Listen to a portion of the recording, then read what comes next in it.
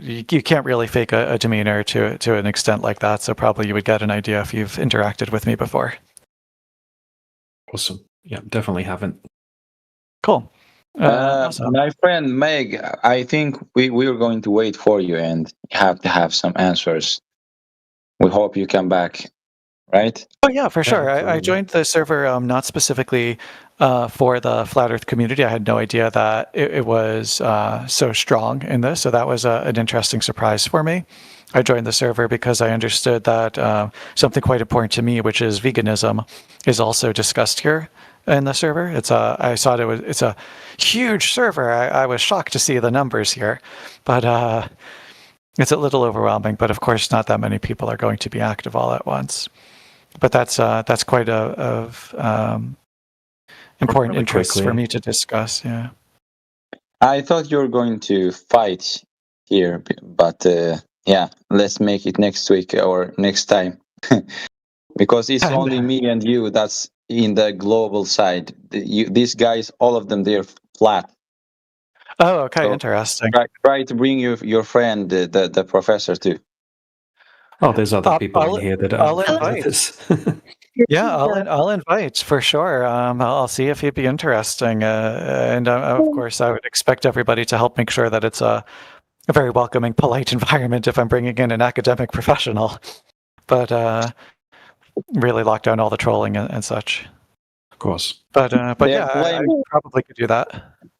Yeah, their claims and explanation makes sense, but you can't trust anybody unless you see the opposite side. I would see any debater here. Somebody help me to... Oh, it's gone already. Okay. I saw that there were a whole bunch of numbers next to something that had me tagged in it, and I don't know what that was, but all right, never mind, it's deleted. Mark J had posted something. Hey guys. Security asked a question. Did you want to ask your question in VC? Yeah, I was curious. I've been looking at flat Earth for a while, but how would you explain the seasons if the Earth is flat? Just the motion of the sun. You know, the sun moves in cycles throughout the year. Okay, so for example, when it's summer in Australia, it's going to be winter in Europe. Right, so the sun... Yeah, the sun's moving, just like we see, right? So the sun moves east to west, takes a particular cycle throughout the year. For example, if you're in a particular part of the Earth and it's summer, then generally as the sun appears to move over the top of your head, it's going to be very high in the sky. Meanwhile, the sun moves? Yeah, there's a lot of mystery about the sun. You know, we try not to talk about things that we can't validate. You know, like what specifically is the sun? How far away is the sun? What medium is the sun in?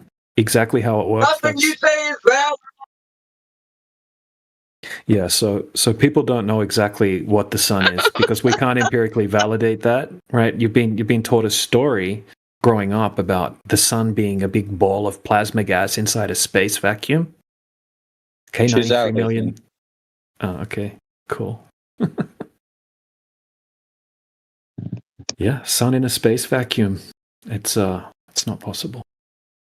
I think the answer is we know nothing about the sun from your side, right? Well, we know you know what it's going to do in terms of its cycle, what we're going to observe. You know, we know it's responsible for, you know, pressure systems and seasons and daytime and nighttime, but exactly what it is, what size it is, how far away it is, it would just be speculation. We don't try to replace every single claim that the Globe side makes as well, because quite a lot of the Globe claims are textbook definition pseudoscience. The night and the day is fine. We can say that we can attach it to the sun because it's the only light we see. But the seasoning, how can you prove that it's the only? It's actually the sun which is driving it. Well, we noticeably observe the sun taking a path, you know, further to the south when it's summer in the south. So as it starts to get warmer towards summer in the south, then the sun is taking a path higher and higher in the sky if you're in the south. And you'll notice it getting lower and lower in the sky each day if you're in the north. Okay, so each 6 months you're going to get the opposite. So right now it's freezing cold here in Poland where I'm at, but where my family's at in Australia, it's nice and hot. Okay, so when it's midday at my mother's house, the sun's going to be directly above her head. Okay, but when it's midday at my house, the sun's going to be very, very low in the sky. Okay, very, very far away, and it's like negative 16 degrees here. So it's freezing because the sun, the heat from the sun, the path of the sun, it's not able to push the heat far enough to heat up this portion of the earth. And our friend that we have from Iceland, I think he's got, almost dark 24 hours a day in Iceland. So, the path of the sun is not close to the northern area of the plane. And then 6 months later, it will be the opposite, when it will be midday at my parents' house. Then the sun will be very low in the sky, okay, and it will be cold there, or much colder. And then it will be when it's midday here, the sun will be taking a path where it's right up over the top of my head. It'll be nice at 30 degrees and etc. So everything in the sky moves in cycles, repeating cycles.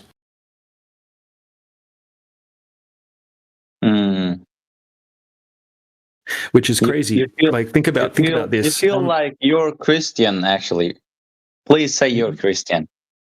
I'm not religious. But you sound like you took all of this information from the Bible. No, none of this is from the Bible. Everything I just said is exactly what everybody observes. We see the sun moving across the sky. Everything I said about the location of the sun during different seasons is exactly what I just said. Nothing I said at all is out of the Bible. In fact, I haven't even read the Bible. But yeah, sure. I'm sure ancient, I'm sure if it's describing what happens in reality in the Bible when it comes to the motion of the sun, then maybe it will line up with what it says in the Bible. I mean, all of the ancient texts to describe a flat stationary earth within a contained system, same with all of the ancient cultures. So it's no surprise that it says, if it says the, what I just said. I just find it so strange that you have these strong arguments and you could not break into the media and you don't have any big followers or something like that. Why are you not so popular? Well, it's a heavily shadow banned topic, right? Congress. Maybe it feels actually like you were. Well, this is the thing. This is the thing. Okay, so Flat Earth back in 2015, 2016 was becoming the most popular search on all of YouTube, right? Facebook, all of these places. Flat Earth was blowing up like crazy, huge amount, getting millions of views. Great. Congress got together with the heads of Google and Facebook and YouTube, and they admitted on camera during the Congress meeting that they're going to censor the Flat Earth topic and shadow ban it from the search results. So when people go onto YouTube, for example, and type in Flat Earth, they don't get the videos that are representing Flat Earth. Instead, they actually get a playlist, a pre-programmed playlist of propaganda videos aimed to mock and ridicule and present strawman arguments. Right? YouTube channels were getting deleted, people were getting demonetized, and subscribers were being just taken off people's channels. And this is all admitted to being done by Congress and YouTube and Google, and censorship's a bitch. Yeah. But there are still millions of flat earthers. I mean, we're in the English Hub server right now, and this is an English learning server, but guess what's the most popular channel in the server? Most often it's at this channel. And people are very interested in this topic. You're here right now, whereas there's a whole bunch of other topics you could have picked to talk about. But yeah, people choose Flat Earth. It's intriguing. Triggering as well to people. I have heard of you, Flat Earthers. I see some people debating.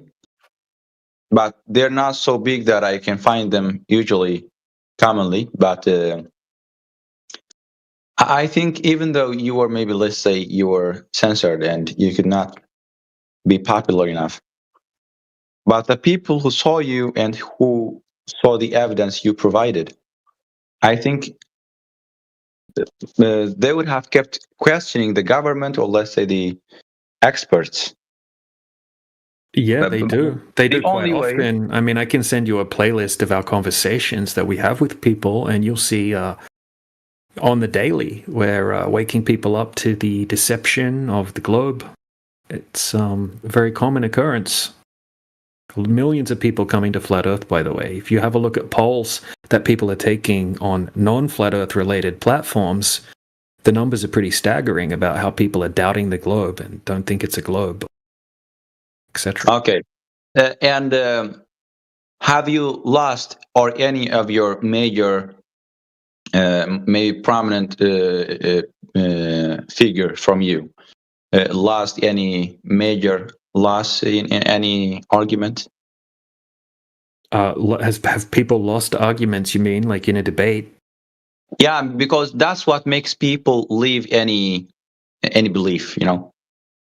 Oh, well, it depends in what you mean by lose a debate. I mean, I mean, No. debunked or being proved No. wrong. You can't debunk reality. I mean, we have all of the empirical evidence on our side. We can just sit here and I could sit here for the next 20 hours presenting empirical evidence, right? We're real world tests, okay? And the globe earthers don't have that, right? They have to appeal to authority, appeal to credentials, and try to use different tactics to try to sway the audience into thinking that the flat earther is wrong, using ridicule or mockery or something like that, or just trying to appeal to things that we can never validate, such as outer space photography or something like that. It's never empirical real world testing. It's not really a debate, right? It's just a bunch of people that haven't had access to the results of the testing that's been done yet, and they just blindly believe. Most people blindly believe the Earth's a globe. Okay, flat earthers generally know 100 times more than the average globe earther knows about the globe. Okay, we ask people the most basic questions, and most people they don't know. It's just something that they were taught from a young age. They get told, "Oh, you experience the Earth as flat because you're so small and it's so big," and they never questioned it. They've probably never seen a lot of the tests that have been done. They've never done any tests of their own. They just assume that some super smart people worked out it's a globe back in the past. But it's not the case. No, I think normal people like me have actually sometime in their life have questioned about how couldn't anything we did not fall, or the downside of the earth does not feel like it is. Okay, let's say it does not fall, but it has to feel like it is downwards. These kinds of stuff, these kinds of questions, you ask them, but you don't have the enough information to ask, or enough people to answer your questions. That's the problem, maybe, because me myself, I have been questioning the same questions. Yeah, but I get the answer of gravity. We feel like it is under and it's upward because of gravity. So anything that's when you are, let's say, in Antarctica, in the globe, it should feel like it is under, and you should feel like you're bent over, or what do we say, upside down. But because of the gravity, if it feels like the downward of the North Pole is your upward. Yeah, everything's being pulled towards the center of mass. Yeah. So yeah, that's when you get that kind of answer, and there is no other debater that is going to explain something else, then you just have it as an answer until you find somebody. It's an explanation, but it's very easy to debunk that claim as well, because the water, right? 70% of the surface of the Earth is covered in water. Now, gravity dictates that water would have to be curving at a certain rate. For example, if we take a 20-mile body of water and we calculate how much curvature there should be over that 20-mile distance, okay, because of gravity and because of the size they tell us the globe is, there would have to be approximately 266 foot of curvature over that distance, anywhere on the Earth. Any body of water that's 20 miles long, because of gravity, it would have to be curving at that amount. And then when we go and test for that curvature, there's zero curvature, right? This has been tested hundreds, if not thousands of times now. Yeah, but this information by itself, the curvature, an average person does not know that. Right. Most people don't know, don't have access to this information. They just get told gravity and then that's it. They just move on with their day. Right. But if people were more critically thinking, they'd say, okay, well, how does gravity work? Where does gravity come from? What's the scientific experiments that have been done to prove gravity is the cause of an effect? Wouldn't gravity mean the water should be bending? How come the water looks so flat? Let's go test the water. That's what we did. Oh, and it's not curving. Yeah. You guys did because I'm sure that you had some.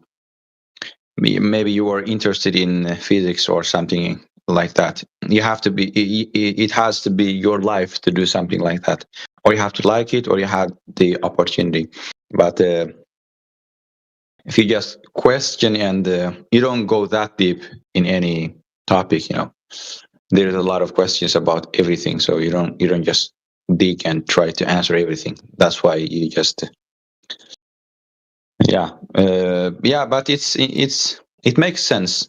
It actually makes sense because I'm going to explain. I myself, I'm a Christian and I believe the earth is flat, okay? But the scientists, they have been proving, or let's say they did not prove, but because of my lack of understanding the physics or their system of proving that the earth is global or curved, I was just thinking, okay, they got it. Okay, maybe they're right. But Right. I believe in the Bible, and the Bible says that it is flat. So I was actually waiting to die and really ask or see how our home looks like, because I believe the Bible is right, but the scientists, they know, because the seasoning, the weather, it's them. I wait for them to give me answer all the time I need it. So I thought about it, but I could not do anything about it. I just was waiting. Well, even they'll tell you, like, look, this might not be exactly right, but you could think about it this way, right? A certain way. Like I posted a clip earlier from an introductory physics course on YouTube, and within that video, he talks about Newtonian mechanics, and he says, "Yeah, look, I'm going to teach you all about Newtonian mechanics, blah blah." He says, even though now we understand it's different and it's not like that, and he says over 100 years ago, Einstein came along and taught us a different way to think about gravity, and we know that Newton is exactly right. But for all intents and purposes, we're gonna use Newtonian mechanics during this. He said he'll teach Newtonian and Einsteinian, but he says that Newtonian mechanics works for a lot, right? It just works. Like we can just think about it that way. So when he says, mass is attracting mass, forces pulling, blah blah, it's just a way to think about it. It's not actually necessarily what's happening, right? And they'll tell you this themselves, that they don't even have the answers. They're guessing. Yeah, I think your experiment about the curvature, I think that is the easier and the cleanest way of maybe debunking them, and the average person to understand it easily. Because if it's their claim that you should not see a person 20 miles away from any place, at any place in our planet or in Earth, on Earth, and you're doing it, you're seeing it, then it has to be flat. I think this is the cleanest way of debunking them. Otherwise, if you go to other topics like space, or if there is no for example, you say that there is no free vacuum, these kinds of stuff. I don't know what it is. Because in this claims, I'm skeptical even to you, because people are going up and they're floating, and it's not only one person or one class of people. It's different people. They're going up, or are they lying to everybody? Just are they agreeing to lie? These kinds of stuff. Maybe we could wait and see what happens with that, with the vacuum and with the space. But with the flat Earth, maybe you have right.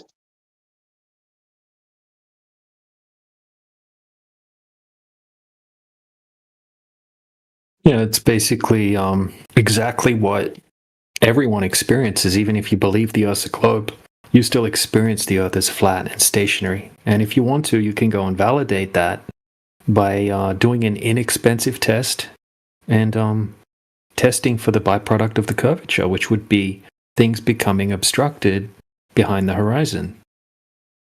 And the horizon itself being at a certain distance, depending on your observer height. Okay, all it takes is a large body of water, having access to a large body of water, say 10 kilometers or more, preferably. But there's so many tests have already been done. I mean, all recorded in high definition, and there's hundreds of them. So, I mean, people don't necessarily need to go and do it for themselves unless they want to double check for themselves. It's been done.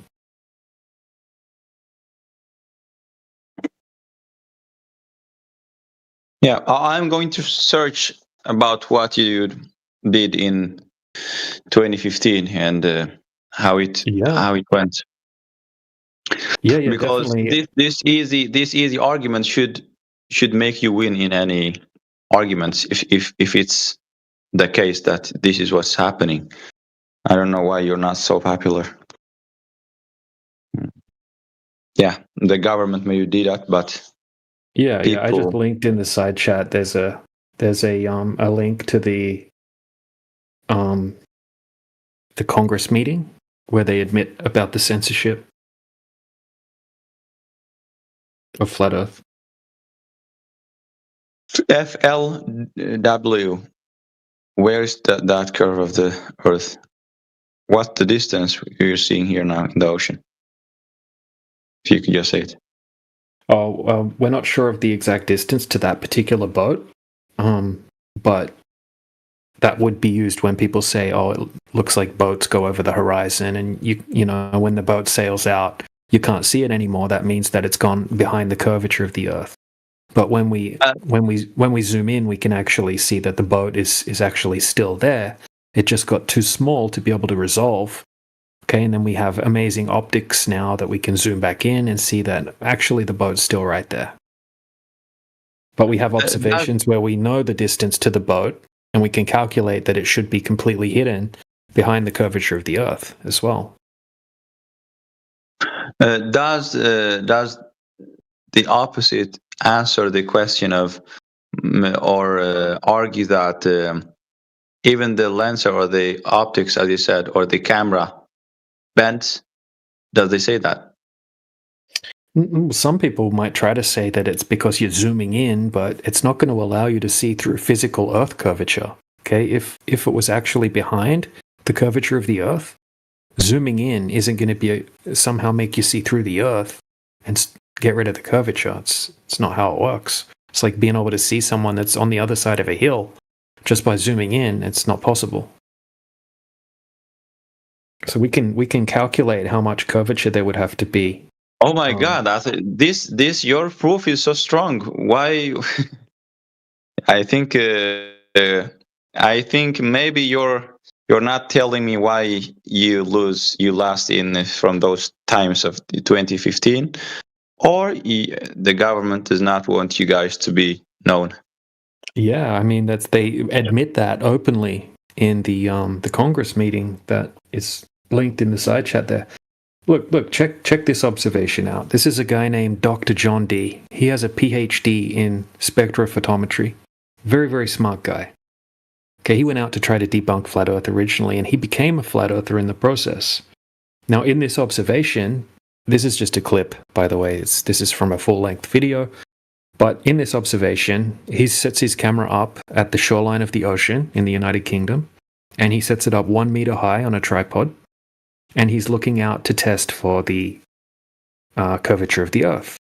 Okay, and specifically he's testing for the distance to the horizon. Because on a globe, the horizon should be a certain distance away from you, depending on how high the observer is viewing from.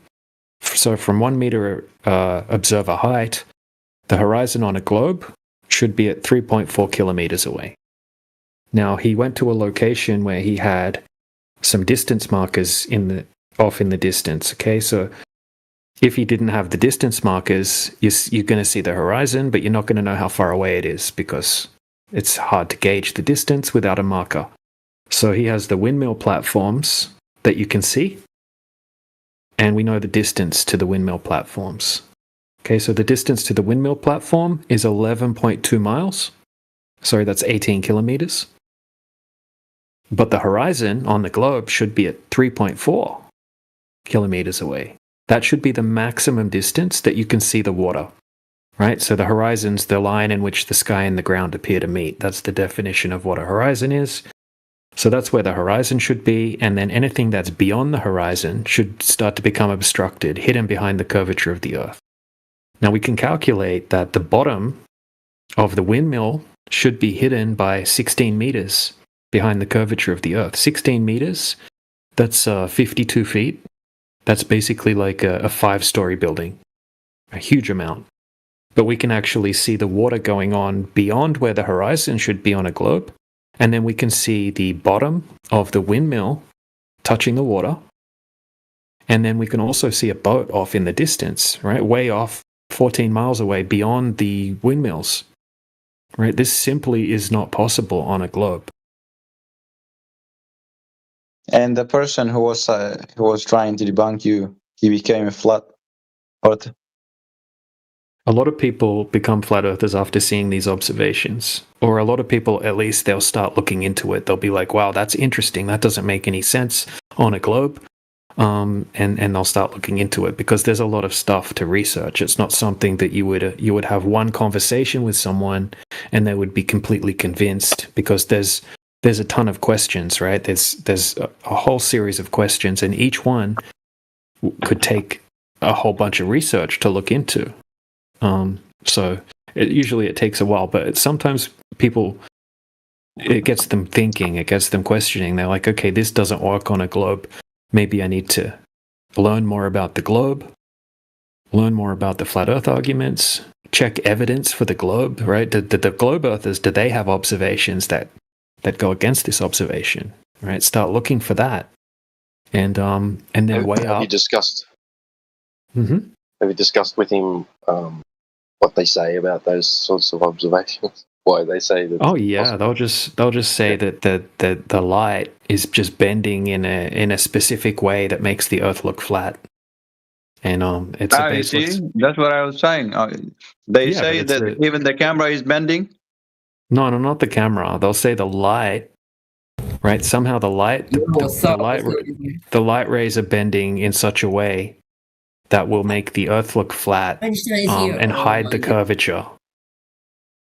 Even though there's zero observations that show that there's any curvature, right? It's kind of just like a cop-out. Okay, we'll say, oh, well, how does that work? How does that happen? What kind of conditions would have to be present for what you're saying to make the Earth look flat? Okay, because we can repeat these observations on different days. We can do it in different locations. And we're always seeing not just a little bit further, but we're seeing many, many thousands of % further than you should be seeing if the Earth's a globe. Okay, and there's zero evidence that it is actually curving, right? Zero evidence that's not just completely faith-based evidence, like believing in the Apollo moon landings or something like that. It's like, oh, we sent men to the moon and that proves that the Earth's a globe. That's faith-based evidence. You can't go and check that.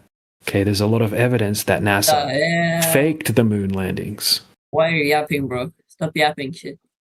Bro, you want to get your stanky ass booted out of here or what?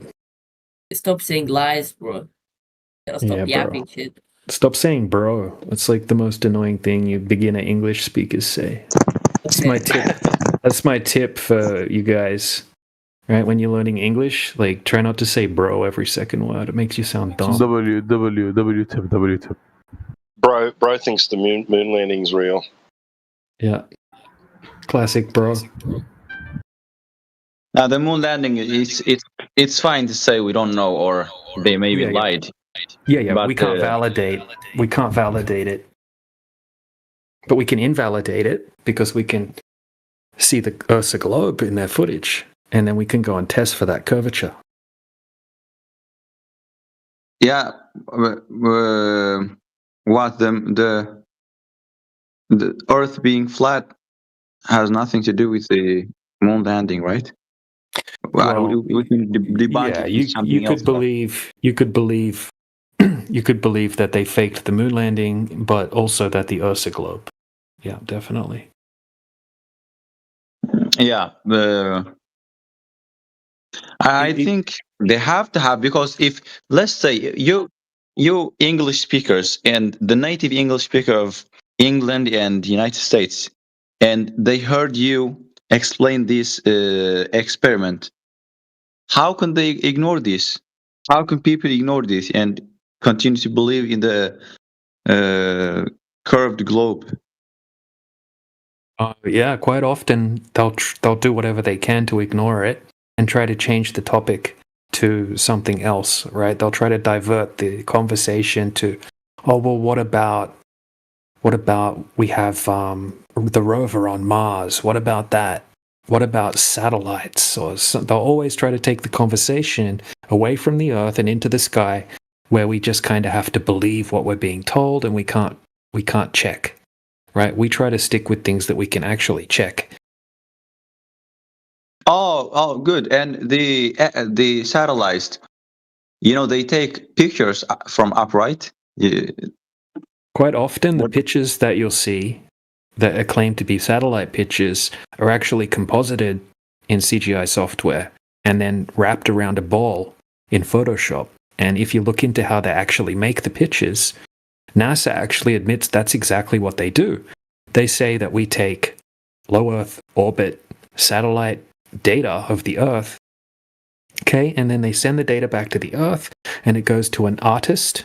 Okay, the artist that works at NASA is called Robert Simon, and he makes a video and he explains it. He's saying, okay, to make this image, we take this satellite data and we stitch the images together into a big flat map, and then we wrap it around a ball in Photoshop, and then it's my job to make it appear like people think that the Earth should look from space.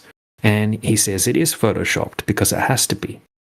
There's interviews of him literally explaining how he makes it, and then if you zoom into the picture, you'll see that there's copy-pasted clouds and irregularities in the footage, in the pictures. And then if you have a look at the actual raw data that he uses, to stitch together, none of the pictures show any curvature whatsoever. And there's no. I am not asking about the curvature, which is being filmed by the camera of satellite. I'm just, is there any satellite that's not falling to down here, but it's just being there and taking photos of everybody? Well, not in space. Satellites definitely exist, but there's no satellites orbiting around a globe in outer space. And even if you go to Google right now and you try to find a photograph of a satellite in space, all you're going to see is a bunch of cartoons, obvious cartoons in the images. Now, sometimes satellites crash to the Earth, and whenever they do, they're attached to balloons. Okay, NASA has a giant satellite balloon program. They have high-altitude platforms, satellite balloons, stratospheric balloons, and apparently they're one of the world's largest consumers in helium, which is interesting, which is what you put in the balloons. And there's footage of satellite balloons orbiting the moon. Transiting in front of the moon.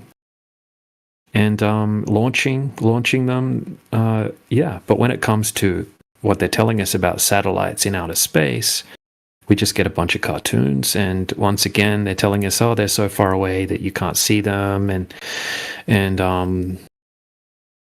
trust me, bro, basically it's one of those faith-based things.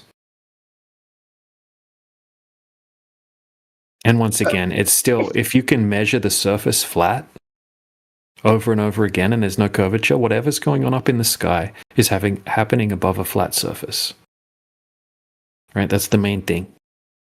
I'm sure that those who are expert on this, they definitely gave you or anybody else the answer to these experiments. Let's say they say maybe. No, they don't actually. We have a satellite. We have a satellite engineer that comes in here all the time. He loves listening to us destroy globe Earthers' hopes and dreams. He thinks it's funny, right? He works for Amazon, their satellite program. His name's Josh Ingersoll. Okay, he's got a ton of credentials.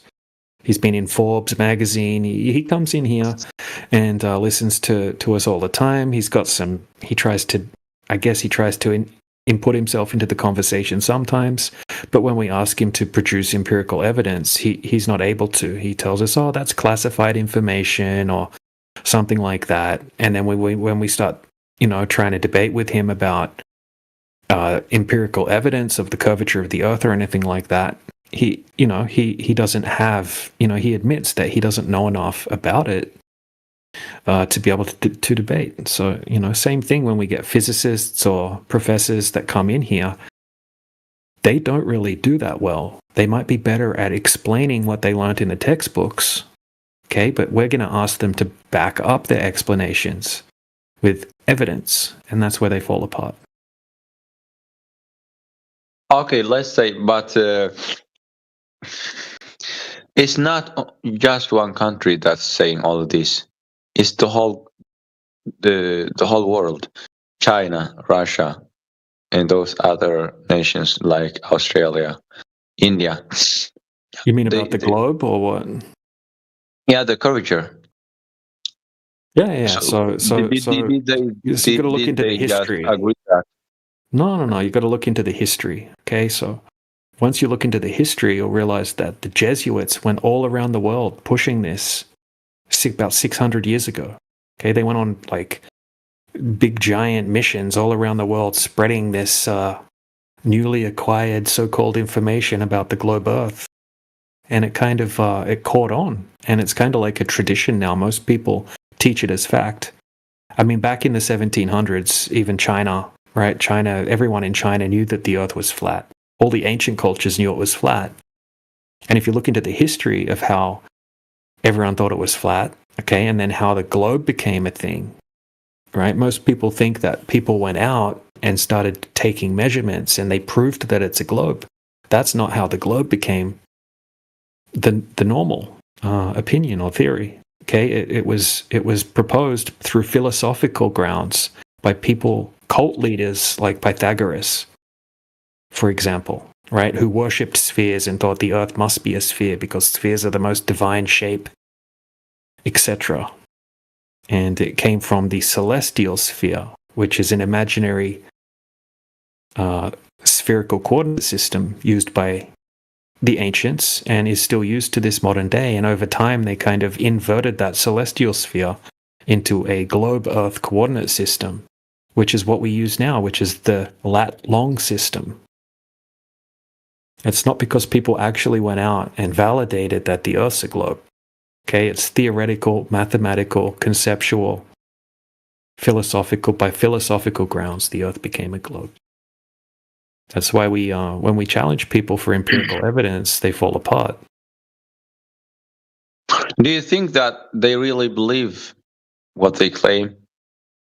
Yes, I think that people aren't lying about the globe.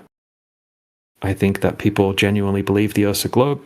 People that work at the government, school teachers, professors, right? They're just repeating the information that they got taught by their professors, okay, from their textbooks. And it's kind of like a hand-me-down. information. Textbook to textbook, professor to professor. Everyone gets Do you- taught it from a young age. Yeah, what about, do you think there is some group that really knows, but they keep secret? Yeah, probably. But I wouldn't be able to give you a list. Yeah, I understand. But okay, let's say there is some group in United States, and there has to be in Russia, in China, and India, and Europe, and those the developed modern countries. So my question would be, if everybody knew, why would they just agree to keep it secret? I don't If think it's that one country, everyone knows. Yeah, I just don't think that everyone knows. I mean, I think it's I think- as easy as just you just did it. China, yeah, Russia, they're rich. They could do a lot of experiments. They could see, or maybe that it's not so important. Maybe. yeah. Well, maybe it's self-preservation as well. People already don't trust the government. I mean, people already. You could ask anyone, "Do you think the government lies? And do you trust the government?" Almost every person will say, "Of course not." Okay, imagine if they came out and said, "Oh, actually, we've been lying to you about space travel. We've been lying to you about the globe." I think they would crumble very quickly. So even just self-preservation is a speculation on why they would continue pushing it. But like I said, I think most people genuinely believe it. Most of these countries genuinely believe it. And to say that someone is knowing that the Earth's flat, and teaching people that it's a globe knowingly, I don't know. I don't think that that's a large amount of people. It is easy to test, and there are millions of flat earthers that have tests. But, where are the... If it's a globe, okay, and they've gone out and they've done these tests, where are the tests? That's what we're asking for. Okay, show us the tests that prove the Earth's a globe. And that's when it starts to fall apart. Because they don't have any. So that's what we ask people. Find one test throughout all of history where people went out and validated that the water is curving over distance. They're telling us they have rovers on Mars.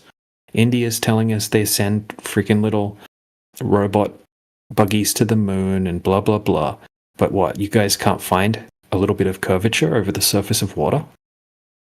And when we test for it, it's not there at all. Okay, we can see huge distances further than you would possibly be able to see if there's curvature. And where's the rebuttals to our tests as well? Censorship's not a rebuttal. Yeah, go to uncensored Piers Morgan. I think he's uncensored. Oh man, that guy's a clown. I can't stand that guy, to be honest. I usually try to follow those big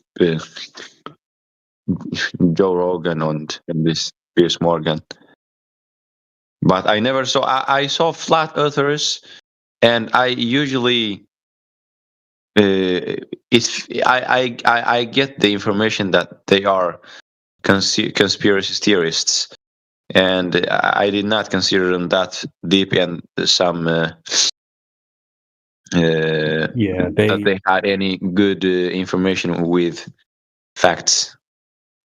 Quite often when you see flat earthers on the media, right, that it's usually they're trying to do a hit piece to try to mock flat earthers, right? So they'll pick the dumbest flat earther they can find, and then they'll invite them onto their network, and then they'll make them look like a fool, which they probably are sometimes, right? And then it puts out the message that, yeah, flat earthers are this stereotypical, uneducated, basement-dwelling, tinfoil hat-wearing morons that think that the Earth is a floating disc in outer space and Australia doesn't exist, and all this propaganda that no flat earthers are claiming. Okay, but they'll push that. If you go to Google right now and you type in flat Earth and you hit images, you're going to see discs in space with water falling off the edges and just absolute nonsense that no flat earthers claim. It's propaganda.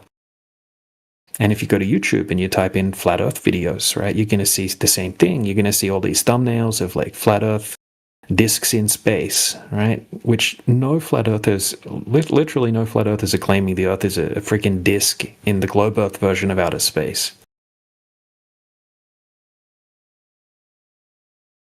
So propaganda is very effective. They use like a mock and ridicule and unpopular, like they make it seem like you would be mocked and ridiculed if you even associate yourself with the words flat Earth. Okay, it's a very, very good That's cult like a mentality. technique. Yep. People's reputations is very, very important, right? So they make it very unpopular. They tried to do the thing in 2020 as well with what happened in 2020, and anyone that was speaking out against that, right? They would put out these buzzwords to try to make people seem like they were crazy conspiracy theorists if they went against Even anything. experts in that field. Yeah, even world leading experts. experts in that field. Yeah, crazy stuff. Well, are you talking about the COVID-19 or? No, we're not talking about anything specifically that could be against terms of service or anything like that. So we do try to keep the conversation to flat Earth. So I should probably not have taken it away from the topic, but you get. No, it will give an example. It's fine. I did not follow. Oh yeah, well yeah, that's along the lines of what I was talking about, perhaps. It's a very heavily censored because we're live streaming and stuff like that. We can't talk about certain things. Yeah, it's Follow fine. the It's money. fine. Yeah. When I remember, I don't remember why I was. I have this information of flat earthers are conspiracy theorists, but I am sure that in the times when I saw them debate, I was not satisfied. That's why, for sure. But maybe if I had one times, if I was watching somebody explaining this, what you explained, I think that would be enough, because and nobody is trying to debunk it. That's a good, strong argument. I hope I'm going to find something that's going to go against you, actually, because I just found you guys now. One side, right? Maybe they're going to amaze me. I hope that, but yeah, tell them to come in here if you find them. I don't think I'm going to find anybody, but I'm going to maybe find any information and try what to you'll find. What you can come across is these so-called flat Earth debunkers.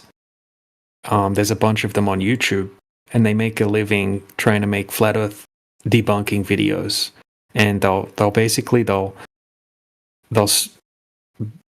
make straw man arguments, right? They'll find a very weak or dumb flat Earth argument, and they'll say, this is what all the flat earthers claim, and then they'll try to debunk it, okay? And they'll straw man us with a map that we don't claim as the flat Earth map, and they'll say, on the flat Earth map, flat earthers think that this can happen, and this is the debunk, and this is how stupid they are to claim such a silly thing. But we don't claim that that's the flat Earth map, right? That's not our argument. It's a straw man. They're being fallacious. They're being dishonest. And they're manipulating people that don't understand the true flat Earth arguments and taking advantage of it because they get a lot of clicks. Because people hate flat Earth so much. They're like, oh, I want to see someone talk shit about flat Earthers. Okay, and there's these guys that pretend to be educated, okay, like Professor Dave. There's one called Professor Dave. And then once you dig into his history, you'll find out that he's actually not a professor, and that he admits that he just made up that name because he thought it would be fun, and that he hires people to write his scripts. And then He's an ex-actor. He's a an performer. ex-actor, a college dropout, and he makes straw man arguments. He'll say, oh, on the flat Earth map, this is flat Earthers claim this and that. And it's like, no, we don't. We don't claim that. It's a straw man. So you'll find stuff like that on YouTube. You know, the stuff like that's promoted, or like Sci-Man Dan, right? That's another one. Okay, he's meant to be the science man, but once again, he's obviously he's just reading off scripts. He's straw manning us, and also that they're sort of cherry picking. They'll find like the dumbest flat earther that they can find, and then they'll debunk that argument rather than trying to debunk any of the arguments that we would be presenting in here. They'll find some TikToker or something like that, or some YouTuber that's saying that there's lands beyond the ice wall or something like that, and they'll say, "Oh, flat earthers claim that there's lands beyond the ice wall," and what idiots! Yeah, And they play with Lego and Star Wars figures in their theory spare time. or the proof that you showed me, is that the strongest one?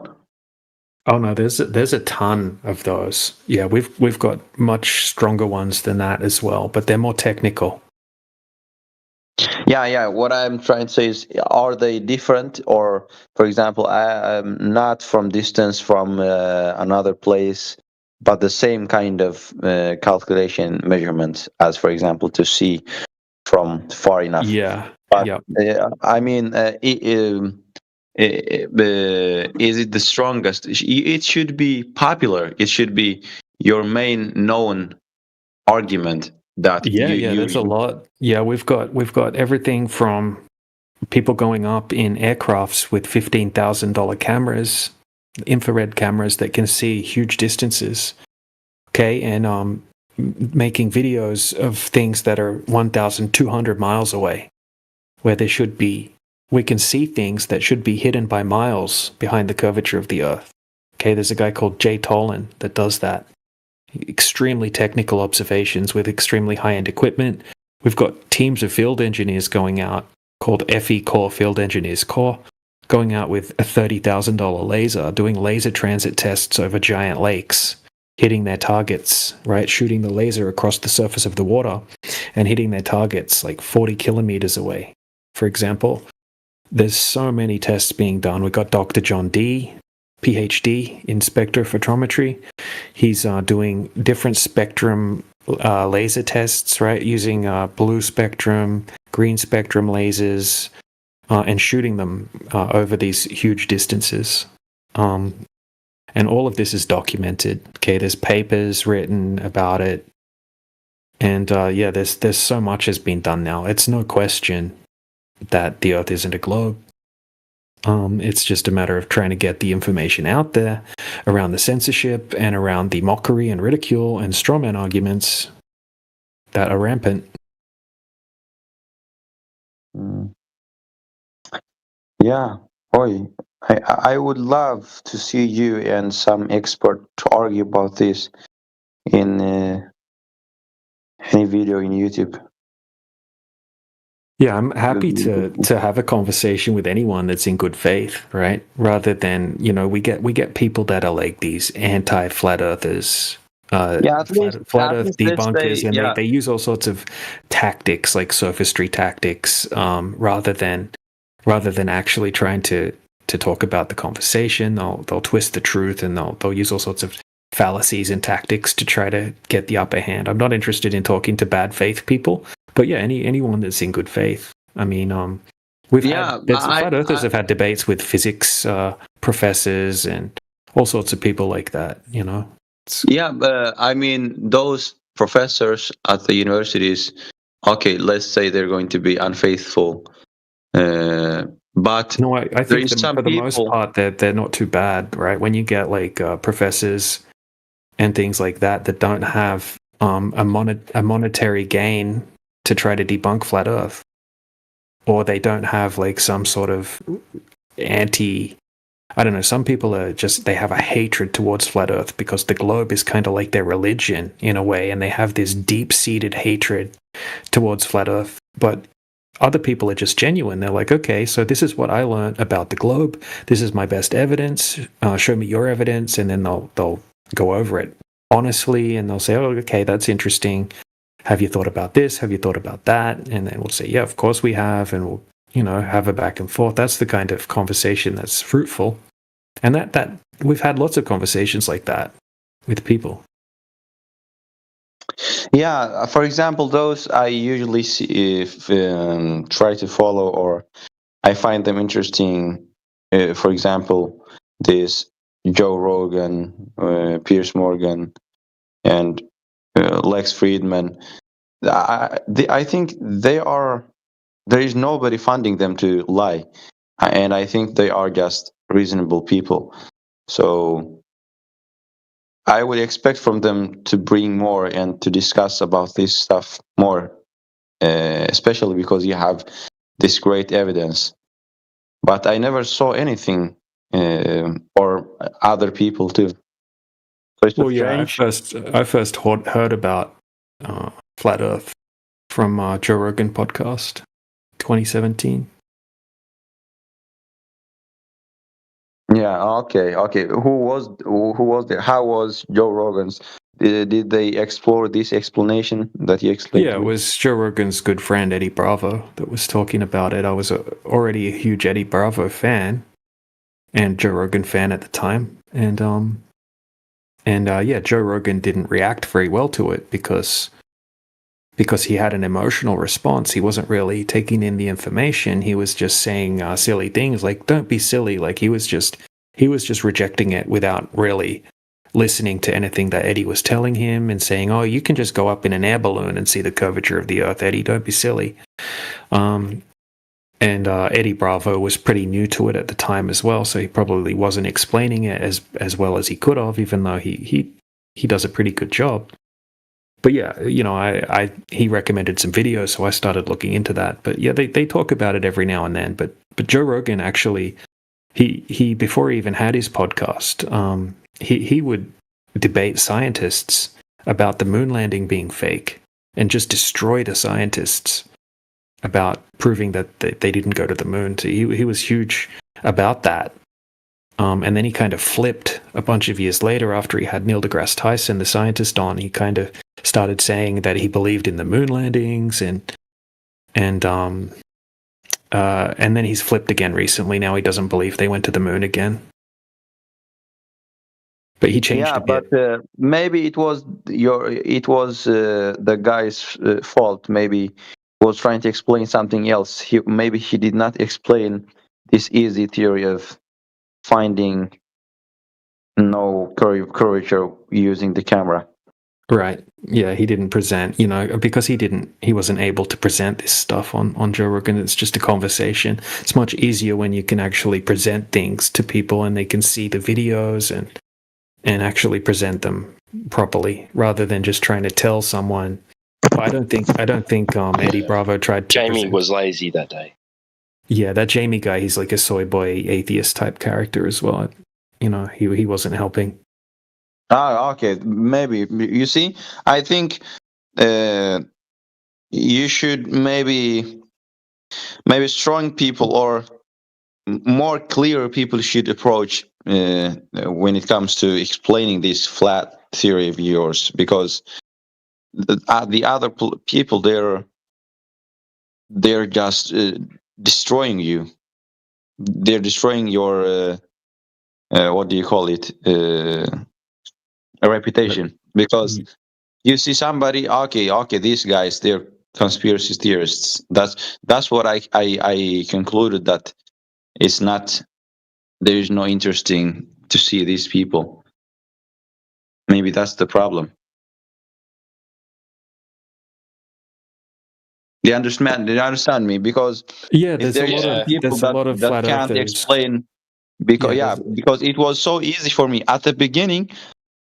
All I did not think of you were going to be this honest and actually back up your theory, and it's convincing. But if you were somebody else and you could not do this, then I would conclude I will never come back to this kind of people again. Right. So I think maybe It's that's going to why. take time.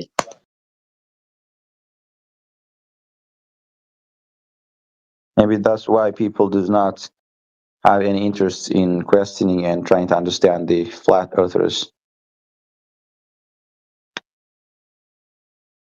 Yeah, there's also a lot of, like you said, there's a lot of shitty flat earth arguments out there on platforms like Facebook and TikTok, where flat earthers are, because we also attract hardcore conspiracy theorist type characters, and some flat earthers they're not empiricists, and they'll make wild speculations about things that they can't prove, and to someone that's scientific or, educated, they're going to hear those arguments and then it'll be like, okay, that's the type of stereotypical flat earther I was expecting flat earthers to be. And then they'll probably never really take the subject seriously. And there's a lot of characters like this on these platforms, like TikTok, for example. They'll make a few good points and then they'll say, something about like, some hardcore conspiracy theory that's dismisses all of the decent points they made before that. It happens a lot. Yeah, and a lot of those content creators, they actually rely on it being unsure, right? So they're trying to give an atmosphere of uncertainty. Well, it could be a globe, could be flat. We're not sure. Look at these conspiracies, right? Like that sort of thing. They're not, they're not interested in the hardcore, straight up facts, right? So, but they rely on that because that generates viewership, right? That gets them subs and likes and all. Because classic example, T-Dub.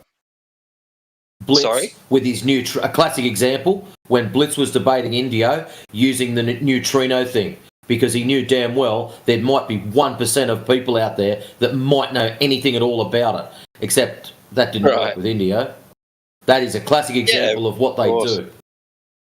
Yeah, and people are ore junkies, and they love all this elaborate, eccentric views, and like to do with the esoteric, and like and they're appealing to a certain audience. People that are like looking established empirical evidence. Yeah. And also, a lot of them haven't been presented with the solid observations and things like that. They've got their flat Earth information from some other TikToker.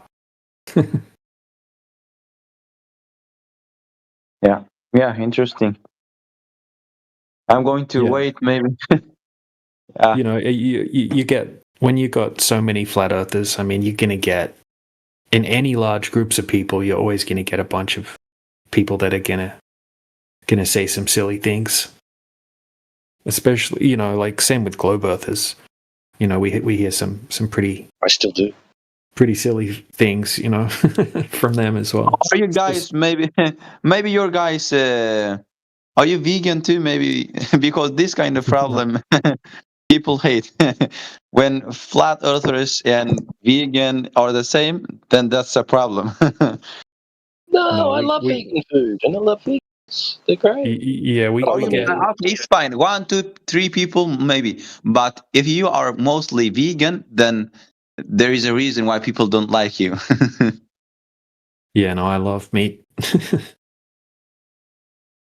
Okay, at least I am not saying that the vegan. I'm not trying to be harmful to the vegan here, but I'm just trying to find out why the people could ignore this clear evidence from you, and at least ask the experts about it, because the scientists themselves say that you can't see because of the curvature, and you guys are seeing and proving them wrong. Then it should be the job should be handed to the people to ask the professors in the universities. Yeah. I would love vegans more if they took care of my lawnmower clippings. Come again? I did not hear you. Just a bad joke. It's all right. No, okay, sorry. I did not follow. I'm mowing even if 2 acres right now, T-Dub. I'm mowing 2 acres right now that's about waist high. So I agree with you, mate. I could keep them dudes eating for a year. Yeah, you could use it as a catch. Use it as a catcher.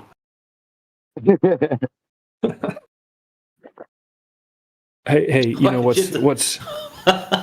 Sorry, TJ. I've just got this image of AJ walking around holding some poor sponge by the ankles while they're chomping away on grass.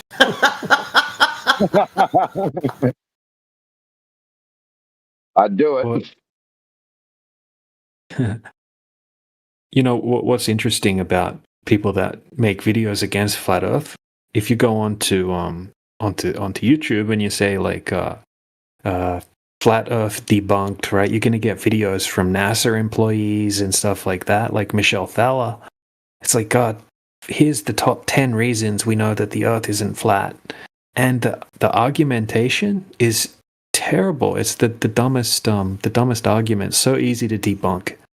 Okay, and you could look up websites. It's like, oh, the top 10 ways we know the Earth's not flat, and they'll just give the most ridiculous reasons that it's just silly reasoning, straw mans, things we don't claim, and just dumb arguments in general.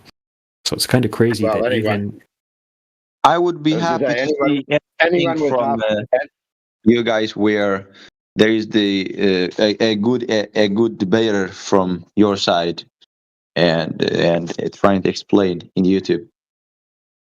Well, we wouldn't be with that Michelle. Everyone should be turning her off the minute she talks about rocks being our cousins. That's what. I definitely wouldn't go any further with her. Yep. It's already just Oh, DJ, earlier on when that other chap, was it Elio or whatever his name was yibbering on about the edge, there must be an edge, I made a little song.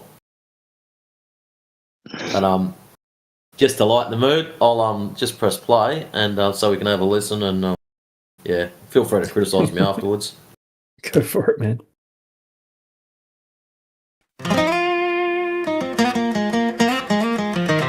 It's called No Edge, Just Land.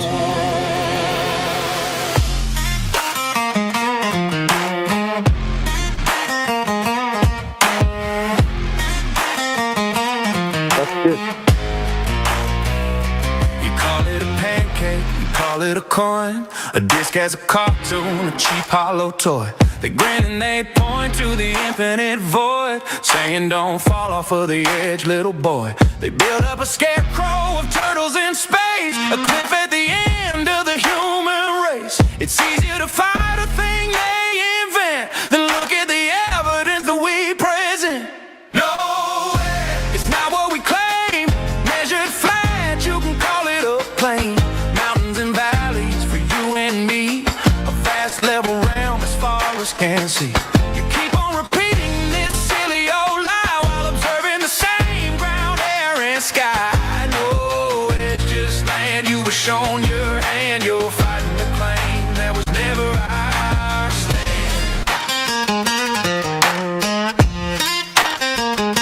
You talk of your globe, a spinning blue ball with gravity's magic that holds it all. You quote a textbook, a NASA clip, with that overconfident smirk on your lip.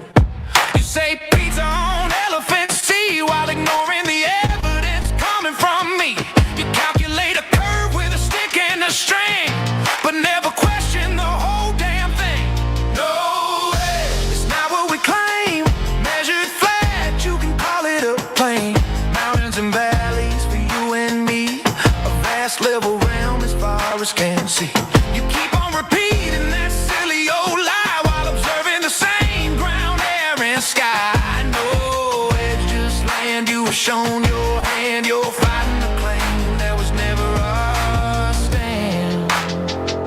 We talk of perspective, of sun's gentle arc, of a local light circling over the dark, shooting lasers across still steady lakes, and the claims that turn out as fakes. You just plug your ears, sing your globe song, the same tired verse that we've heard for so long. You don't debate, you just want a cheap win, with a joke about where the elephants have been now.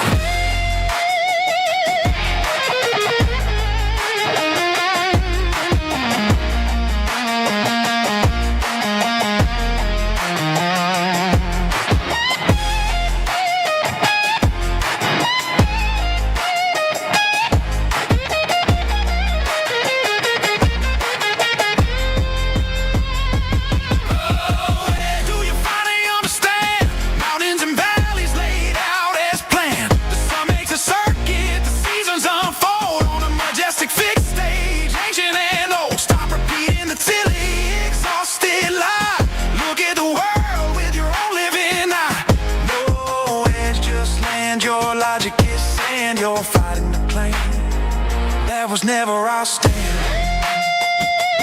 Never I'll stand. Just listen for once. Just listen, it's all right here. Just look.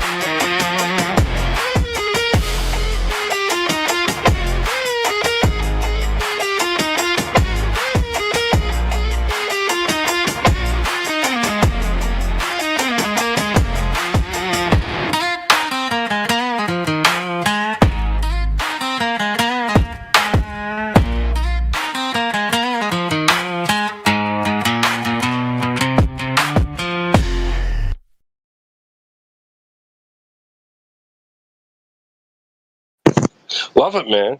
That's really good. I might do more songs. I'm pretty quiet while I'm doing them. For the safety of the Globers.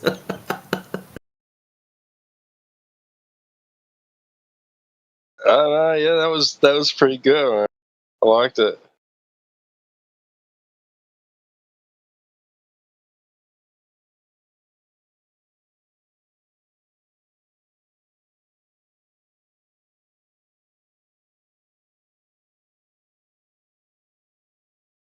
Yeah, it was just listening early to the Edge. There must be an Edge. And it's like, oh man, this is painful.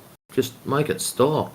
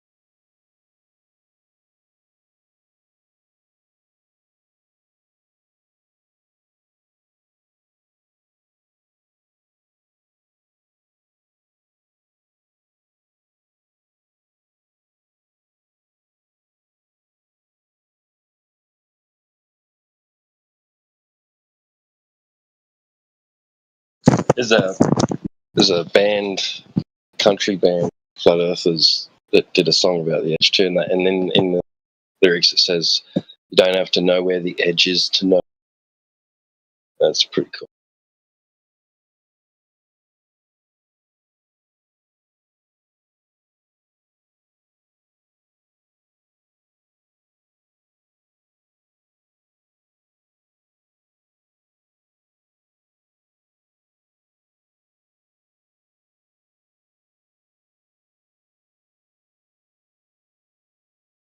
Can't remember the name of the band.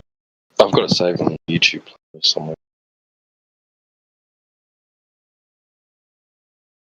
Hey, Matrix and T-Dub. I'll have to we link you go. to the most Aussie clip you've ever seen, yeah? My son was on the national news last night catching a 4-meter bull shark. But What? let me I've got to me go. find the I'll be link on back his. soon. I'll have a look. Right. I'll send you the link on the Instagram on his Instagram. Funny as hell, man. A 4-meter bull shark. What the hell? That's Yeah. crazy, man. Yeah, it was about, I think it's 3.8, he said. What the hell? And he was on the news. He was on Channel 10 last night. But just the video of him reeling it in, man. He's got the durry hanging out of his mouth, pumping smoke. It's just the funniest thing you've ever seen. Oh, man. That's hilarious. I wonder if I can copy the link and drop Did it he in the catch chat. 12? There you go. 12.4 feet in freedom units. What the hell? That's crazy. I didn't even know they got that big. Oh, yeah. Yeah. Hang on, let me show you this clip. I'll put it into And on they're his Instagram. But just shark. click on the Instagram on the Yeah, Instagram cheers. link. I'll have a look at it now.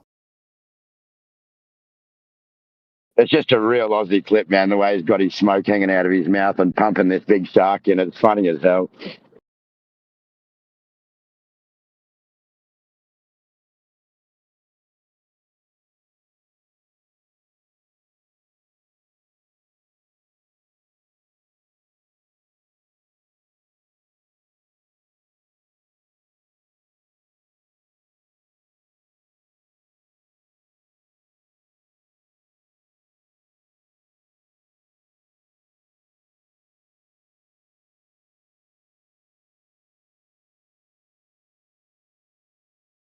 I bet his arms were sore after wheeling that bastard. Yeah, I think it took him about 40 minutes. That's not bad.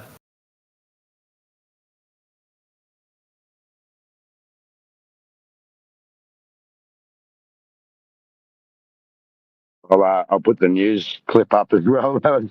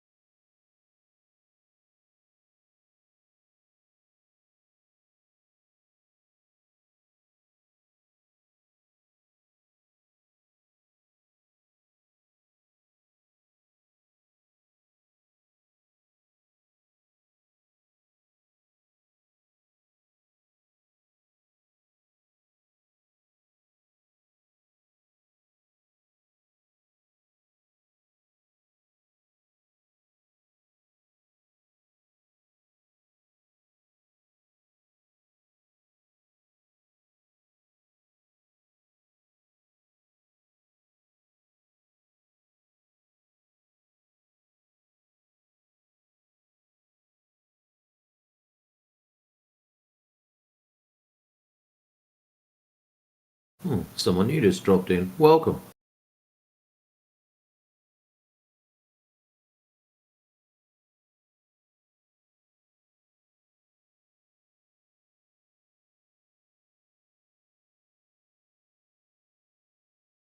Well, these kids learning English, welcome, and get the shit out of here must mean the same thing wherever they're from. I'll have to sort this out.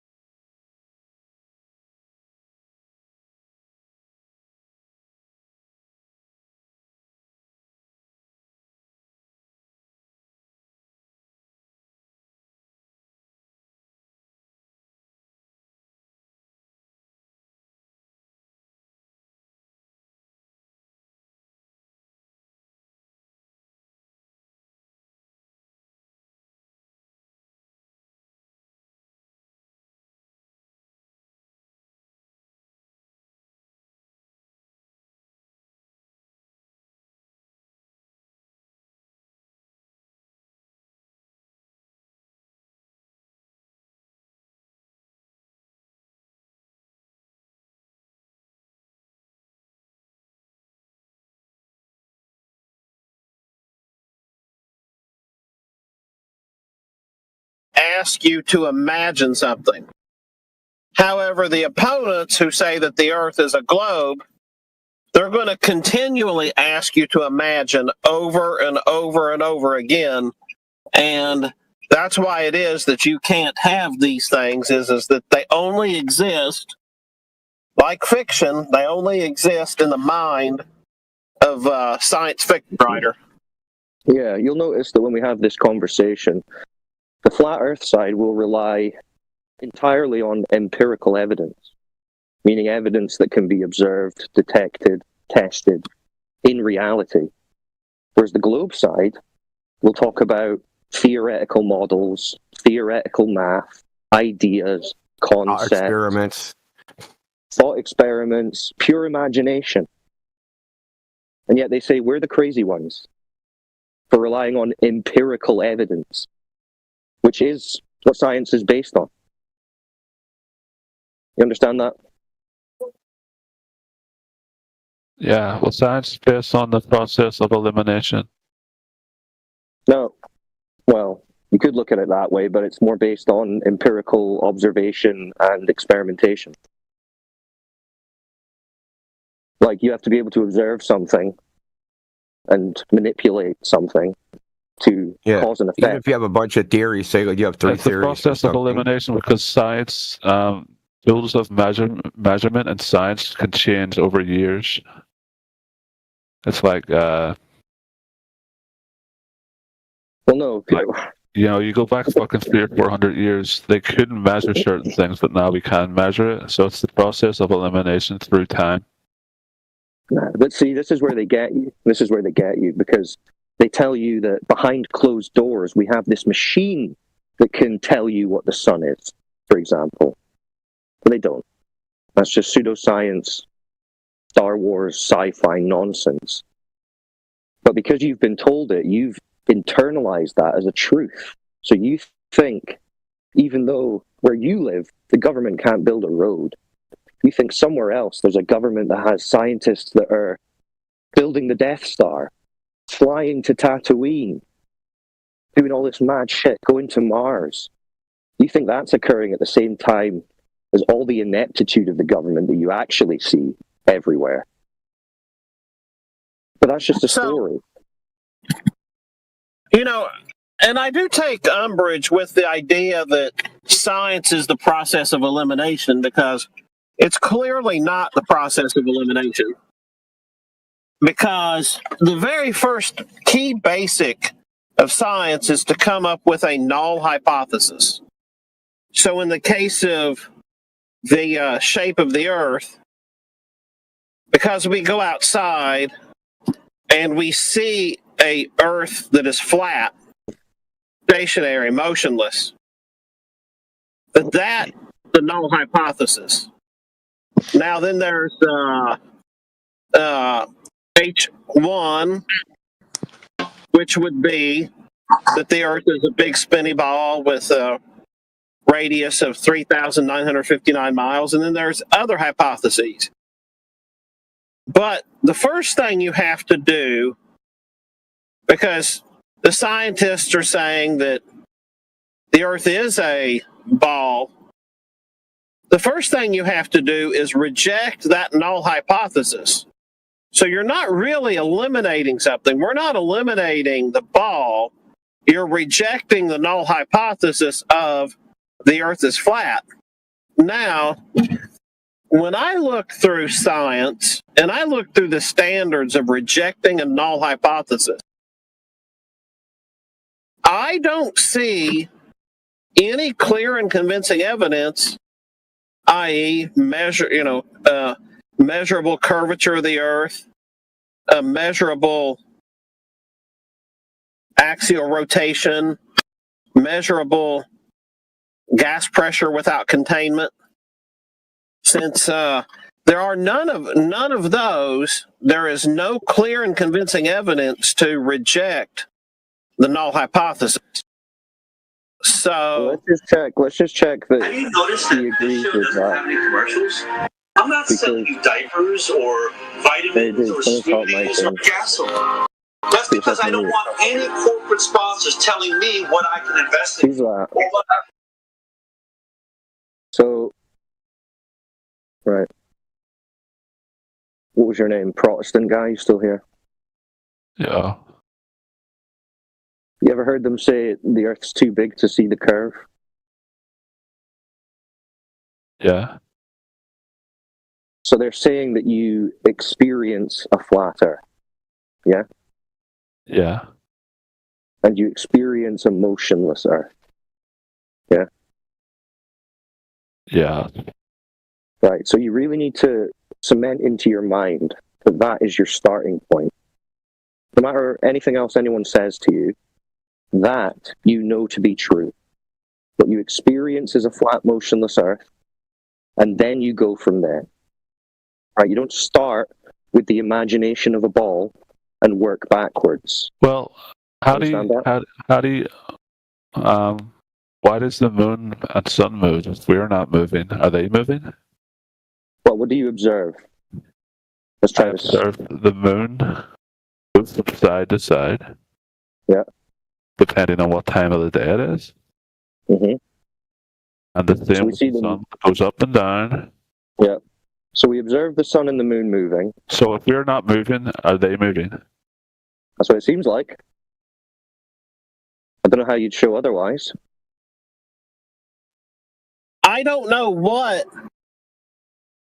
evidence that there possibly could be to reject that null hypothesis that the sun and the moon are moving overhead. Yeah, this is what every human being has known since But time began. They are. If you go outside and stand for a fucking 10 hours straight and look at the moon, it's going to move from side to side. Yeah, we agree with you. They are moving, observably. But you've got people saying, hey, it just looks like that, but it's not what it seems. Right? When it comes to the sun, so yeah, you see the sun moving east to west through the sky every day, but that's not actually what's occurring. What do they tell you is occurring?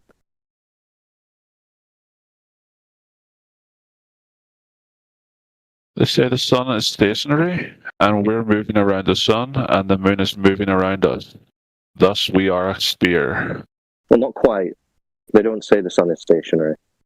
They do also claim the sun is moving, but it's stationary. As it comes to the movement that we see, they say that motion that we observe is caused primarily by our motion of the floor, right? But not going around the sun, spinning axially, right? So when you see the sun going down, you're actually spinning backwards at 700 miles an hour. That's what they're telling you. You understand that? No. So you don't. Well, so why do you believe it then? Because this is what they're telling you. They're telling you that when you see the sun going down, it's not the sun moving; it's your floor, the ground, spinning, and you're like falling backwards, making the sun look like it's going down. You understand that? Yeah. Right. So what evidence have they shown you for that wild claim? I don't know, sunset. Yeah, that's the phenomena that they claim is occurring due to you spinning backwards at 1,000 miles an hour. I'm asking, what evidence have they given you that it's not just the sun moving like you observe, it's actually you falling backwards at 1,000 miles an hour? Did they give you any evidence, or did they just tell you that? You believe we're falling backwards on a flat Earth? No. The sun is moving, like you observe. Do you believe that you're falling backwards at 1,000 miles an hour? I don't know. That's know. why the sun's moving to move? Well, why would you believe it? What evidence did they give you? That's why I'm asking.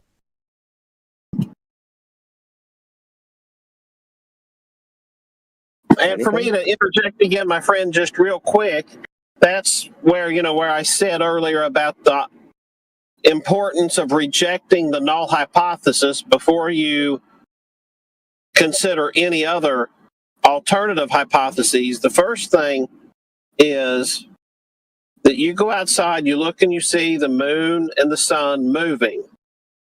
So what has somebody that's given you that's clear and convincing that it's not the sun and the earth moving? There's no clear evidence, bro. Let's be honest. Yeah, there's zero evidence for that fantasy story. That's the whole point. That's what we're letting people know. Think about this as well. Have you noticed that the sun and moon appear to be the same size in the sky? Yeah. Yeah. So, are they the same size? Well, according to science and space and what we're told, no. Oh, according to science. So, what science was this? What did they measure? No science like we're supposed to be taught. Maybe not your science. But what science? Like, how would they know? So they're seeing the sun and moon appear to be the same size, and they're saying they're not the same size based They're on not what? the same size from Earth. No, they are the same size if you're looking from Earth, but they're not the same size in general. Well, people are only looking from Earth. That's the only human experience. So they're basically telling us everyone experiences them to be the same size, but they're not. Okay? Where's the evidence for that? How do you know that? Why are they claiming that? That's the story that they run with. It's based, bro. Right, and is it based in They evidence, say the sun's or is it just a wild massive, but it's fantasy claim? further away than the moon is. Yeah, and they say it's perfectly distanced so that it just appears to be the same size.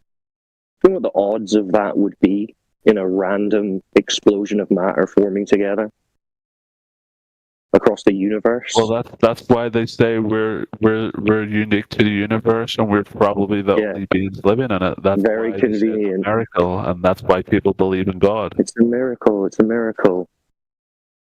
No, this is well. Okay, so there you go. You're stumbling on it. You're stumbling across why.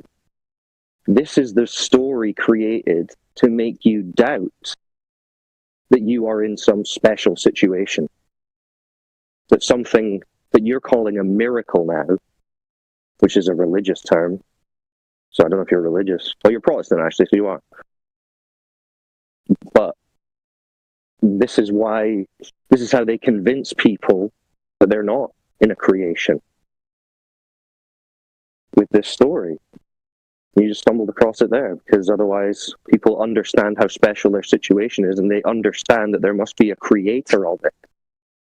But with this story, they can get rid of a creator, which leaves the elite of mankind to be the elite of everyone.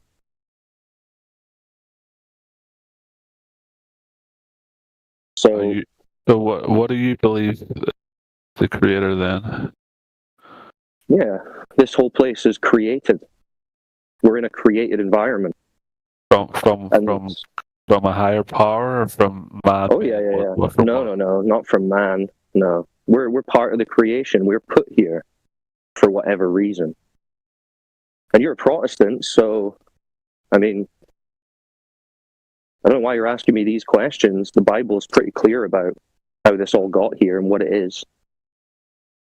Maybe you need to read Genesis again. So you believe in the Bible, but you believe in flat Earth as well. Well, the Bible is a flat Earth book. Same as the Quran, same as the Torah, same as every religious scripture that exists.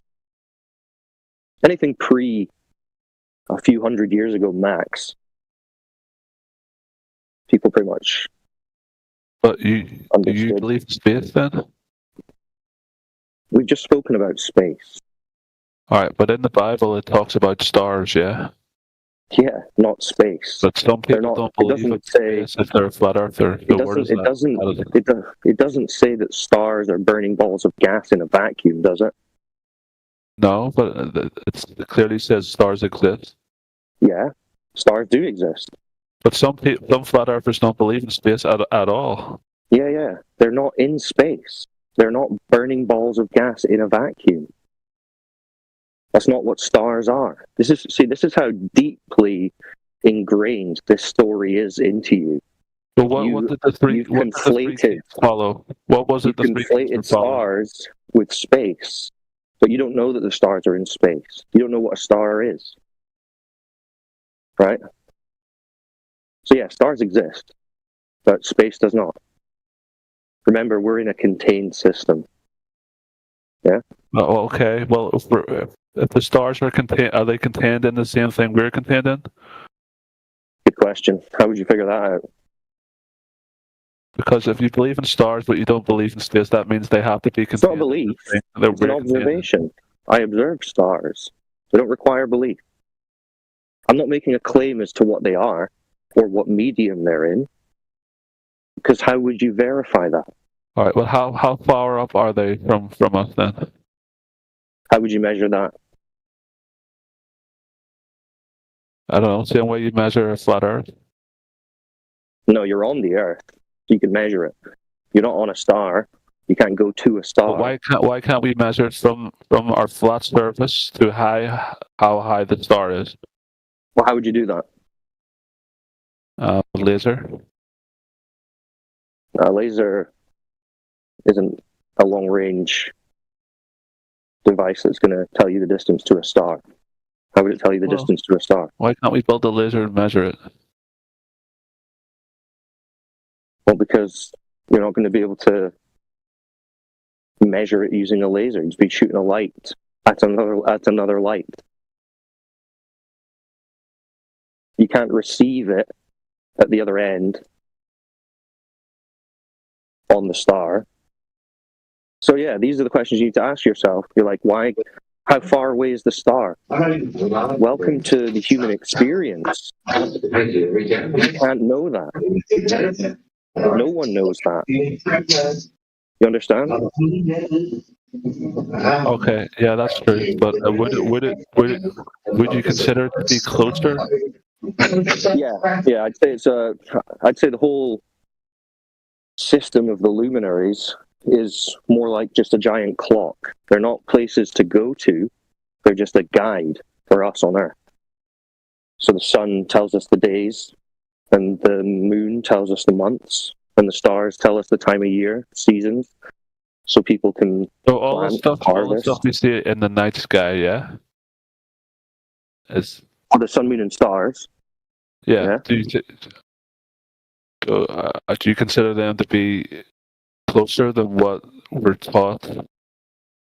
Yeah, I would say so. Not that I could measure a distance, but certainly don't expect the sun is 93 million miles away.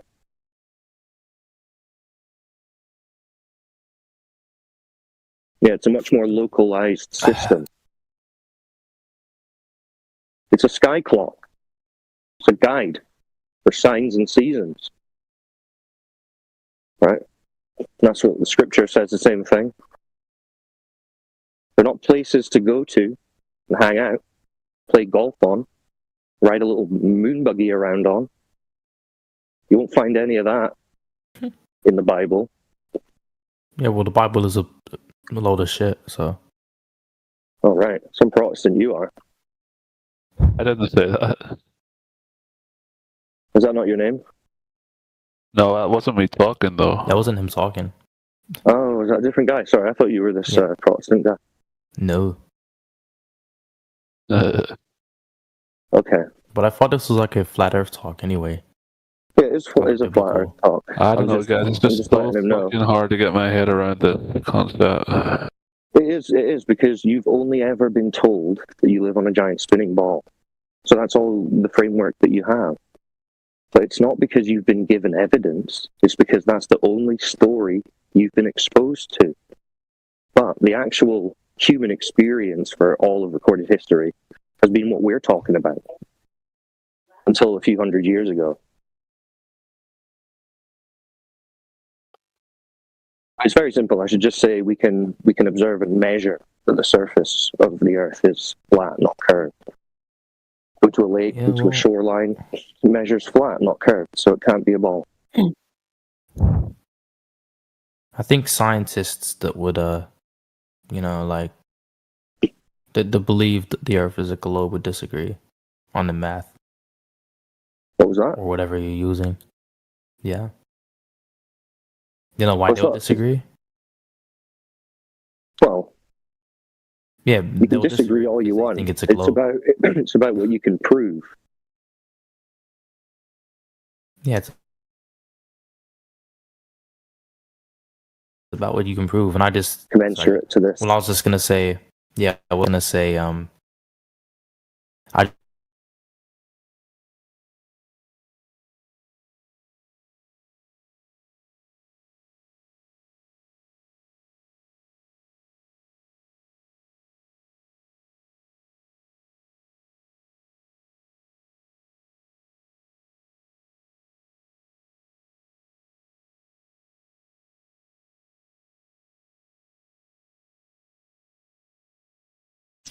Well, that's what's in the training But, manual like, and is that true simulators. for every Well, pilot? they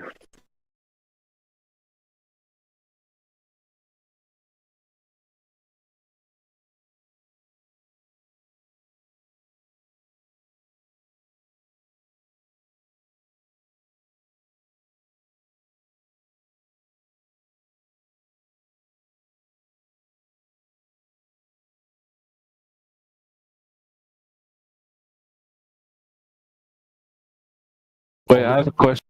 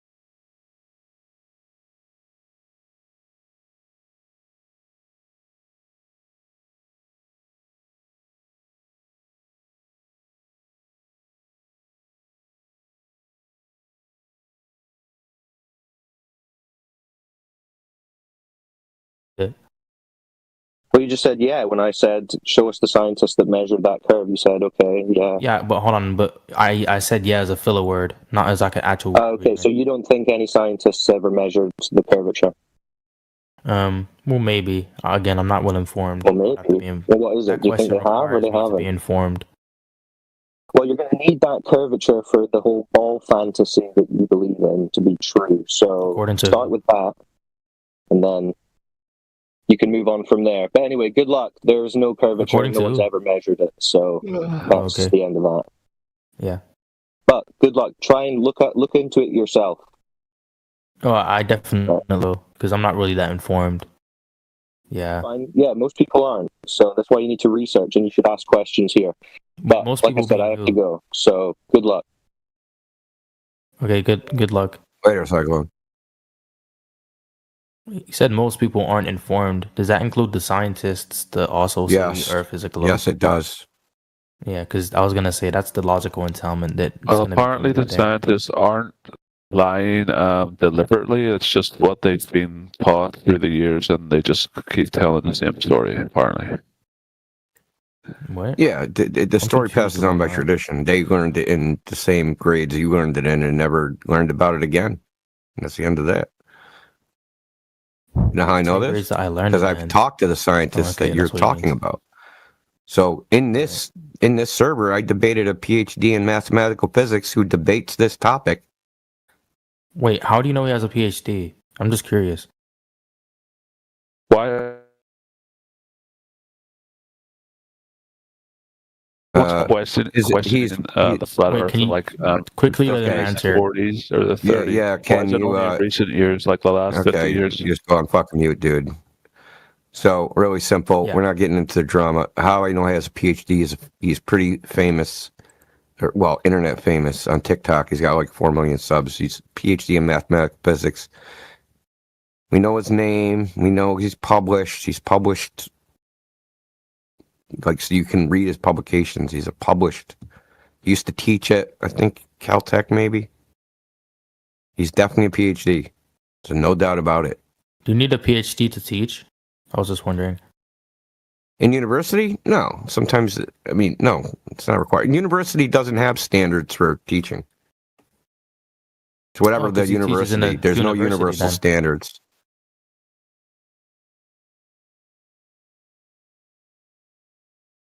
Typically, the way academia works is, as you the professors that are sponsoring grad students and PhD candidates have their grad students, while they're working to get their PhD, teach their classes. It's a common practice in academia. Really? Yeah. Let me verify that. Because they get a stipend, they get money for doing it. They just don't do it for free. Because it's very because when your PhD requires a lot of work, dude, and you're not working, you don't even have time to work. So anyway, you know what what he ended up doing? It ended up being, he ended up saying, well, you can't prove that, you can't even prove that I have hands. No, you're That's where referring he to went. Blitz. That's who. He went, yeah, Blitz. Yeah, Blitz Yeah. doesn't have a PhD. Yeah, he does. No, he doesn't. You want to bet money? We can bet a lot of money that he doesn't. Yeah. He has a PhD in mathematical physics. Wow. What's his? So you are aware of scientists that don't know anything about this shit. Well, I never said he was a scientist. I never made the claim that he was. Well, we also have what's Professor his Phil Bell government name, coming real here. We also have a dude named Minos who has showed us his published papers on frickin' direct detection of frickin' dark matter, in direct and indirect detection on dark matter. So I've talked to plenty of PhDs. Talked to a PhD in cosmology a few years back. Talked to Franco, who's a PhD in physics that not only worked at CERN but teaches at university in Germany. And do you know what all of them have in common? All of them? They've never done a single test of whether the Earth is a globe or not. Not a single one of them. Dr. Blitz, real name.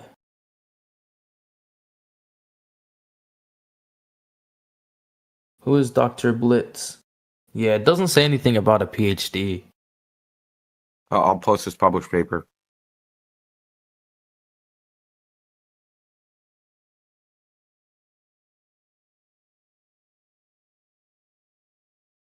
But again, so Right on his Twitter, it says a PhD in mathematical physics.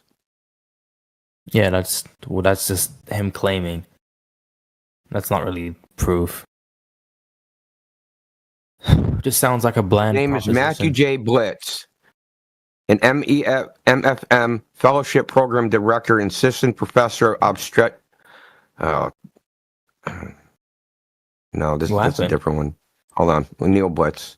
Ah. Blitz PhD, mathematical physicist, positional researcher with a PhD in physics. Hold on, dude.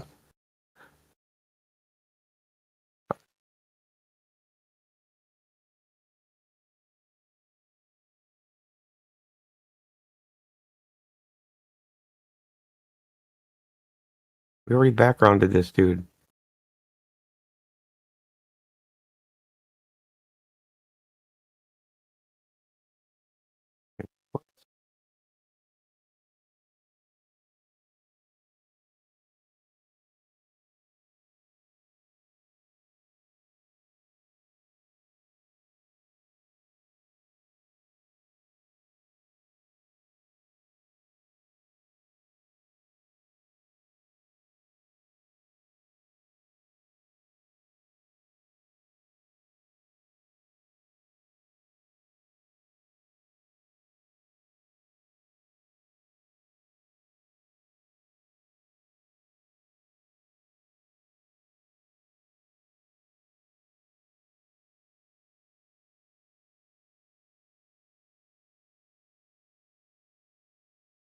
So I'm gonna post in the chat. This is who he is. His name is Samuel Blitz.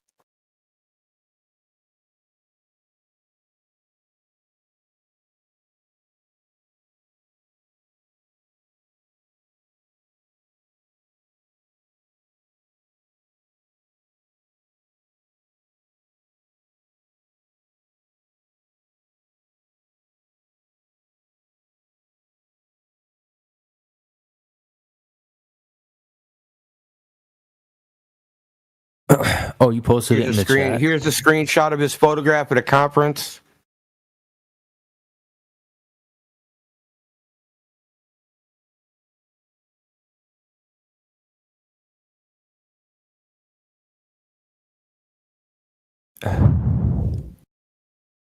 What is this?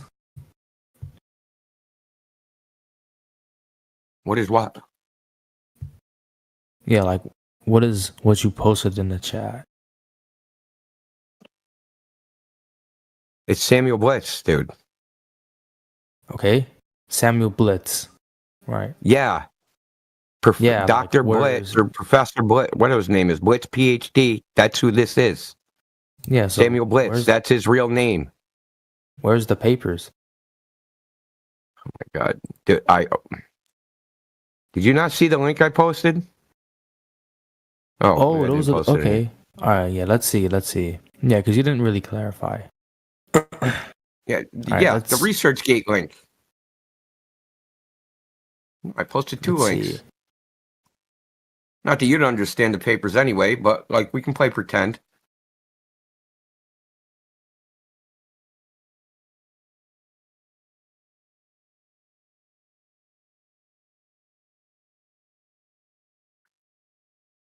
Conformal hypersurface invariance in box type boundary problems.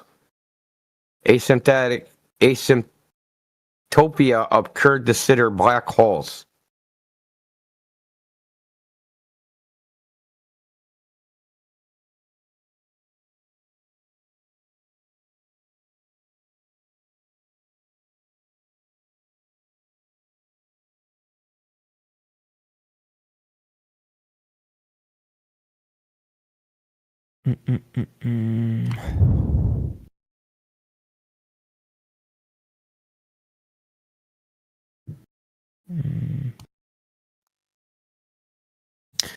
Okay. Oh, You know what your problem is? I You have looked. and everything a flat earther says is wrong syndrome. Well, I was gonna say I looked. I bring receipts, motherfucker. lagging. Every time, dude. Oh, that's a new link. Okay, let me click that one as well. Yeah, here's see if another it's one. moving for me. Isn't it the same thing? No. Research. Are they the same link, bro? Are they the same Something link? Could be a different. Hold on, wait. No. ResearchGate is not scour.google.com, bro. They're not the same company. Well, I was gonna say something can have a different link and lead to the same thing. You understand that as well, right?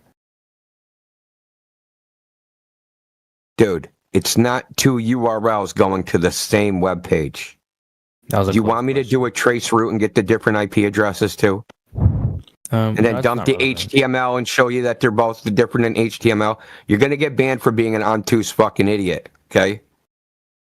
Stop being Hey, a fool. man, it sounds like I'm gripping your balls, but I didn't mean to do that. Dude, you know what chin nuts are?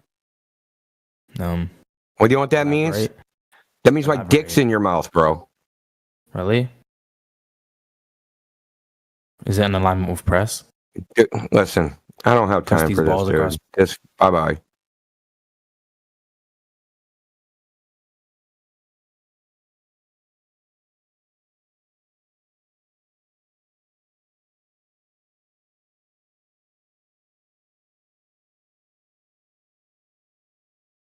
Oh, you're back for more?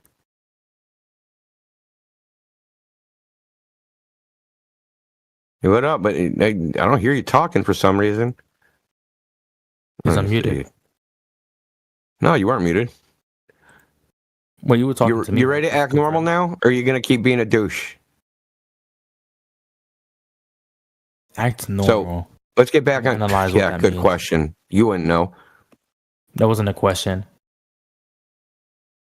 So really simply, show us a the proposition. scientists that know the Earth is a globe by actual experimentation, observation, or measurements.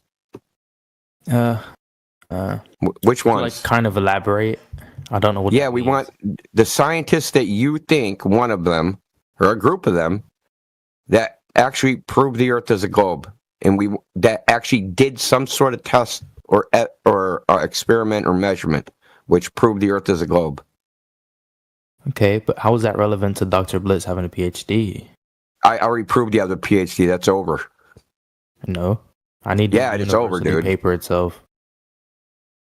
In those links are all his published papers. Okay. Yeah, and I couldn't find a university. And all the published citations to paper. all his published papers. What do you mean you couldn't find them? Tetraquark Yeah, so I custom went- effects from diquark pair production, generalized Walmart energies, Q curves, extrinsic Panitz operators, and extrinsic Laplacian powers. So you didn't see all those papers. No, I saw those papers, but they just didn't meet my criteria. So Yeah. Well, what is that exactly? yeah, so my criteria is just the standard, right? Yeah, and what is in order that? to Define the I'm standard. trying to figure out. Yeah. No, you haven't defined it. I'm asking you to define The it now. standard is going to be university published papers. Physical Review D. You realize that the Physical Review is one of the top journals. There's Nature, Science, and Physical Review. Wait, can you just elaborate what that means? Physical Review is a journal. It's a scientific journal. Okay, great. This has any relevance? Or Yeah, universities don't publish papers. Scientific journals publish papers, and he's published in one of the top journals. again, like, how does this have any relevance with the PhD paper? You said your criteria was they published, their university published. Universities don't publish. Your As in- criteria is stupid. Is in the university on paper saying that yes, he has graduated, etc. That's what I meant. Well, you could have just clicked the link, right? That's what I did. No, you could have clicked the link to the university, right? That's what I did. That he belongs to. Doesn't say it. That he Oh, you belongs did? to. So they claimed him. He didn't submit. You see where it says Marsak University? It was a closed question. One more It time. gives you a verified email. That means What does that Google do? Scholar verified his email. That doesn't mean at all. math.muni.cz. So it's a university in Czechoslovakia.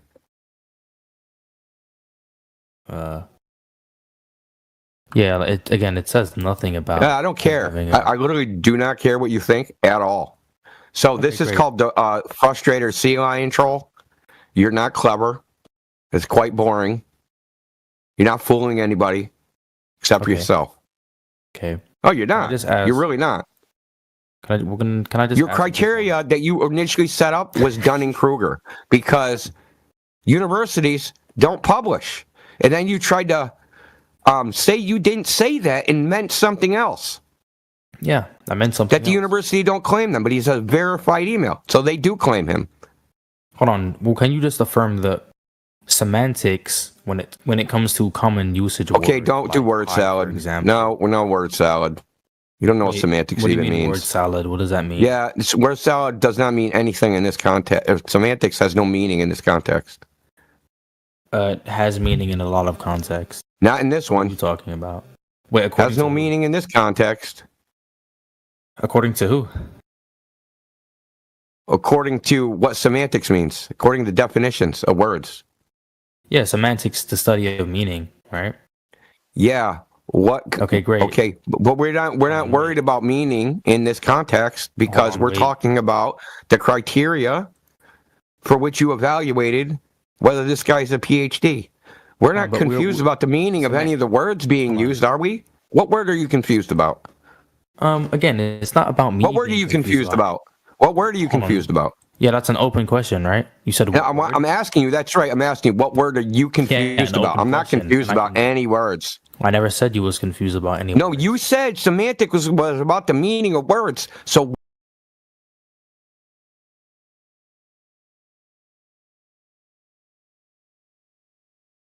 think that you might be a bit confused about this kind of. There's nothing to be confused about. No. And It's you're always kind measured of by everybody. Everybody. like, The surveyors. You're like fortifying each other's views and kind of circle jerking about this matter. So you guys just fortify This each is your other's views. opinion. This is your opinion. You don't know that about us. We have every bit of evidence that we I'm asking. present that the place is measurably flat. It's not about us. We're verifying what people are doing every day. They're measuring the Earth as a flat plane everywhere, always, no matter what. Not me. But it's not like a real scientific measure to measure it as flat. You can Scientific measure is not a thing. No. Scientific measure is not a thing. That's not even a real word. You measure things by measuring them. There's no science involved. You want to get as accurate as possible and use very sophisticated. You want me to be confused. You want me to be confused that my reality is not exactly as it presents itself to be. What do I need to do? Put a white coat on and hold a Bunsen burner, and then I can measure stuff in it. It's scientific. No, you. To understand what makes it scientific? Tell us what makes. Hey, bro. No, detail. One sec, bro. Okay. Tell us what makes a measurement scientific. The scientific method. Yeah, what's that? Explain it. It's measuring something, and it's something that you can prove by measuring it again. No, that's just verification. That's not the scientific method. It's just verifying something. You're just backing it up. You're testing it 1,000 times to make sure that the measurement is correct. But that's not science. There is no way to prove that the Earth is flat. Sure there is. You measure it. Or something like that. Yeah, you can do it with all that stuff. Every bit of what you just described, yes, we can. You know the ship sailing across the. Yeah. Right. What about it? Eventually. Yeah, it disappears. What about it? So it's not flat. Just because something goes beyond your field of vision or appears to disappear bottom up, you think that's because you live on a ball Earth? No. This phenomena happens every day for everyone in all kinds of different situations, and it has nothing to do with Earth curve. Okay. Let's say you're right. Why would everyone who knows these kind of topics way better than you or I know it? Why would they lie to us forever? So you're conceding that the Earth is flat, and now you want to know what they're lying about. So are you some kind of conspiracy theorist? Why would? Well, hang on a sec. How would you know that they know more about this stuff than us? For hundreds of years. How did you evaluate their extensive knowledge? If they know more than you, then how were you capable to analyze their knowledge base in these fields of physics? Brother, let me how do you know that they have that beyond them saying they do?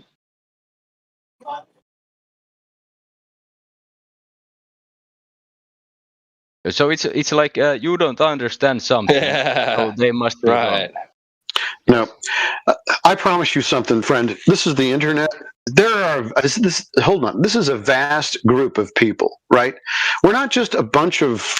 This is the problem. Someone has labeled us some crazy conspirator group. Now we have some of those. Don't get me wrong. Okay, we got a real problem.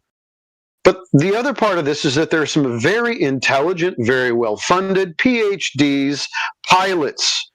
People that are experts in aerospace. We've read the white papers. We know what's been tested.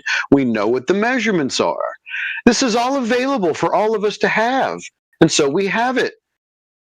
And so we've gone over all the data. Point. So these so we've gone over the data. Very smart people. Yes. They all say Calm down. exactly opposite of you. You know? No, we actually agree with them. They're telling us that they're measuring the Earth as a flat plane and that it doesn't move. Einstein said there's no optical experiment that we can perform to confirm or deny whether or not the Earth is in motion. We have no idea whether or not this thing is moving. No idea. I think you can. As far as we can tell, they can't measure it. There's no way to measure the motion of the Earth. And there's no way to measure any curvature. We've looked for the curvature. It's not there. It's a vast, flat plane. You're talking about this cognitive dissonance and stuff like that, but I think you're the one having it, really. Oh, no, friend.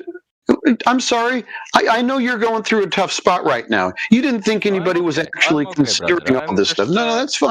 I'm just take a deep breath. I'm fine. Yeah, we're going to be fine, you and me.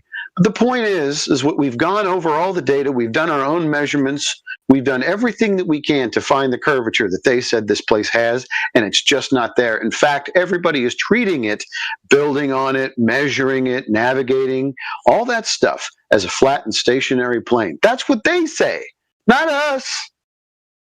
Who are they and who are us?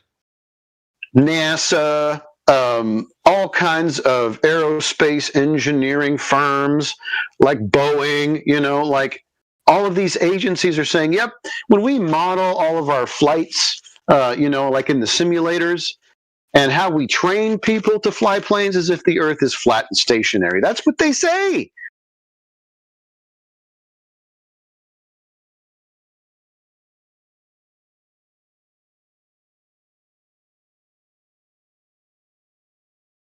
It's pretty confusing that they treat the place and measure it all flat and stuff. And then they come along and tell us it's a ball. And then we go looking for the ball and it ain't there. Exactly. In navigation and surveying and engineering and building and goodness knows how many other, even in some fields like biology, marine biology and, all sorts of different fields. Measuring the magnetic fields, all of these things, they all utilize the Earth as a plane in order to take measurements. No, they astronomy don't. Even astronomy treats the Earth as a plane and measures angles to stars.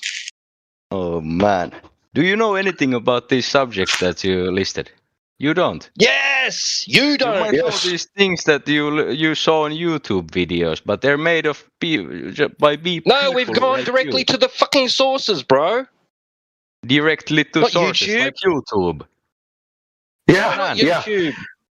There University level freaking papers and things. Actual universities teaching this kind of stuff. Hold on a second. Friend, hold on just a second. I just want to remind you of something. YouTube is one of the most vast libraries of very technical, very high-level education, seminars, whatever. It's full of really good stuff. And so for you to go, oh, YouTube, no, YouTube is an awesome resource. The greatest library of video education probably that the world has ever seen. Yeah, you bet your ass, YouTube. Yeah, we learned it on YouTube. University lectures by professors. Yeah, there are Harvard lectures and stuff like that. Yeah. But I can make a shit video just lying my ass off, talking shit. You bet. YouTube video, release it, and you would probably share it on Discord, man. Yeah. The university professor, the big conference and the big conference and the big panel that they had, and all of the displays that they brought, and all of the things that they show you that they do to test all this crap. Yeah. There's a great way to fake that. We're doing exactly what they're showing us they're doing from Harvard, from all MIT. Yes, we're doing exactly what they're doing, and the Earth is flat. Yes.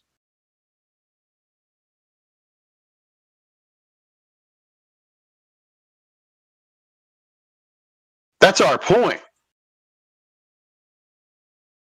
Everyone's treating this place as a flat Earth. Everyone. But they're telling you it's a ball. So we went to try and find the ball, and it's not there. Why?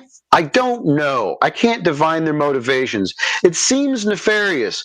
If they're hiding something that's so blatant from you through just all these images that they give you and all the stories that they tell you about the images, and then you bought it, like we all did. We all bought the big old, scam. We all went to the same schools that you did. We get it, but we checked. And I know it's like, there's no way. Yeah, we thought the same thing too. Yeah, no way. No, actually, no, that's the way it is. The Earth is as you experience. It's a motionless plane, and it's contained. That's what we know.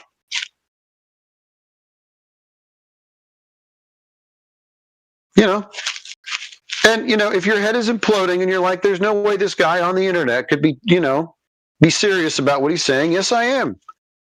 That's why there's so many of us. That's why the internet is terrified of flat earthers. We got this tramp stamp on our YouTube videos. They are terrified. Highly censored. Who is? If we're wrong, why? If we're wrong, why are they hiding it? If we're wrong, why are they censoring us? That's what I want to know. If we're wrong, who cares? Brother, who is censoring you? You're talking here all the time. YouTube, the United States Congress, as admitted in a video. Censoring you. Have they deleted the video? They've definitely hidden them in the algorithms for sure. And they promote anti-flat earth content. No. Sorry. No, you have no idea what this phenomena, what this internet thing, called the flat earth has done to the modern day society in a very short amount of time. It's been very controversial. You want to know why? Because as soon as people kind of snap out of the mind control and go, holy crap, that's right. Actually, I always thought it was weird. They're telling me the earth is spinning, but I actually experienced that the stars move. Yeah, that's why they call it diurnal motion.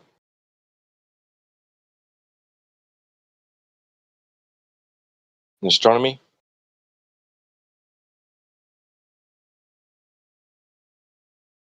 Maybe this kind of like, are we moving? Are the stars moving? Stuff like that, which, listen to me, both are moving right now. It's a matter of scale. You as a human person, you are a very small entity. You're not even a sand grain. I know. In this galaxy. We're also insignificant on this big ball. I understand how you think. You're going through it, man. It's fine. But listen, don't chant at me, bro. You're chanting at me. You don't like what I'm saying. I get it. You're emotional. It's okay. I think you're kind of like projecting on me. I'm fine, dude. I've had a million of these conversations. Believe me. If you don't like it, it's fine. It's if you don't like it, if it's just too freaky, you just relax. It's fine. You think I want to be on this side of the fence? Believe me, if the truth was on your side, I'd be over there in a heartbeat. This is not fun for most of us. Right. If you weren't American, I would tell you that healthcare is free and you can get medication. Oh my gosh, yeah, I know. See, and now you have to I get it. You have to insult me now, right? So do whatever you got to do, and just get through it. But it's okay. Reality is fine. No, it's okay. I understand. So, anyways, do you have any Earth curve measurements that we can look at? Why would I have them on hand? Not me. No. I mean, you have the internet right there. Yes, I know. You believe me. You don't think we've Googled this? Can you find me some Earth curve measurements real fast? Just go ahead. I'm sure you'll find something.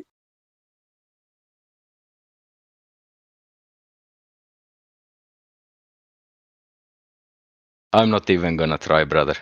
I know you're not gonna try. I think this conversation with you, it's not gonna lead anywhere, really. I know it's not going to lead anywhere. All I want to know is if someone has measured the Earth to be curving, and we've been asking this question for 10 years, and no one has come along. No one has shown us a very simple thing.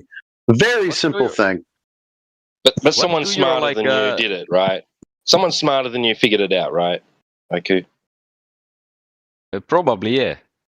Yeah, probably. Yeah, that's all. That's all you need. You just need to trust and have faith that somebody did it and they're telling the truth. And Do that's you all think good that you're for smarter than like thousands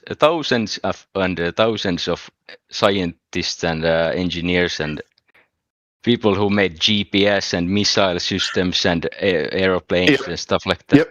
Do you Some of think those you're flat smarter earthers. than them? No, some of those guys are flat earthers. Did you know that? Some of those guys that work in those industries, they're flat They are earthers. not. No, they are. They are. They are. No, it's true. We're everywhere. Are you The flat earthers are everywhere. You're an engineer. You're a scientist. No. Neither one of those things. I mean, how would you define that? Because I've built a lot of things for myself, that work, mechanical things. So I'm an engineer because I can build things and design them and make them work. In fact, I'm both an engineer and a technician. So, I've got some experience with, materials and measurements and things like that. Most men build things. Well, actually not in this day and age. Most of these pink-haired fools, don't know what a tape measure looks like, but that's not the point. I know what measurements are, okay? I'm not an idiot. And the people that are doing measurements of the earth, it's just as simple as the stuff that we do every day, okay? They have a standard. They know how their tools work. They take measurements. They're measuring the earth as a flat plane. The surveyors are. They're measuring it this way.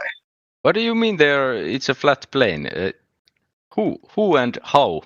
Can you prove? Yes, all of the surveyors. You can look at any of their manuals. They'll be discussing how they're going to be taking angles from this flat horizontal plane that they're measuring, and all of those horizontal planes are parallel with sea level. So everything is all parallel, and there's rise and fall and distance over the run in a flat plane. They measure the earth as a flat plane. And then they take those little measurements, they are usually in squares or little triangles, depending on the terrain and everything. And they map everything in a very triangular, it's a horizontal, it's a 2D thing that they're building, right? But it's all planar. There's no curvature involved. Their measurements would be all out of whack. If the earth is curving, every measurement is going to be off. So they measure it as a flat plane. And then they take all of those squares and they put them around this presupposed sphere, like a big giant disco ball. And they give you a geoid. And they say, you live on this. But they got that sphere from nowhere. They just created a model and put all those measurements around that ball. And those are the maps that you use. But that's not correct to reality. That's not how reality works. So everything's out of whack. You can't put these squares on a ball. So everything's sort of close, but the jigsaw puzzle, ultimately, the picture, you can't see it. When it's flat, everything looks perfect and it makes sense. They don't measure any curvature. That's the other thing. They're not measuring any curvature. They don't want curvature. The people surveying land for construction or stuff like that. Yeah. Again, man, this is a question of scale. Yeah, they are maybe looking at 50 meters forward, and the Earth is 40,000 kilometers wide. I know. Wide. So it's here's what I'm telling you. You don't need to take into account the circumference if you're just measuring 50 meters forward. We're not talking about 50 meters, bro. We're not talking about 50 meters. We're talking about the guys that are doing the planar surveying when they're really trying to get a good look you go on 5 at the minutes surface. about something. No, I'm not going to go on a monologue. I'm telling you that these guys are taking big chunks as best they can to measure the Earth, but there's no curve in what they're measuring. None of it. Not even over hundreds of miles of railway track. Or canals. I mean, my goodness, brother, you and I both know that water flows downhill. That doesn't work on a ball. It goes from high to low. Gravity. No, there isn't. You don't believe in gravity either. No, I don't believe in your magical genie. No, I don't. I'll tell you why. I'll tell you why. Can you show me any scientific experiment where gravity was the independent variable? Brother, you can do this right now. You put water in a bottle, you spin it on top of your head, and the water stays on the bottom of the bottle. Brother, that's gravity. They programmed you real good, didn't they? They got you bad. They got you with the bottle, huh? Yeah, maybe they. Do you understand the difference? Just think about it for a minute. On a ball, is the basin for the water, is it on the inside or the outside of the ball? What do you mean? Like the earth, the water, is it inside or outside? Is it on the inside or the outside of the ball? It's outside of the crust of the earth, I would say. Yes, okay, good. So when you're swinging the water bottle around your... Whoa. When you're swinging the water bottle around your head... You keep... I don't want you to go on a monologue, Fred. I don't want you to go on a monologue. You're the one having these monologues, man. You keep We're not done. Okay, please. We're not done. We're not done. So, when you're swinging the water bottle around your head, is the water on the inside or the outside of the bottle? Okay, I would say inside. Inside. Yes. So is it the same if there's the water on the outside of a ball? Is that the same as having water on the inside of a bottle?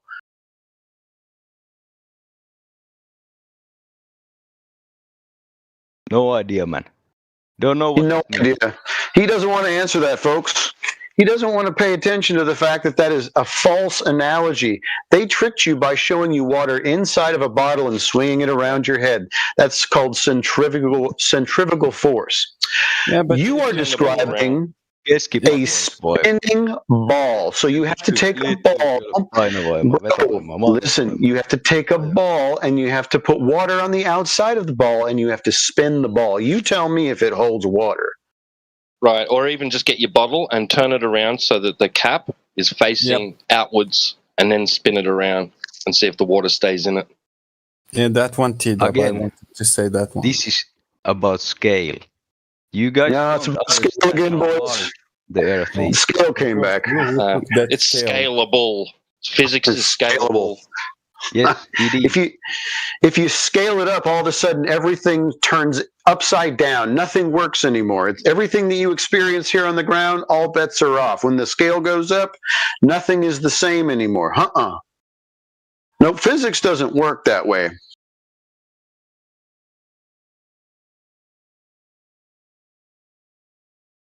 You're kidding yourself, man.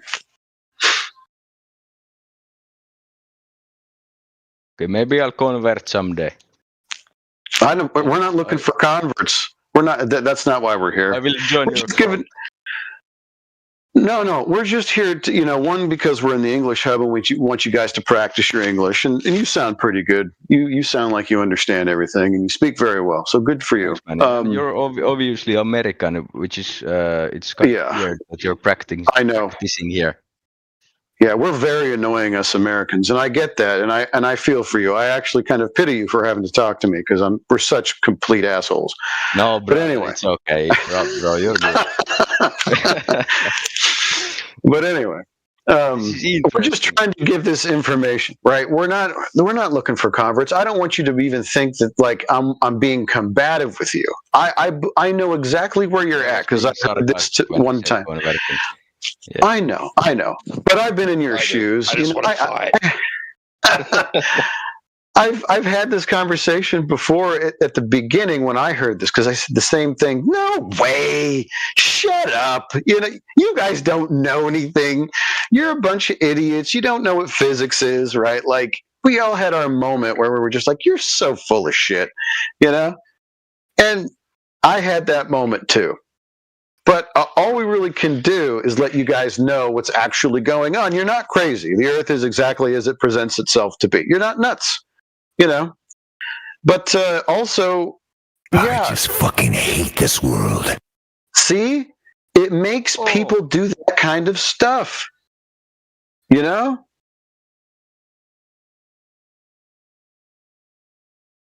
really don't like it. So, You get the information. You can hang out and talk with us and ask the same question over and over and over again because everybody always does. Well, what about the gravity, though? But the gravity, man. Oh, and the Foucault's pendulum. What about that? And they'll ask it 1,000 times, and they just keep banging their heads against the wall, you know? And it's hard to watch. And sometimes they can be real pricks, and so can we. The point is that you are welcome here to talk and ask the same question and tell us we're nuts. That's fine. Just if you can be respectful about it, we'll get along great.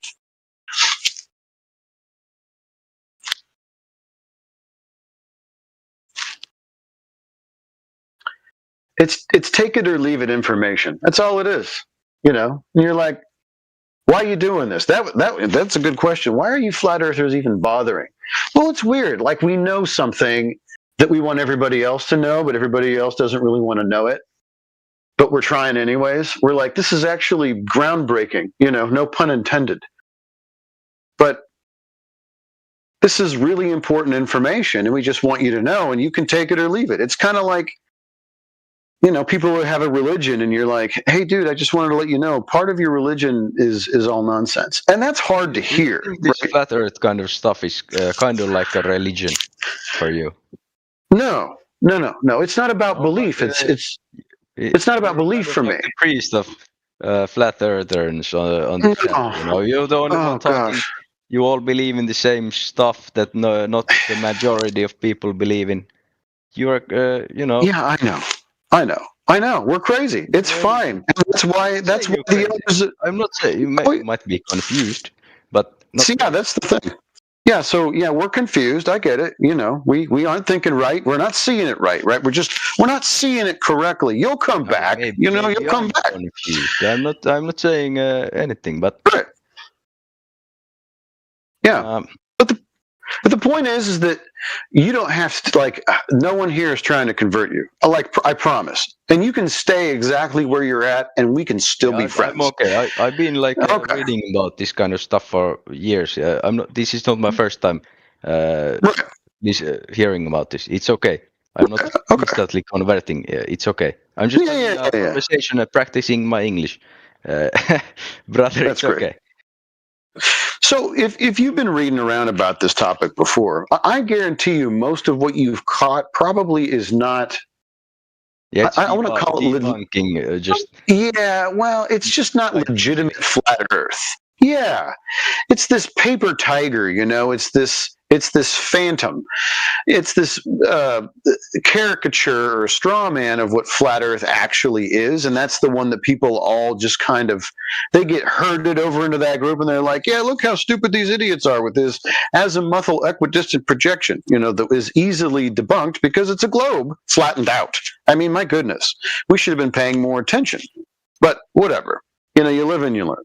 The point is that, there's like a whole illegitimate kind of crazy conspiratard, azimuthal equidistant flat Earth group out there that now we have to deal with.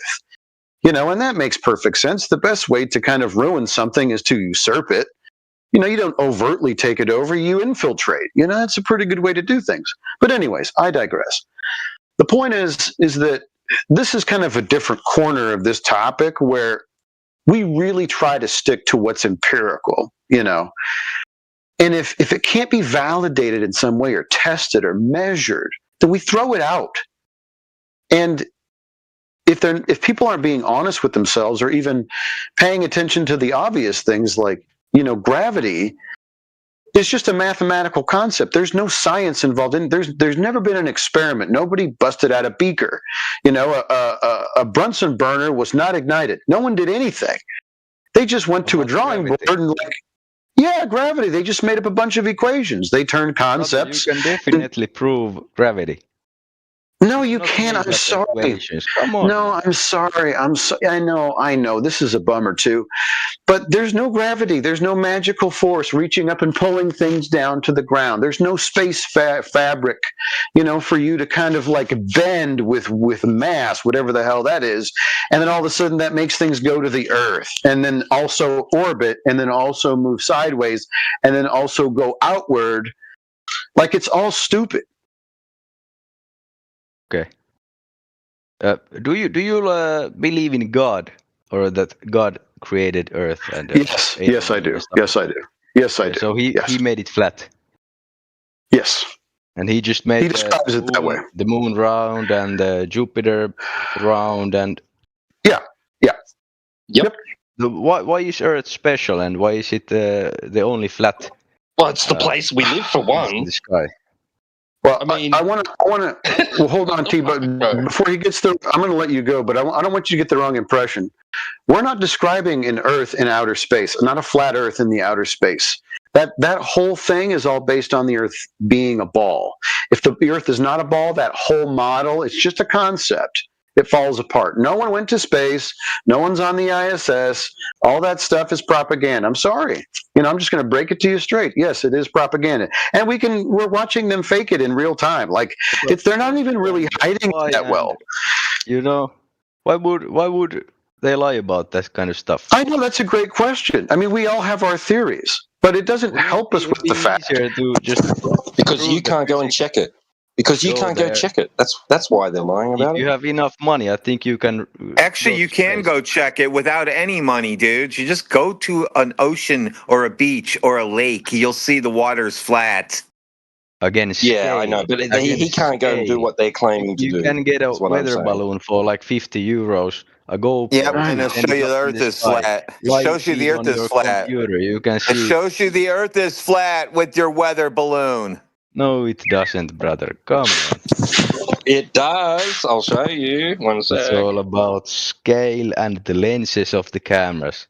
You guys have been fooled for years, and you have this dissonance about this. You see wrong information, and you believe it because you want to believe it. You talk to each other, and you like. Yes, I was fooled. I was fooled for 45 years, bro. Yes, I was fooled for 45 years. Are you 45 years old?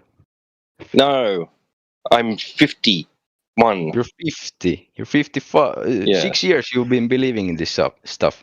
So since COVID, the lockdown, you had to stay at home. Yes, I was fooled for that long, thinking that I lived on a big, giant spinning ball. You started reading about this crazy stuff on the internet, and you believed it. Man, maybe no, I don't believe it. It's an experience, just like you experience. You deny your natural experience of physical reality. You deny it. You see flat water and you go, it's not flat, it's curving. It's about scale, brother. I can look. No, it's called you having to imagine that it's not what you experience. You're experiencing level horizontal surface of water and thinking to yourself, it's not though. If I was a long way away from it or much bigger, I'd be able to see it curving. You have to imagine that it's not what you're experiencing. I can just experience it and accept it as being what it is. Okay. But for 45 years, what happened then? You were a young man. You studied physics, maths. He figured out that people like to lie. The moon landing was fake. You had to stay at home for 5 years. Not me. I've been a flat earther since 2013. Does that count? Man, you're OG. I respect it. Nice, me too. Who said that? 2013. Me, why? That's also my year, 2013.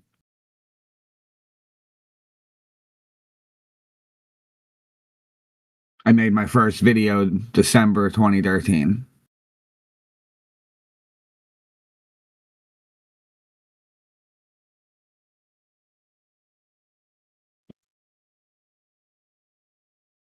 I find you guys very interesting. Where did this interesting Coper come from? The Coper who thinks that it's because you stay home because people tell you to stay home. That's why the Earth is flat now. Cope. There's your weather balloon footage, your high altitude balloon footage.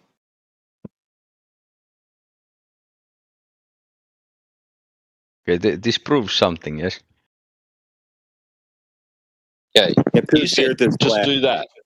You said just do that and you'll see the curve. Well, there you go. Where's the curve?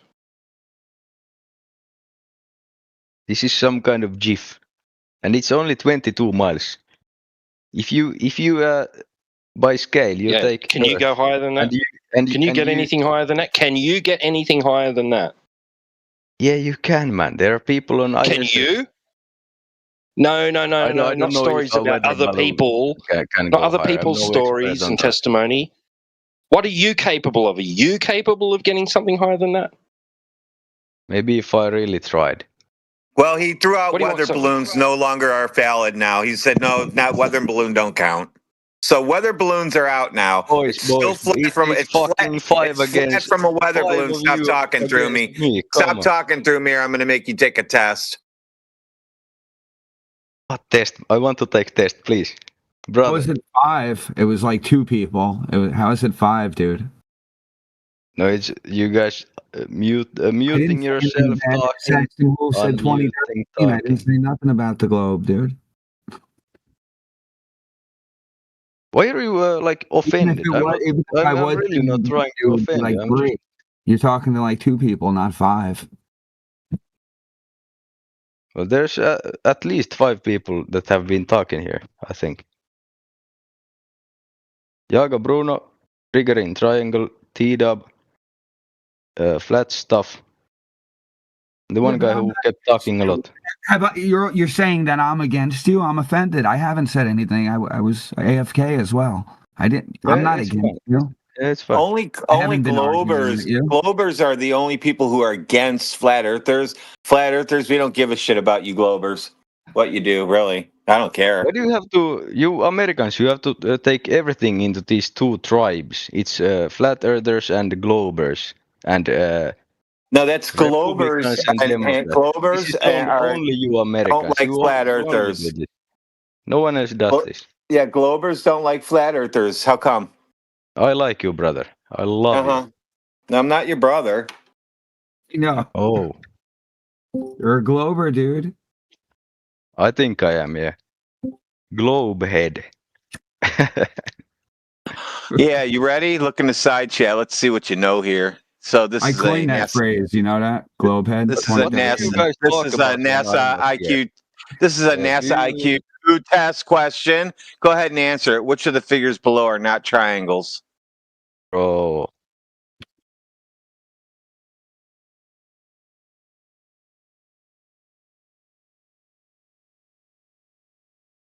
Why is this so difficult? Okay, tell me the answer, please. More proof. Globers don't know what triangles are. Wait, you say you are a glober, so you at least should have an answer though, because you say you're a glober. No, I'm a flat earther. What do you mean? Oh, a flat earther would know this one.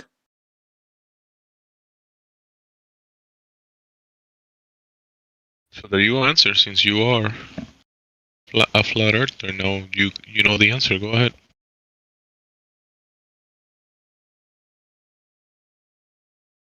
Are you on Xbox? Yes, I am an Xbox. I am an Xbox speaking, yes. I don't know if people are talking or not. I muted everybody but the glober. And I respect it. Muted everyone but me. Muted everyone but you. Wow. I feel important for once. It's an honor. Are you gonna answer the question? No, he can't answer it. Yeah, Jamesy, what are you saying? What answer do you want? 50 mile up, no curve. Thanks, Branson. This is what you want? What do you want? I just saw that meme yesterday. That was a good one. Jamesy, you good? What do you want? Who's sending you all these memes and stuff, man? They should be sending them to me. I don't know why they bother with, they don't help each other, like send me a bunch of folders with all these memes, but they'll send it to you all day. I don't get it.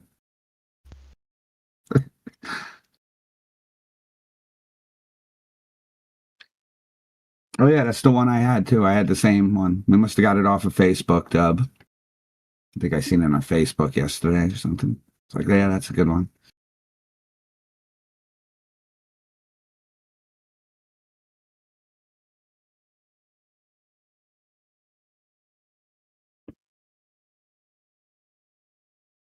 Oh, there's conversation going in the chat.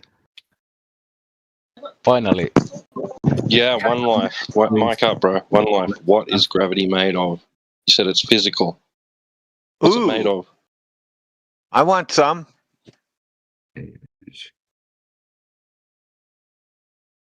YPN. Yeah, pour me a glass. What state of matter is it? Invisible. Not everything is matter. Come on. You can understand. Okay, so the physical world is going to be made up of matter or energy or both. So what is gravity if it's physical? What's it made of?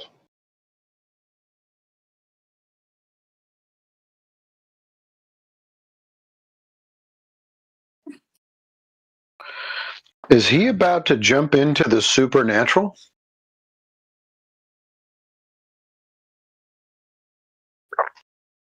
Yeah, matter. I've been saying that for days. Matter. Flat Earth matter. Is there a channel like named that or something? How do you guys think that compasses work? Is it? Holy crap, dude! It's a magnetic. No, it's magnetic. Gee whiz! You notice you have to hold it level for it to work. Okay. Yeah. Yeah. So where does it gravitate to? Like a very big magnetic pole on the in the north. North, dude. Yeah, man. North. So why do you need different kind of compasses on the northern and the southern hemisphere? Why do you think that is? Honestly, I have no idea. Yeah, but if there's because it's a globe. If there's an opposite polarity, it still has nothing to do with the Earth being a ball.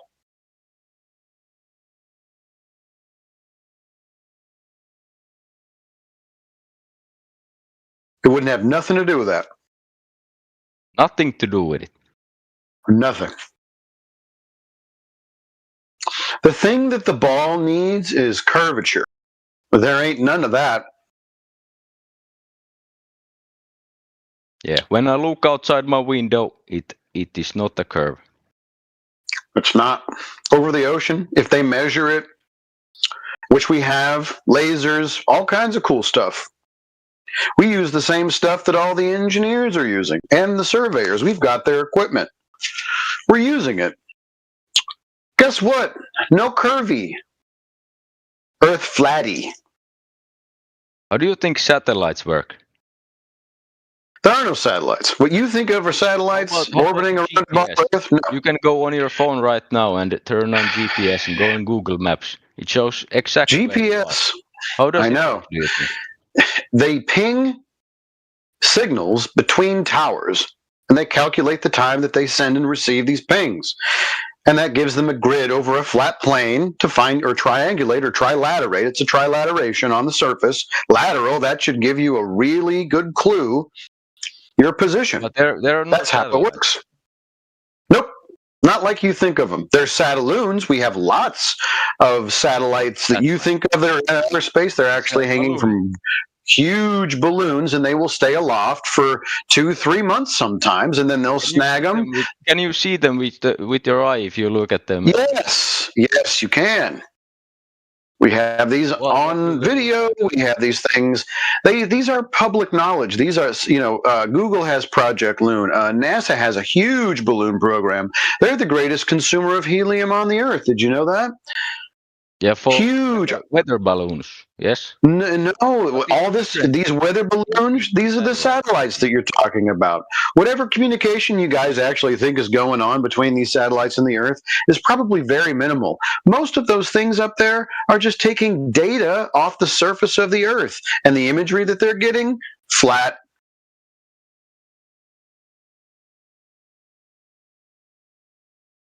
I think you cut out, but yeah.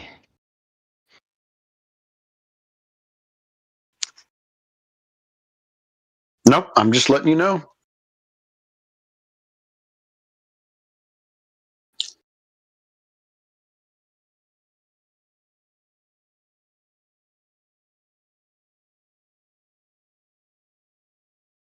There's no curvature. There's no ball. It's not there. It's okay. You're going to be all right. You keep saying this. It's almost like you're saying it to yourself. And it's okay. It's maybe trauma, something like that. I could see how you could say that. It's like, oh, it's almost like you're saying it to yourself. No, I'm fine, bro. I promise. I'm watching you go through it. It's kind of like watching a drug addict of some kind come off the sauce. It's like they just start making excuses. Oh yeah. You're high on Globe. High on Globe. All right. This is not something that I think about daily, you know. I know. It's okay. Most people don't. It's fine. Do you think about the flat Earth every day? Oh yeah. I can't not see it now. It's kind of crazy. No, it's like I can't not see it. You know, like I can't believe I ever thought it was a ball in the first place. Really, it's that stupid. It's so dumb. But yeah, it's exactly as I experienced. 44. Okay, so you went 40 years and... No, I went about 36. I've been doing this for about 10 years. No. Doing what? Yeah, great. Just bounce into a room, just make yourself known. Good to see you, though. How's it going? Hello, brother. Yeah. Do you think satellites are real? Yes. Yes, sir. My man. I have Starlink, so I mean, if they don't, like, I don't know where it's coming from. Bro, it might be magic, to be honest. Signals can come from the sky without necessarily them coming from some sort of box that's magically flying around a ball in outer space. What kind of signals? You don't get internet from some random signals from space, man. Oh, you haven't heard of Google This is Loon? crazy talk. What? What did I just join? Man, you haven't heard of Google Loon? What are we discussing about? Satellites are real. Holy cow. Holy cow. Hey, can you guys slow your roll for half a second? You'll be a flat earther, man. No. I'm just hoping that these folks here, just for a minute, you crashed into, I'm just going to let you know what pub you ended up in. You ended up in the Flat Earth pub. Oh, the homeless guy. Okay? Come on. You ended up in the Flat Earth pub. You got to look at the sign on the door outside before you just come stumbling in. So we're talking about the Earth being flat. You okay? Can you do that? Right. Yeah. No. Yeah, I can. I was asked a question, I answered it. Be nice to the gentleman. Yeah, I will. Okay. So anyways, we've got some people in here that have some kind of religion that includes, iron boxes hurling around a sphere, tethered by some kind of metaphysical force. You guys want to get involved in that? Understand? So you say it's fake. It's you only do something you don't understand. So you I understand it. You've been doing.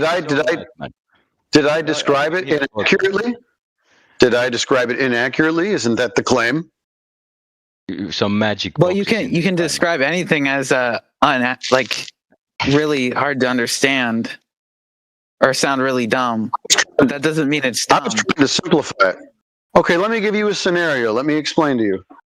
Do you believe that a metal box can hurl or orbit around a big ball tethered by some kind of magical force that's not material? Magical force, it's gravity. Yeah, I know, bro. See, all of a sudden, now that it's not a magical force. Okay, well then tell me what it is. Okay, what is gravity? Wait, I Google. I think you might have Googled this one.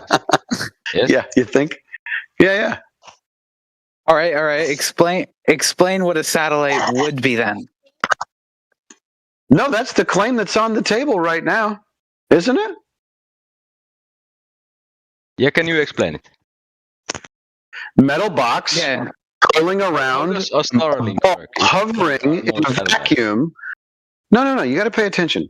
We have a metal box curling around. You're talking shit. Listen, bro. No.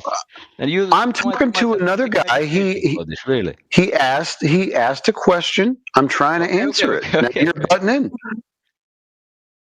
It's a metal box that is hurling around around a sphere, okay? And they're both hovering inside a vacuum. And then the box that's orbiting is tethered by some kind of invisible magical force. That's the claim on the table right now. That's what people believe about satellites. See? Mm-hmm. So we want to see evidence of any of this. We'll start with my favorite one of all, is the Earth being a ball. Because that's the scenario. The Earth is the sphere being orbited by the metal box. So can we measure the surface of the Earth and see if there's any curvature? Can we do that? All right. Yo, hold on. Let me discuss this with another person real quick. Holy shit! You got to phone a friend already? Who wants to? Dude, you're using up your cheats. Yeah, he's using up all of his cheats. Real quick, hold on. He's my cousin. Hold on. Yeah, he's texting me real quick. Hold on, he's texting me. Oh, let's bring in the big guns. For a very simple question. Has anybody measured the surface of the Earth? Where's it at?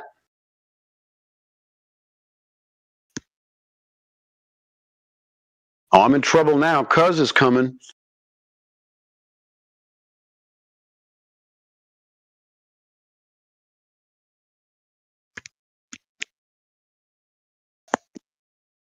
Yeah, he's texting me real quick. Hold on, give him a minute. What in the world's going on? I'm not really going to be put in the middle of some kind of text conversation. I want somebody to talk to. Hell yeah. All right, I'm gonna hop in with my other cousin in a VC in a server. I'll be like maybe 5 minutes. I'll be right back. Word. To be honest, those two cousins, they sounded like kids. Don't talk to kids about this kind of stuff. You wouldn't want anybody lying to kids about where they live, would you? It's children, man. Yeah. You wouldn't want anybody lying to kids or children about where they live now, would you? I wouldn't want anyone to talk to my children the way that you're talking about anything in here right now. To be honest. I'm sorry. Isn't that a shame? I mean, we want to protect the children, right? Bro, I'm back. Awesome. All right. Explain to me why I can't see across a Great Lake on a perfectly clear day. Oh, so I'm just wanting you to answer the question. Do we have any Earth curve measurements? Funny you should say that. Measurements? What do you mean measurements? Measurements of the Earth curve. Do you have any measurements of the flat curve? Like what? No, yeah, everybody does. Every time the Earth gets measured, it's measured as a flat plane. Always, without exception. Just a question. Did you flat earthers get proven wrong when you went to Antarctica for an expedition? Who went to Antarctica for an expedition? And what would that have to do with the Earth being flat? Yeah, but they got proven wrong when it turned nighttime or whatever. They got proven wrong by the Thank you. What does that have to do? Did anybody here make a claim about the Antarctic expedition? What got proven wrong? Yeah. Tell me. What got proven wrong? I think they're measurements. I didn't watch the full video, but they didn't get proven wrong. Bro, you got to know your facts. What got proven wrong? I don't know specifically. I wasn't like bringing it. Oh my gosh, dude! No, it's just because when they went. It's because when they went there, the sun went around. It didn't go up and down. Yeah, about that. Yeah. I know. Yeah. Okay, and I'm just saying you got proven wrong right with that. Who? Wait a minute. What claim did I make that you guys are debunking? What did I say about the sun?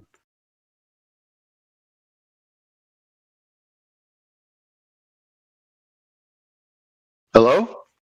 I was just bringing up the fact that some flat earthers got. Do you think all flat earthers believe the same things? Do you think they have to? I think they do. Oh, so now you want to stereotype people. So you're going to stereotype people and say they all have to believe the same thing? They're all the same? That's kind of bigotous of you. Why are you guys being such bigots towards flat earthers? I don't get it. Hey, man, you're 50 years old. Don't get fucking mad at this 15-year-old kid. I'm just wondering, why are you guys so bigoted towards flat earthers? I think that's kind of rude. You shouldn't stereotype people now, should you? You wouldn't want me to stereotype you now, would you? All right. Stereotype. You're condescending and you're talking all night. Yeah, I know. I'm being stereotyped, numbnuts. I don't like being stereotyped. Do you? I follow you about that. All Globers. I saw one Glober pick their nose and eat it, so all Globers do. Okay. Yeah. That's not very fair. So, we'll start over. Something about flat earthers and the sun. So what did I claim about the sun since you've been in here? Have I made a claim about the sun? No, I was... Oh, so maybe they debunked a cuckoo's nest worth of flat earthers that believed in an azimuthal equidistant projection, and they made them look like idiots, which we have known for quite a long time, that stupid map of a globe is no good. In fact, they essentially debunked a globe map. That's what they did. Yeah. So that's not really great for you guys. But I don't want to stereotype anybody. Do you believe that you live on a spinning water ball in the middle of a vacuum? Yep. Okay. Yeah. Can you show me some Earth curve measurements, please? No, can you prove to me why you believe it's flat? All it takes is for it to go down to, do you have any Earth curve measurements? And they won't get it. Well, how come you guys ain't got no Earth curve measurements? It's 2026. You got the Google and the AI and everything. Go get them. Definitely are some. We're also minors. Go get them. That know everything. Go get them. You got the internet, bro. Go find me some Earth curve measurements. Give me a couple minutes. Hold up. All right. Earth curve measurements that I can verify. Hold on. I'm playing on a flat plane right now. Minecraft, let me get on Google real quick. Yeah, man. The flat plane is exactly how the Earth is, man. Yeah. So you guys have decided to go into complete troll modes. Because I asked you for Earth curve measurements? Yeah. Measurements. Give me a minute. No, we just wanted to pop in here to talk about the flat Earth. Okay, that's fine. So all I have to do is ask you if anybody has measured the curvature of the Earth, and you should go, yeah, it was this dude, and this is how he did it, and this is how you can do it, because it's pretty easy. It's not that big of a ball. If I'm 6 foot, the horizon's at 3 miles. It's not that far. So where's the Earth curve measurements? Is the horizon the curve of the Earth? I'm reading. You can prove that this thing is spinning. Yeah. Hey man, he's learning about his beliefs right now. Just give him time. He believes in the globe. He doesn't know that it is a globe. He's just gonna learn it right now and prove it to you. Go ahead. And shut your Xbox mic the fuck up. Okay. Sounds like shit. Hey, you sound like shit. Okay, so how do flight times predictions are so accurate? So how do they know how long it will take them to go back and forth between the same place that they've gone back and forth about 1,000 times? How will they know how long that takes? Gee whiz, dude. Bro, you have private jets, so they don't go like. Bro, yeah, they have no idea how fast they fly and the wind currents and the distance. They have no idea about any of that. What does it have to do with Earth curve, bro? We're also minors. Aerospace engineer. You're yelling at a minor. Aerospace engineer. You use a spherical Earth model. It's basic knowledge. If you don't know about it because you're not an engineer. Yes. I hear you're bleating. Can you get me some Earth curve measurements, please? Why don't you? You can definitely find some if you just. Okay, that's fine. How does give it's you cool. A measurement proves that the Earth is like flat or curved? Just because you can measure for curvature. That's the whole point. You can measure to see if it is curving, and when you look for that and it's not there, then it's flat. It's pretty simple. Quick question. Yeah, Just a question. It's a geometric claim. It's a claim of geometry. Right? So it's a claim of geometry. No Earth curve measurements? It's a claim of geometry, right? Holy shit. No, but is it a claim of geometry or not? Friend, I hear you about the time zones. Yes, I hear you about the time zones. Can you get me some Earth curve measurements?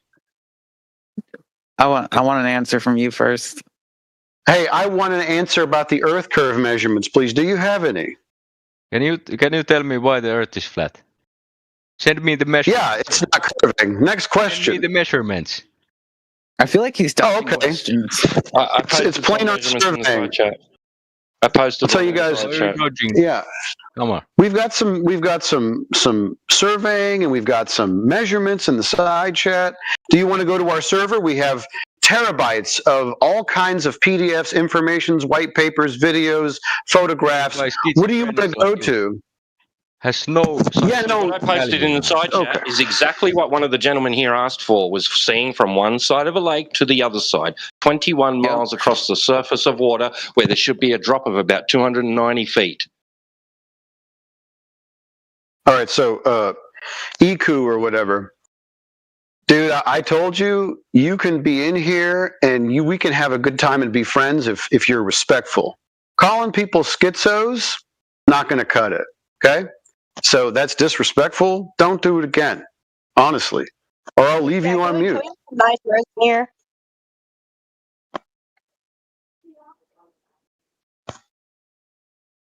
Man, did you mute me, man? What the fuck? Yeah, did you? Oh, there it is. Okay. Not paying attention.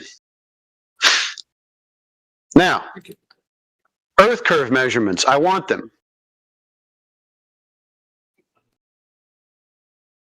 I'm gonna give you some experiments. I just need Earth curve measurements, man. That's all I need. Nah, bro. I'm gonna give you some Earth No. Okay. All right.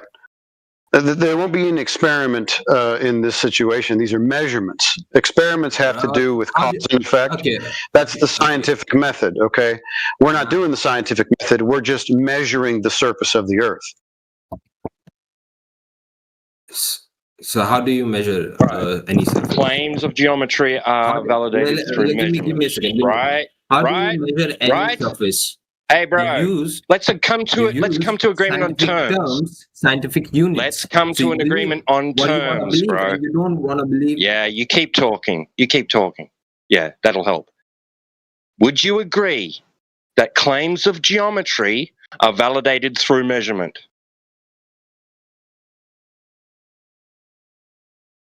It's a good question. It really is.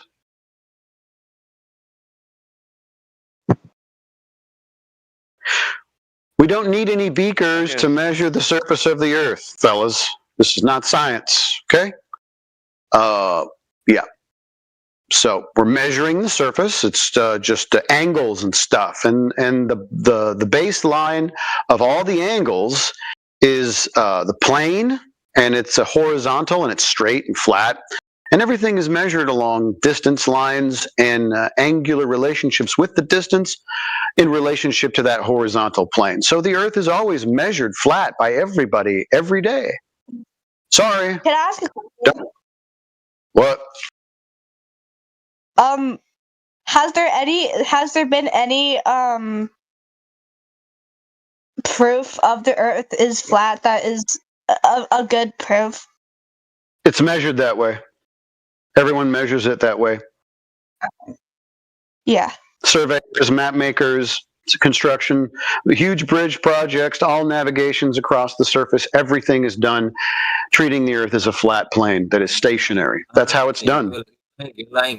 Has there been any types from space that shown the Earth not flat? We use a spherical Earth model. You can look it up. You're numb, bro. Like you're wrong. Okay. You're wrong. You don't use a flat Earth model. Oh, I know. He said, did you guys hear that? Just a spiral. Just like, yep, Earth is flat. It's always treated that way. No. Who was that spiral? That was crazy. Has Have there been any pictures of a flat as a flat Earth in space? What? Yeah. No, who's claiming a flat Earth in space? Yeah, but like who's the proof Earth is flat. bro, you yelling me the question is not going to work. Okay, I heard what you said. Who is claiming a flat Earth in space? Who's claiming that? I am. Oh, so you have a flat Earth model you want to show us? No, I'm just asking you because you are a flat earther. Are you a flat earther? So this is the second time that you've stereotyped me, and I don't really appreciate it. No. You've stereotyped me again. You are claiming that I'm claiming. Oh, he ran away. That's How better rude that of way. Get rid of the somebody kids. Stereotyping. How rude. You know? I know.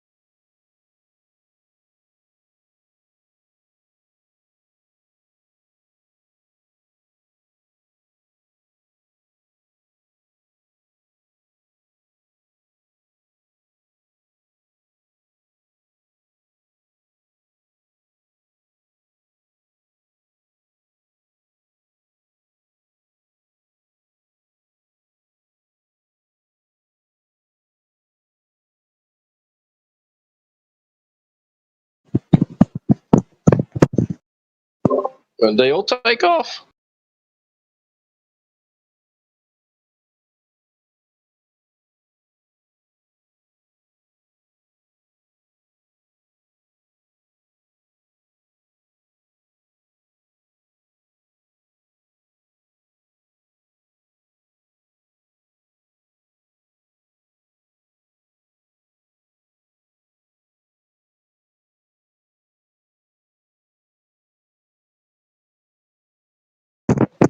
There we go. I unmuted.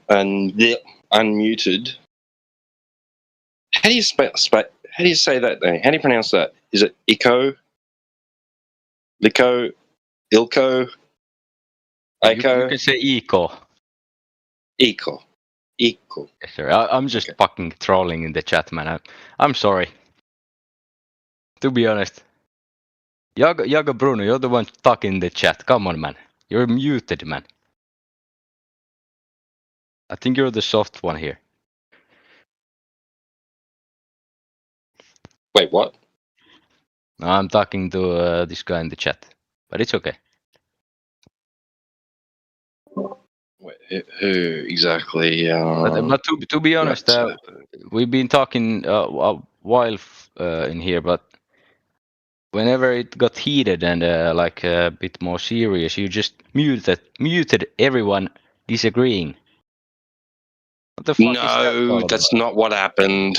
That's why it got quiet, man.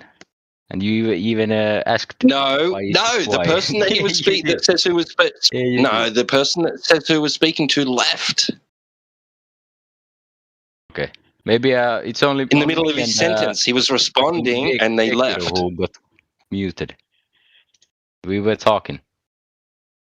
No, sometimes we mute people if there's going to be audio chaos, people trying to talk over the top of each other and things, or if they just keep on wanting to blurt out their nonsense. Yeah, they were trying to talk to the new people, but Iku kept interrupting. Jamesy, to be honest, I think you're interrupting. So Iku, you kept interrupting. Guys, can I say something? You and your Xbox. Yes, you can say something. Iku, mute yourself. So You just did say something. I have just linked multiple experiments and with like proofs that Earth has a curve. So you can go in the chat and read the experiments with logical proofs and reasonings. That's what I want to say. Yeah, they don't really care about that. If you can counter them, I'm here. Guys have banned me, right? Know what? Flat Earth isn't a theory. It's what happens when ignorance get internet access, okay? Fuck it, man. Okay, man. Okay. Okay. Yeah, you can't prove it. That's why you're taking the accent, right? Prove it. If you say so, since you said so, therefore it's true. It must be. I would say that flat Earth is what you experience when you go outside. When you're examining a large body of water, for example, like a lake. Yeah, that's flat Earth. Yeah, you look outside the window right now. It's flat. Actually, you look in your room. The first brick that was established to build the building that you're in, it was level, established in a horizontal, in a flat frame of reference, and every brick is established like that to be able to for you to have that structure in place. Exactly. So you can People went to great lengths. Yeah, so you can to put ensure the that table it was and the all- water, and it doesn't spill. It doesn't spill, doesn't roll off the table. Exactly. The floor's all nice and level. All the foundations are nice and level. All the bricks are nice and level. And He with mentioned, respect to yeah, the horizontal and window- vertical, right, the windows, that's because that's how you get a sound structure using flat Earth principles. Not by principles of thinking that you live on a big spinning ball, but a flat, motionless Earth.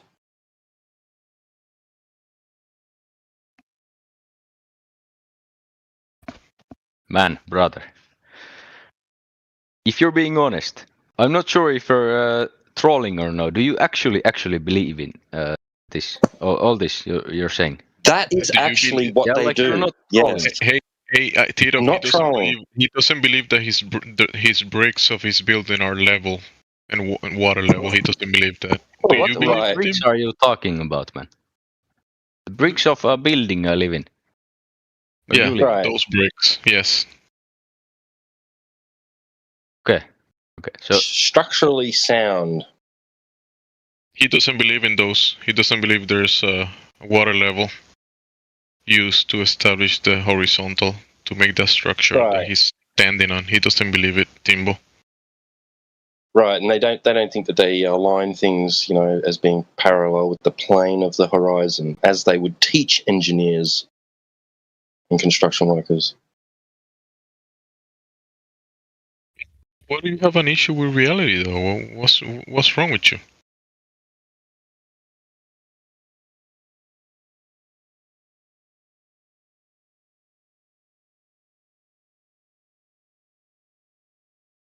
Well, he might be realizing that denying structures might be kind of silly. I mean, entire cities are built on that principle. I mean, it's just crazy that someone would think that. City and then the city next to it, and then the city next to it, they're all parallel to each other. But Eco is denying that. Eco. that cities are built on ground. Are built Off the principle of horizontal and vertical, but, having things nice and level and square. Yeah. Okay. He doesn't believe in that. He doesn't believe that things are established on a horizontal frame of reference. He doesn't believe that.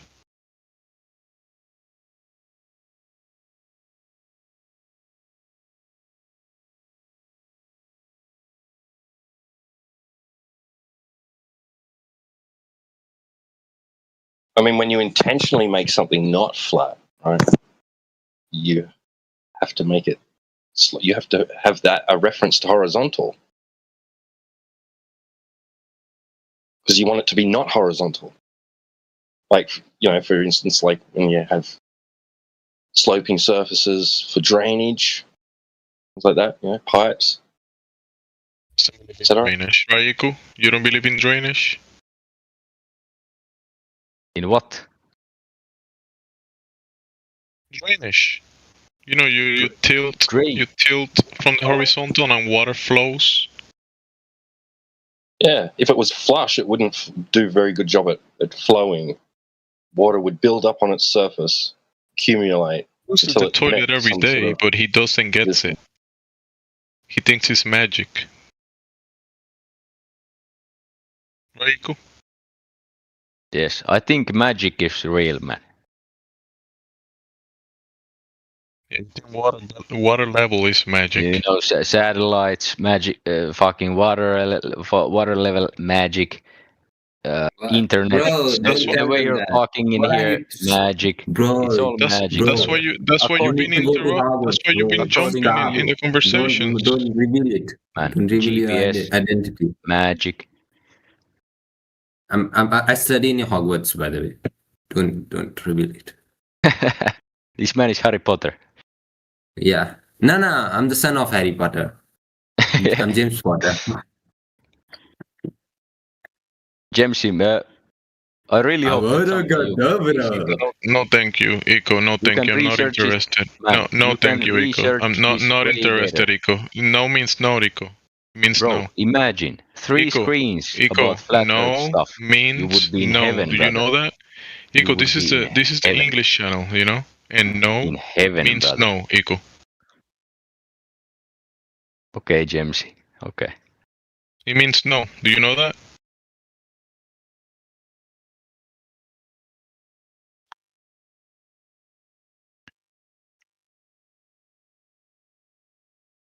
We have your types very often in here. My types? Yeah. What do you mean?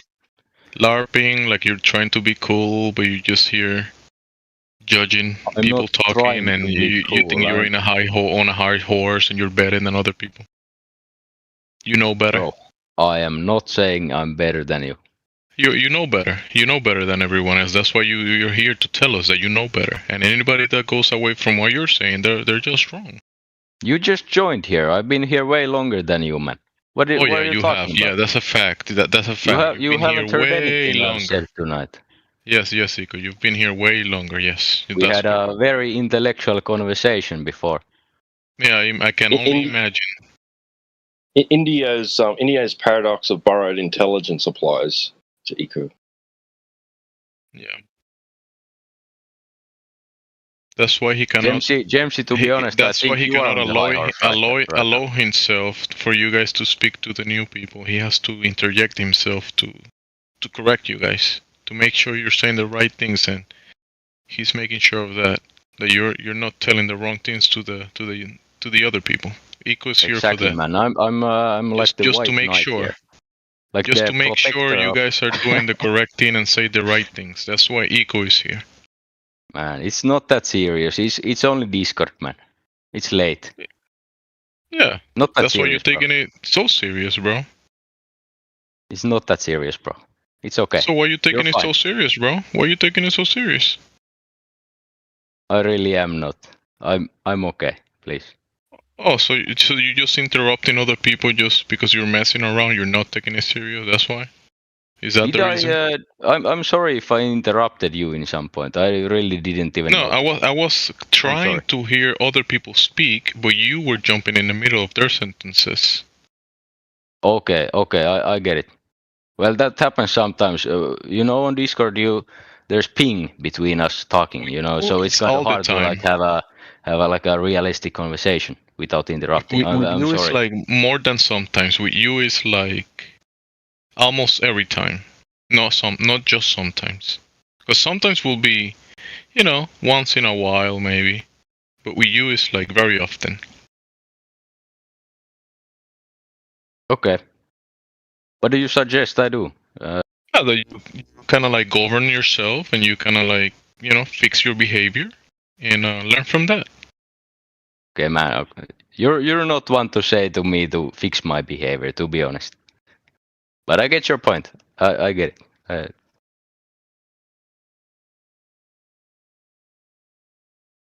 Thank you, Riku. Thank you for comprehending. It's only Discord, man. Hey, good night. I go to sleep. Bye bye. Nice conversation. Thanks, God. God heard my prayers.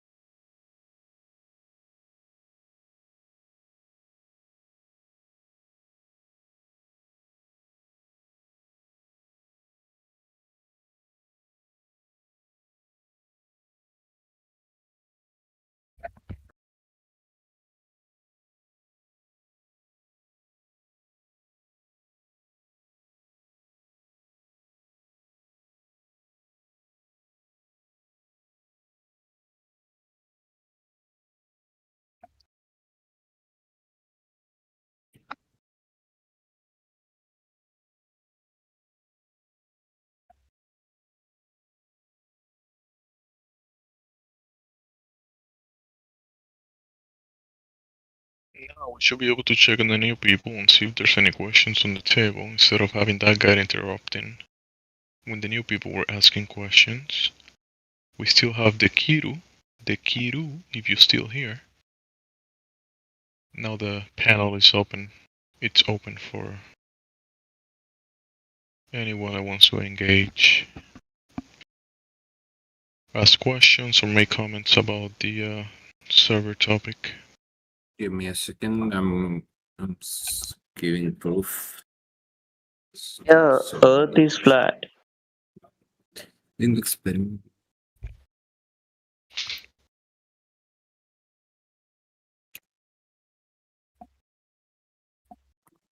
The Riku is gathering evidence or something? Is that what you said?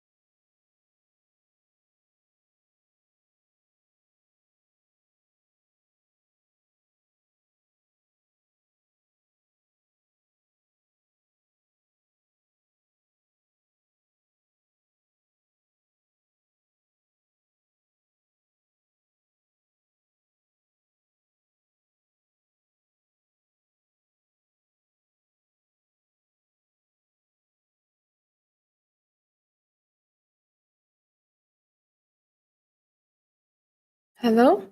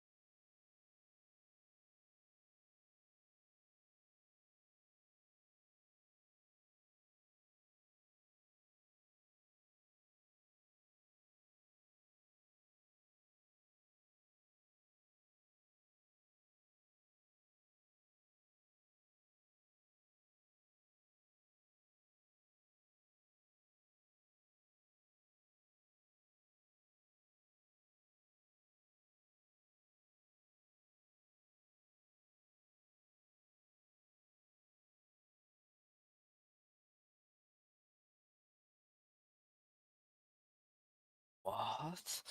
What? What? What?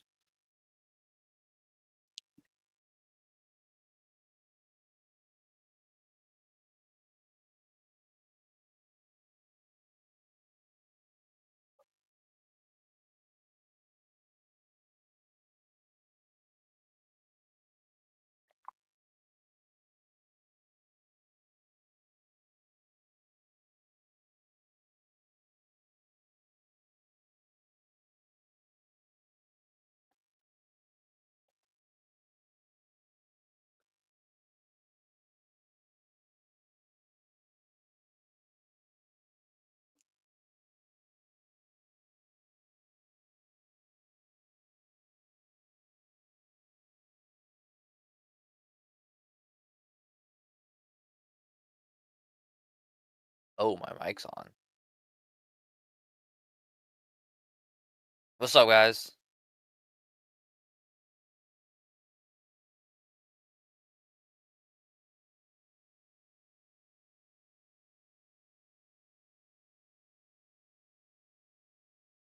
Kid, grow up, get a job. How are y'all doing today?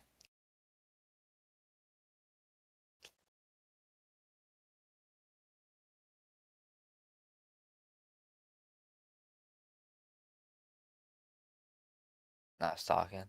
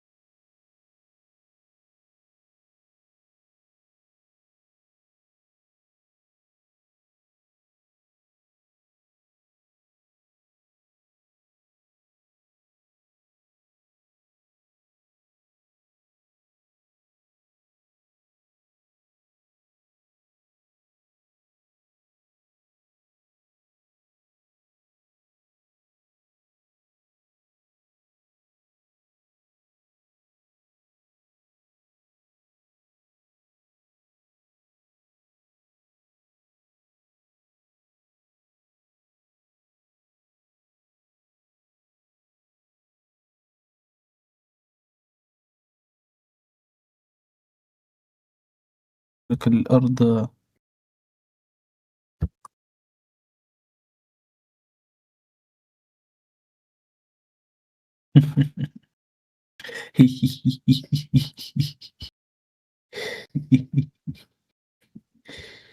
ask Hilda fucking Hilda ask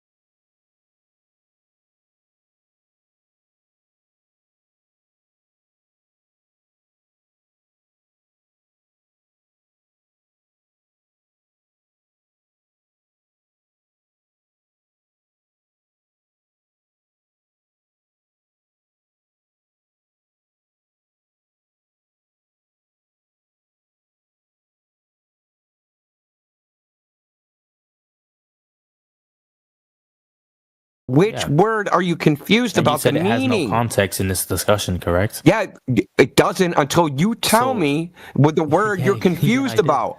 No, Yeah, no, so you we're didn't. You talking didn't tell about me what papers. word you're confused about, buddy. What word are you It's confused not about? that I'm confused about any word. It's that you only understand way what I meant. The only way for semantics to be relevant to this conversation that we're having is if that's one of the words that were Can I spoken. talk and then you can respond? We're confused. Why are you over talking me? Is that one of the words that were 'cause you're not spoken understanding what was I'm a saying, that's confused meaning? None of them were. Okay, you haven't told me which one had a confused meaning, so semantics is inapplicable in this context. You're not clever. You will never. Never said I was clever. Never claimed I was clever. You're clearly not. Oh wow. Okay, great. Yeah. So as I was saying, right? Can you tell me how semantics has any meaning in this conversation? It's not that I was just talking. Now you're being a hypocrite. Dude, what meaning? No, you're trying to change the subject. All you're doing is jumping around, running when cornered. Has never been changed. You were the one that was saying that I meant another thing when I was talking about the papers. You brought that up actually. No, you said bro. Yeah. Good try. You keep trying to recharacterize this conversation. It isn't going to work. Number one, it's recorded. Number one, it's recorded, and you keep trying to reframe it that you meant something else over and over again. Yeah, it's never going to work because I remember what you say, and I'm not going to let you. You're not going to let me? So you just have. That's right. I am not going to let you. So hypothetically speaking, if somebody was to, let's say, talk about what's when it comes to logic, you're just not going to let. You don't have any logic, dude. You just have gish galloping sea lion and sophistry. That's all you're doing. No, what you're doing is just sophistry. Logic? The logos. Do you want me to define logic? Yeah, define logic real quick. Oh, you got one of these guys. He wants everything defined, every fucking word defined. A reasoning conducted or assessed according to the strict principles of validity. A set of principles underlying the arrangements of elements in a computer or electronic device, so as to perform a specific task. Not logic. Well, that's from the Oxford Dictionary. Well, that's not the logic. Oh, wait, so you're just appealing to. So you don't know what Boolean logic is? Wait, can you just affirm the? So you don't know what Boolean logic is? Oh, Indio, that's just semantics. So you don't know what Boolean logic is. Again, I was talking about the philosophical kind of logic, the reasoning that we. Oh, like Aristotelian logic? No, that's going to be syllogistic logic. No, it's not what I'm talking about. Aristotelian logic. Yeah, which falls. That's the logic with formal logic with syllogisms and if-then statements. Yeah, as I just said. Yeah, but that's premises, that's not the only formal logic, right? Well, it's the only valid formal logic. There's a bunch of informal logic. There's inductive reasoning, but that contains affirming the consequent. So that's illogical. Deductive reasoning is used to just see if the argument itself is valid, right?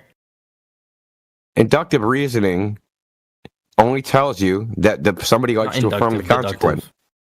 Inductive reasoning, all inductive reasoning arguments contain the logical fallacy of affirming the consequent. Calling it reasoning is stupid. It's not reasoning. Okay, this guy must be retarded. So you're saying I'm not talking about inductive, I'm talking about deductive. Inductive don't even have inference. Okay, you just contradicted what you just said. I'm banning you because I'm done. Not doing it, dude. But you try to restate what you already said. I'm glad you came back so I can get your user ID.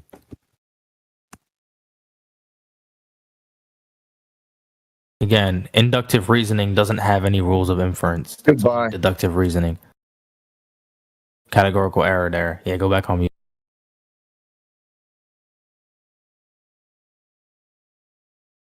What's the band command? I forgot it. I don't remember it. We got so many different ones, I can't remember them anymore. Let's just stay down that. F-band. No, it's FE band, I thought. Hold on, let's look in the frickin' our chat.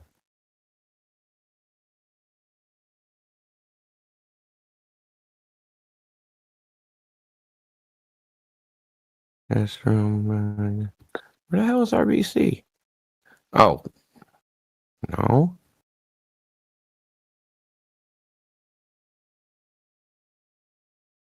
Oh, I see. It's okay. Yeah, it's more than that.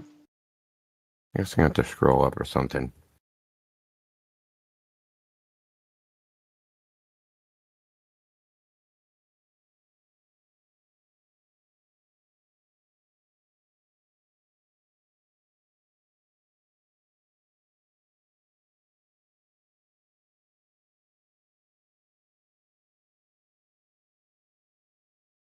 I reckon it's that one.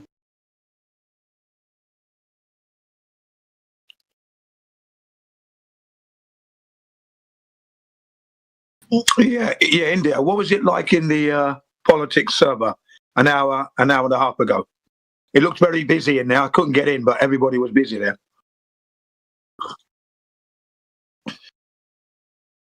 All right. It was all right in there. Yeah, it looked like everybody was in the swing of it. I couldn't understand why I couldn't join now. Wait, we'll check it another time. AI and Heretic run that, so ask one of those two. Yeah, I did message. Yeah, that's all right. Yeah. Let me I actually messaged AI anyway. Yeah, I did that. So just wait now. Oh, shit, dude. I was looking at my DMs. I asked the kid. I ended up banning him from the politics because he was a minor. Had the minor tag, so I tossed him. But I before I tossed him, before I noticed he was a minor, I said, he said, now it says images that the earth is round. I said, find the one that you believe in the most and post it. But I banned him before that. So this is what he sent me. This is the one he believes in the most. Okay, let me have a look. That's a good one. I like that one. We have the layering images for that one. I don't have it on this phone, but I have the layering images you can put together and make that same one. Isn't that the one? Look at it upside down, Indio. Isn't that the one with sex and clouds? Oh, yeah. Yeah. Yeah. The original one. The original one. Oh, no. The original CGI one. X in the clouds. Honestly, man. Hang on. It looks like soy now. Sex in the clouds. SOY. Oh, they've changed it, have they? Soy. Right. Oh, soy joy. I just seen the S and something that looked like. It's more like soy. Okay. Yeah, that's definitely Earth, not really. Why is one side, why is the bottom right hand corner blue? What's going on there? Yeah, that is the original, not the Earth CGI image that I first saw. Only it said sex on it. Upside down. It looks like Heretic banned you. That's what it looks like on 10/25/2025. I don't know. When? When did he do that? 10/25.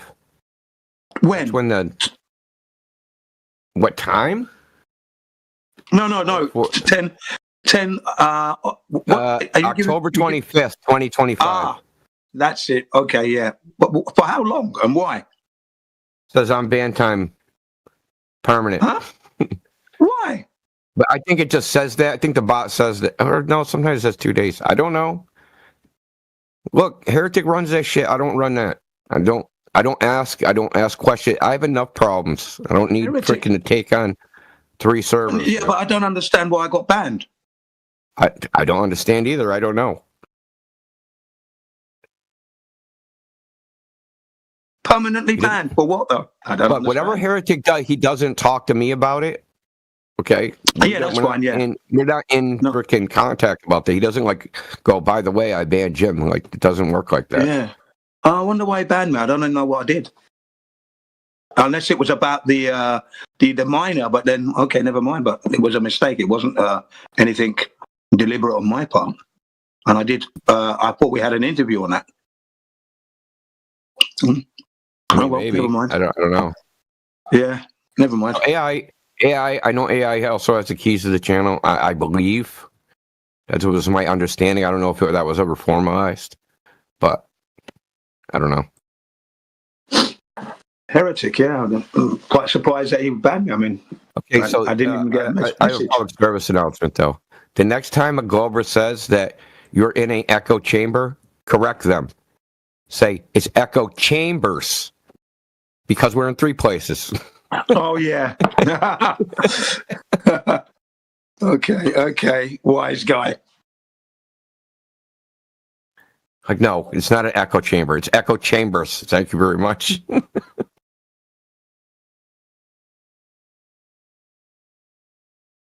No, just tell them, no, you're here with us. It can't be. Well, I mean, imagine believing the Earth's a globe and accusing somebody else of being an echo chamber. That's crazy.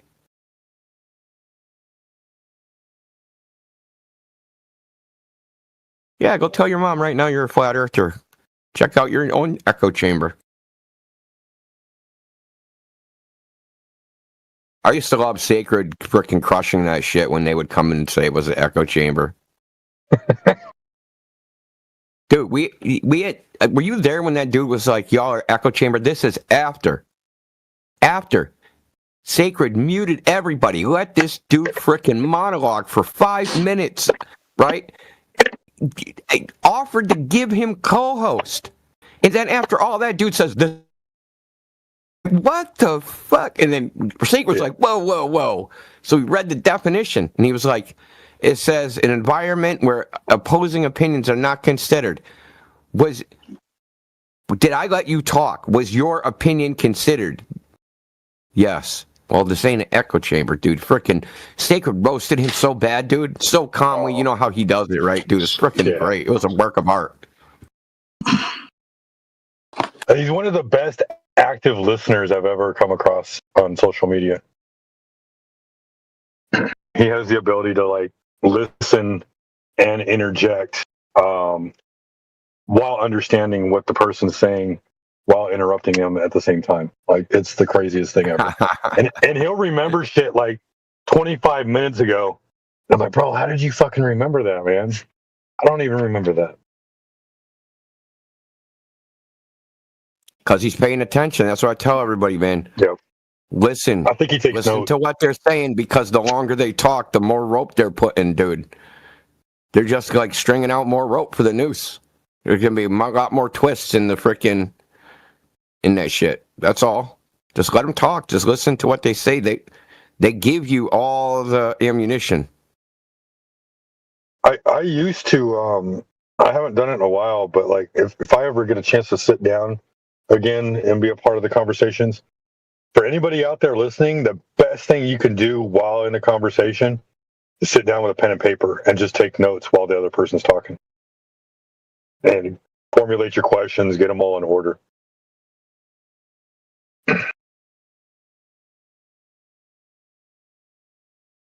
That's the best way to crush.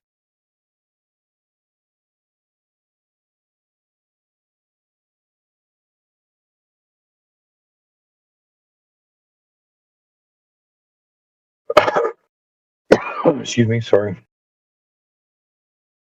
So how did that end last night, by the way? In that conversation. I left with like 30 minutes left. But I had to go. You heard the whole part about frickin' Like, I heard the part at the end where Kevin was basically saying, like, when are we going to dissect y'all's conversation, y'all's arguments? They're like, no, we're going to perform the experiments.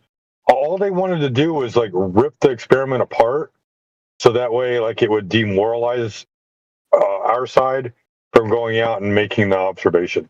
And like you said, the whole thing was about making fun of the flat earther, like, oh, you really don't know what you're talking about. You're not an expert in anything.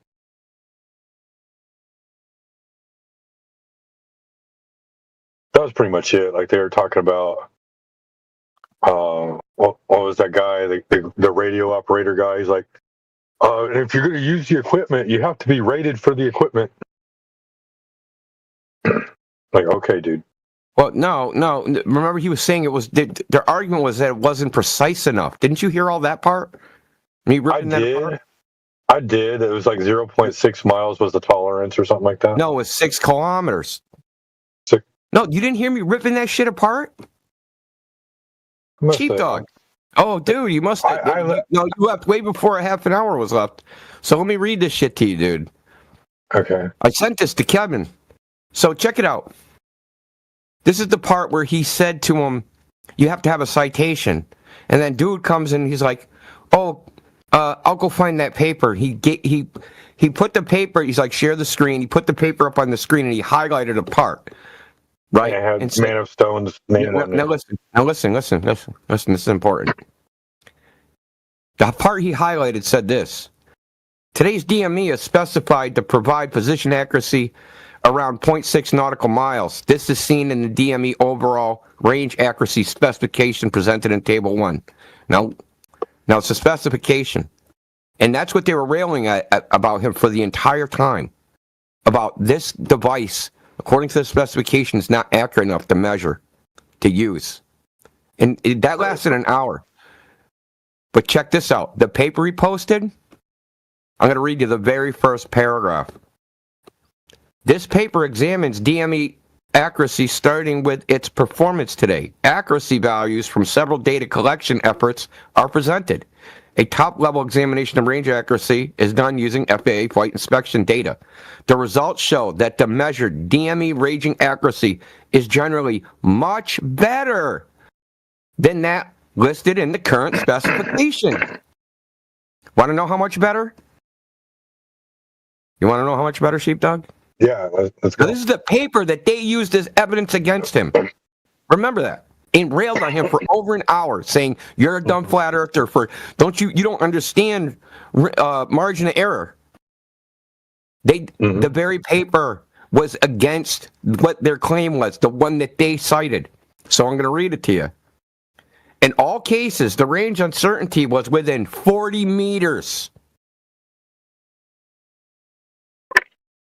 0.01 nautical miles at 1 sigma.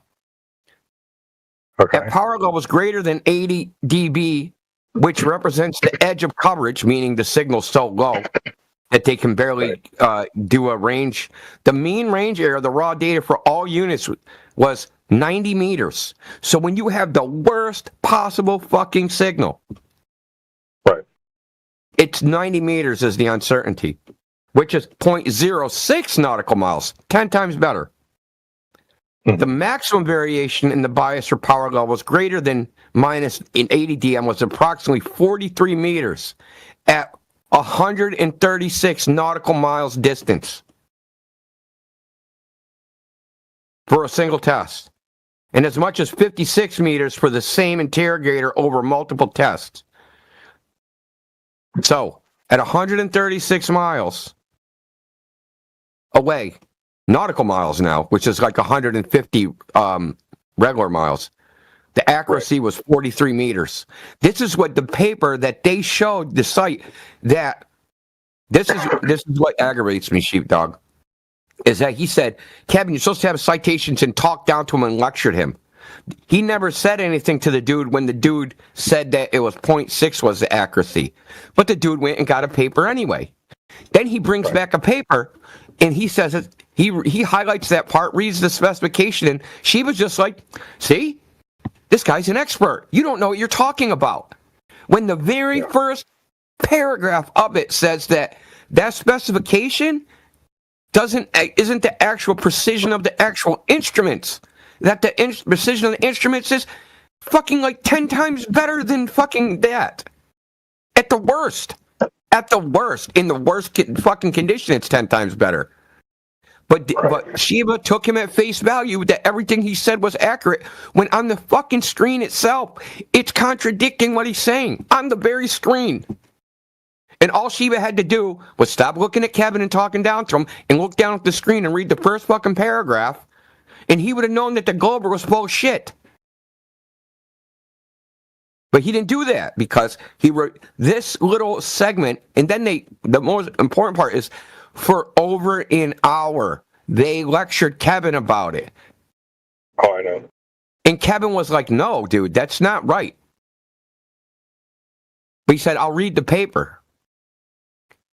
They kept trying to convince him, oh, no, do the globe earther experiment. Don't do yours. Do the globe earther one. Yeah. So I DM'd Kevin Samuels because we've DM'd back and forth a couple times. Yeah. So I want to let... Have you talked to Stone lately? No, I haven't. Do you need me to reach out to him?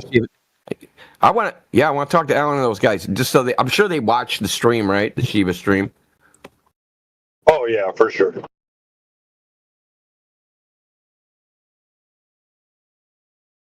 I don't know specifically. Can you hear me? Yeah, I can hear you fine. All right. Yeah, I don't know if they watched it, but I can almost guarantee they watched it. They were probably watching the stream while in a Discord with Kevin, trying to help him through it a little bit. The same thing that fucking McToon and all them do when they go to live streams. McToon's got like fucking 5 chats open. And he's taking advice from everybody and getting instant feedback. So he can correct his arguments. Been caught debating and being fucking coached. They've been caught. Famous one was GeoStreamer. He was fucking debating, and the audio accidentally came through of his Skype of somebody coaching him. Say this, say that. And there was another one that got caught. Dude, do you think they got any fucking moral character? What bothers me is that McToon's idea was not scrutinized when at the end, Kevin did bring up the fact that it's nothing about it's actually measuring the earth, and fucking Shiva just hamway dismissed it. And then when he comes up with one, they hyper-analyze it, and then that radio guy's making all these claims about UHF, which are every single one he made was wrong, factually. Yes, there is mirageing in UHF. Yes, there is scintillation in UHF. Yes, there is all the same problems in the optics all happen in the UHF band. They just don't happen in the same way. Meaning they don't happen at the same distance and they don't look like something, but they cause other effects at the receiver when you're trying to transmit a signal.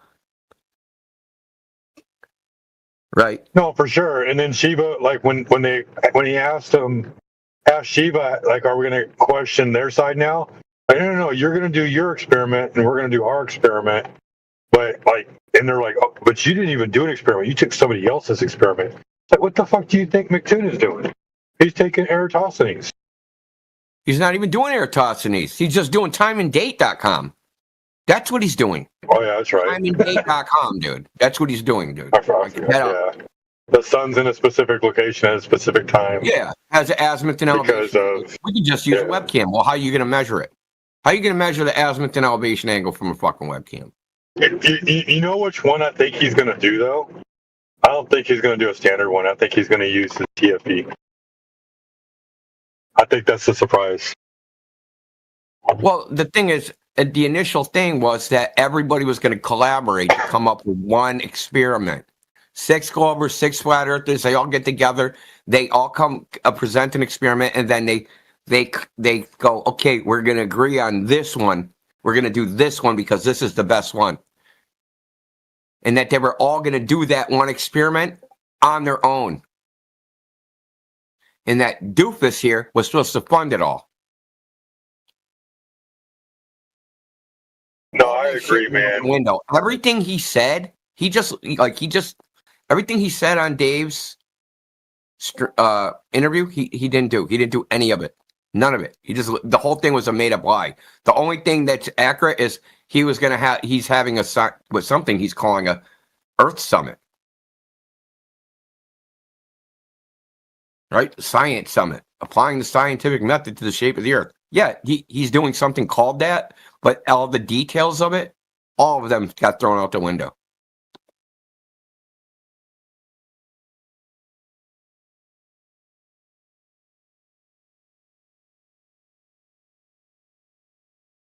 Yeah, no, it was a complete horrible. I kudos to Kevin, right? Like the dude stood in there, and every time they interrupted, and then he tried to regain his ground, and they're like, "Excuse me, I'm talking." Like, man, dude, like I would have been like Elijah. I'd be like, "No, fuck you." And then that would have been the end of the show because they would have been like, "See, flat earthers are unhinged."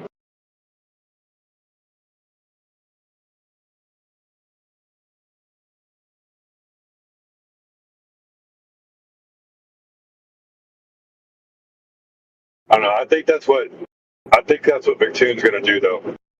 He's going to use the TFE.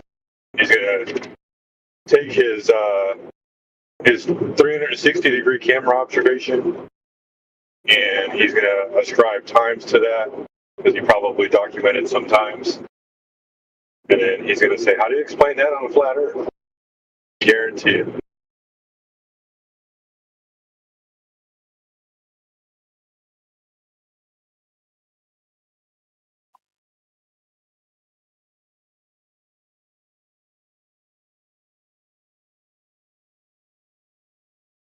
If he doesn't, if he just does some stupid time and date stuff, which I see that happening in a way, then he's stupid, obviously.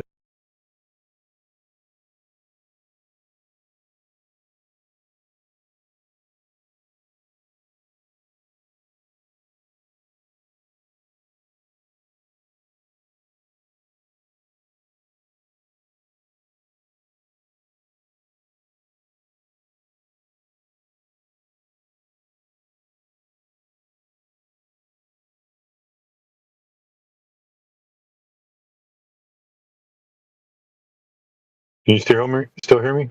Yeah, I hear you. Sorry. Okay. No, you're fine. I'm just making sure. Like I'm driving, so I don't know if I'm losing signal sometimes or not. Did you see what I put in the locker room? I think that's another thing that's possible too. I don't know if you saw that. Where'd you post it? In the locker room. I tagged you. Oh yeah. I saw that. Oh, I can't remember what you said. Hold on, let me look at it again. It was about the tolerance, and what you said about it being better than expected, and then comparing that with another observation that Glovers like to use. Oh yeah. Well, but the difference between that.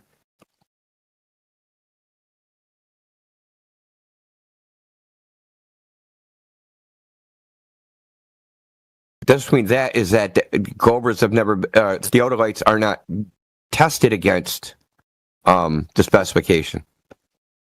You understand? I thought about That's that the too. difference, right? They're testing it specifically to see if the instrument's better than the specification. They've never done that with a theodolite. Right. You know what I mean? They kind of can't say that. I mean, they can say it, and I wouldn't doubt they would say it. They'll say anything, you know that. Oh yeah.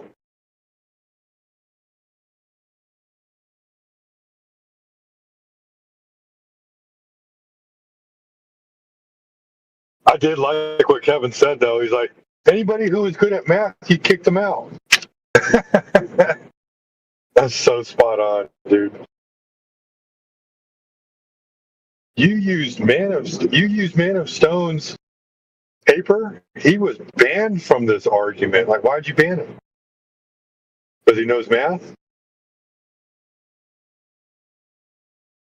Why'd you ban Shane? Because he knows math?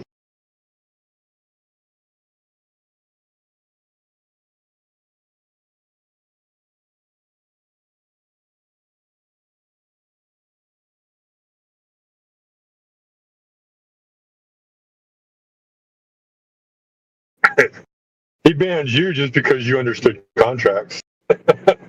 Just because I understand. I listened to what he said. He said everybody's going to sign an ethics agreement. He made all these claims. Right? He made all these claims about what he was going to do, including saying everybody's going to sign an ethics because, like I said, everybody's supposed to collaborate, come up with one experiment, and each side was going to do the experiment on their. Each party was going to do the experiment on their own, and then they were going to come back and collate the data, and then come to a conclusion, right? But they had to sign an ethics statement that they weren't going to lie or fudge data and all that stuff. So I just asked him, I said, is he going to sign the same ethics statement? Wouldn't that make sense? Shouldn't the person in charge have to sign the same ethics statement as the participants? Yeah. Like that would be someone's going to come back with data he don't like, and he's going to get rid of those people. You know what I mean? Yeah. That'd be a sign of trust, right? Like, hey, I'm asking you to do this. I'm going to do it also. I want this to be fair.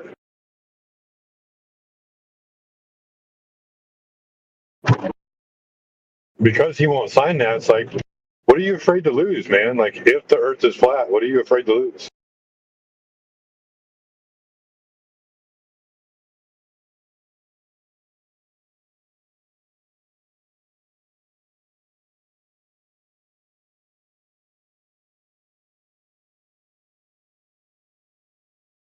Do you think Shiva's gatekeeping it all? Or do you think he's just being an ass? Or is the answer yes?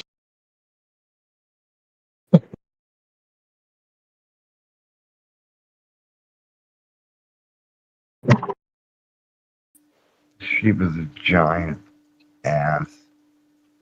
I think that he doesn't like flat Earth because that's his target audience, and they're not paying attention to him.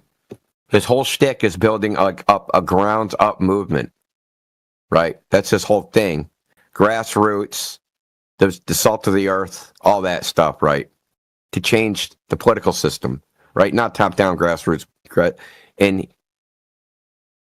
he thinks that there's real problems in the world, and flat Earth is just a psyop distraction. I don't know. He's never said psyop, but I imagine that's what he thinks, and he's trying to end it just the same way. Well, Duffy, I'm going to end flat Earth. Now, Shiva's taking up the mantle of that. He's going to end flat Earth.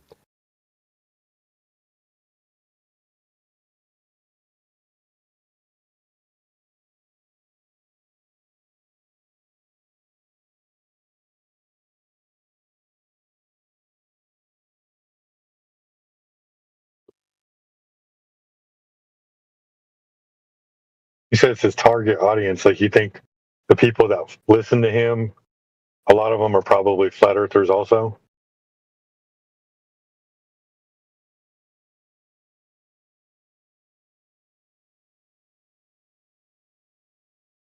They probably put stuff in his threads all the time.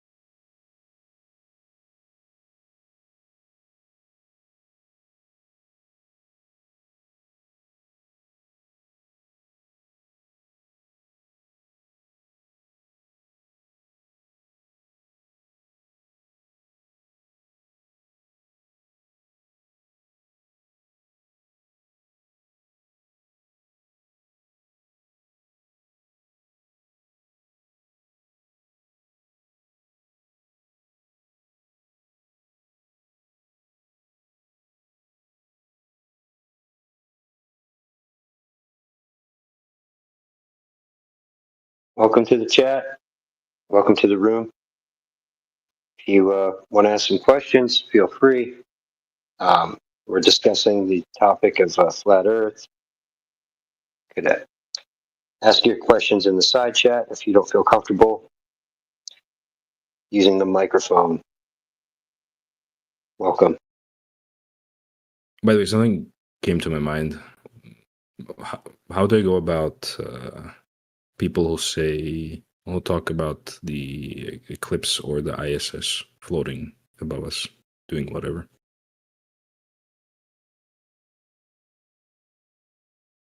Who wants to tackle that? Anybody want to answer that question? On the flat Earth side? Well, which one do you want to start on? Eclipses or the ISS? The fact that it exists. Well, so ISS I asked because that's people usually talk about that, and eclipse is the next thing that just came into my mind. So you can start with the ISS, I guess. Well, the ISS doesn't have to be in the vacuum of space, and actually it isn't. It would be what's considered low Earth orbit, which is the Earth's atmosphere.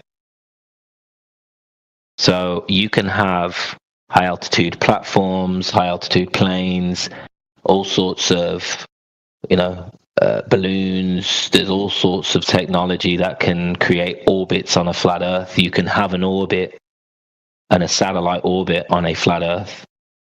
Most satellites are within Earth's system, so the only question here is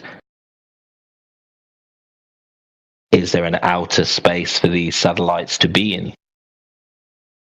Well, most satellites are not in outer space anyway, so the satellite system isn't a problem because you can have orbits on a flat Earth.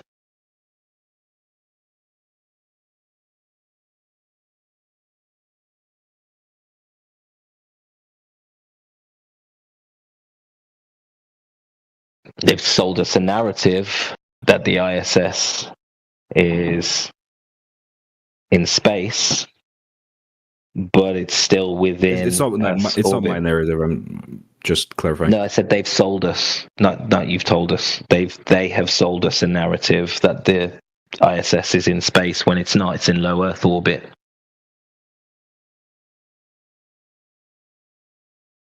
So, question: If the ISS actually did exist and it was in low Earth orbit, or these were actors in a studio, how would you know the difference? Great question. Wait, if they were actors in a studio on the ISS? Yeah. Oh no, yeah. I wasn't really asking about the video footage of the ISS. I was more asking about the thing that's just going above me. Right. So that's interesting. So we have a size and a distance for that particular, if you want to call it an object, I call it sky phenomena. It doesn't actually match the angular size that it would have to be at the distance that it is. So whatever they're claiming that thing to be really should not be seen by the naked eye or even a telescope. So there's that problem.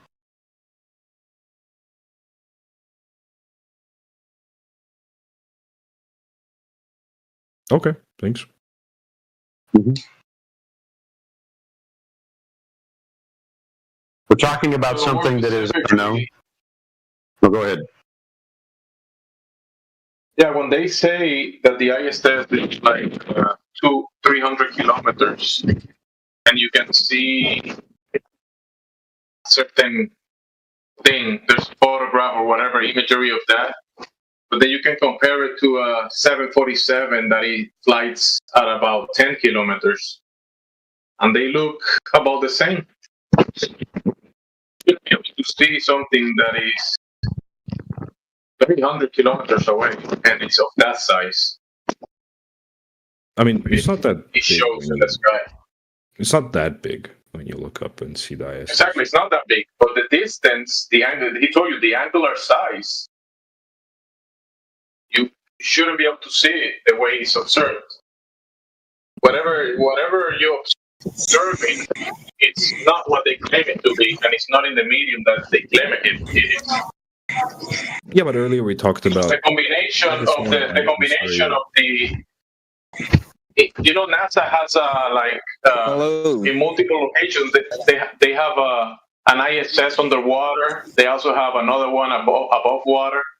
So they practice inside of these things, so they can combine the actors inside of these things on these replicas of the supposedly ISS, and then combine the imagery and give you a movie, what you actually see.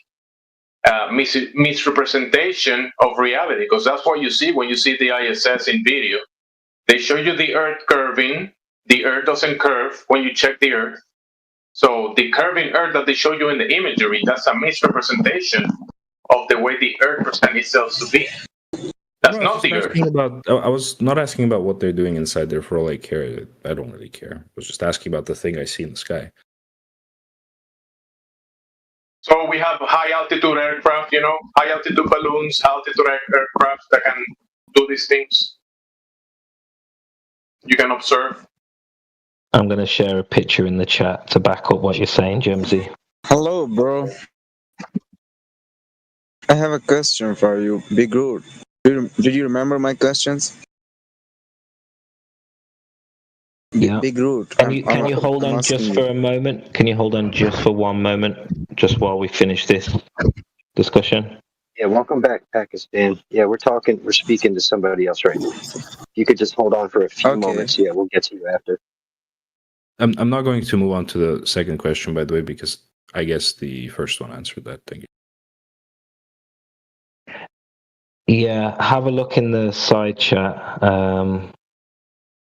It's not sharing. I'm going to have to reconnect on my phone. But yeah, keep an eye on the side chat. I'm going to share with you some well-known and announced, publicly known high-altitude craft, high-altitude blimps that are part and can be part of the weather and satellite system. Oh yeah, but again, if I'm going off topic, just mute me. But the ISS is going a little faster. When I observed it, it was going quite a bit faster. Yeah, you gotta put all the pieces together, though. If the imagery that you see from their perspective on the ISS inside out, and they show you the Earth curving, when you check the Earth, it's not curving the real Earth, so the imagery is wrong. And when they say they are in the vacuum of space, or whatever, 200 plus miles away in a vacuum, that doesn't conform to the laws of nature. So there's a bunch of things that don't add to the puzzle. But then you can create this in Hollywood. You can create an imagery, a movie that will show you something like this. You don't see in reality. That's why they have to give you fake I'm so sorry. I'm always talking about my perception. I'm not talking about like what I see in videos. Okay. So let me ask you a question then. How come you are not scrutinizing and then questioning the people that are giving you the narrative if your perspective of the object does not match their claim?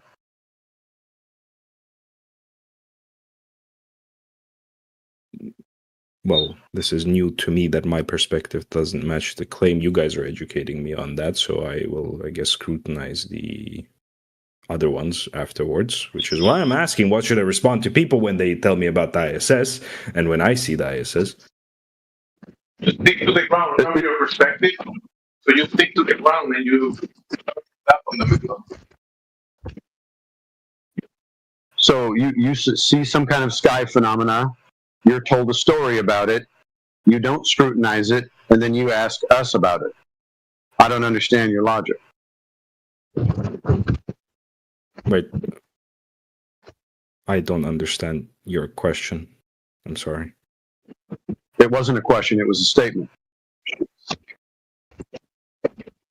Your statement being?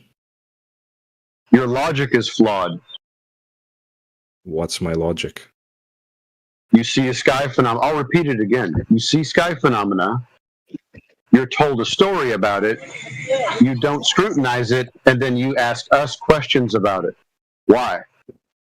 Well, I think, I don't know if you were here, says who, but I asked what should I respond to people who talk to me about the ISS, which means I am out to scrutinize them, right? What should you ask him? Ask him why the claims about the distance and the size do not match their claim about the distance and the size. I wrote that down. You can come to a conclusion about the nature of the claim, but you won't be able to make a complete. You won't be able to come to a complete answer of what it is it made of, how big it is, what are the mechanisms that are that it works with. You won't be able to answer those questions. But you know that the Earth is not. You know those things. The Earth is not curving. It's not spinning. That thing is not in a vacuum of space next to a high pressure system that we're in. So those things we do know. But the other things that your friends might ask you, well, what about how does it work? How does that ISS works? If we're not in the vacuum of space or whatever, there's a lot of questions that you won't be able to answer because there's unknowns about certain things. Yeah, while you're there, I want you to write down the inverse square law. Have you ever heard of the inverse square law for light before? Yeah, okay. Yeah, well, there's a model within that called standard candles. That will, based on the luminosity, that will give you the distance you should be able to see something from and how far you'd be able to see it before eventually it would decrease in angular. You just wouldn't be able to see it from that distance. So type down the inverse square law. I did. Yeah, it's based on the inverse square law. When it comes to things in the sky, it all depends on the luminosity of the object. Pakistan, you're hot looking again, bro. Yeah, I did mute him for a second. But yeah, that's what Says Who was trying to tell you, and Gemsy was trying to tell you, Artifactus. Does that make more sense? It does. I wrote everything down. It is, I guess, I'm not going to go there. Okay, thank you. So Artifactus, let me compare this to something. So there's a sky phenomena that happens every day. There's a sunrise. Okay, now you see a sunrise, I see a sunrise, everybody sees it. So I tell you a story about it. I say that the reason that the sun rises is because the rooster alerts the horses that pull the chariots that the sun is sitting in, and the chariots and the sky chariots are the thing that holds the sun, and the invisible horses pull it across the sky. Would you have more questions for me about that? I would never question you, Says Who. I don't want to fight with you. I'm not here to fight with you. I'm here to have a conversation. I mean, the passive aggressiveness I have, detected from you, which is not necessary. I'm just giving you a scenario where you see something and I see something, and I gave you a story. I got to believe that you would probably have more questions about it than just me giving you some kind of story and you blindly believing it. Although it seems that that's the same thing that you apply to whatever somebody from NASA tells you. Now, why are they more credible than anybody else? Don't apply anything in real life what NASA tells me, which is why I'm asking you questions to apply that to real life. Wait, say that again. I didn't hear the first part. I don't know why you presume that I believe whatever NASA says, or I just look. I asked you a couple of, I guess, popular things, which obviously people will ask me, and I got the answers. So I'm cocked and locked with all the facts that you guys gave me, and I will go scrutinize everyone else. Okay. See, that's the thing that we deal with the most here. You mentioned earlier you don't know how much kickback we get or what kind of aggression people come in here with. Well, quite a bit. A lot of hostility. A lot of questions for us that they've never actually applied to their own worldview. So you say that you don't actually believe one way or the other about what the world might be. That's no problem. but we are the only ones getting the scrutiny. Nobody seems to be asking their physics teachers or the people in university or the astronauts or whatever. Nobody ever asks them these kinds of questions. Nobody asks them to just go, hey, prove it to me. And then right afterward, they're going to get some kind of affirming the consequent type of answer. So it is the kind of scrutiny that we get is not the kind of scrutiny that the powers that be or the agencies or the astronauts get. So the treatment we get is scrutiny without cause, and it's not equally distributed. If it looked like I'm scrutinizing you, I'm very sorry.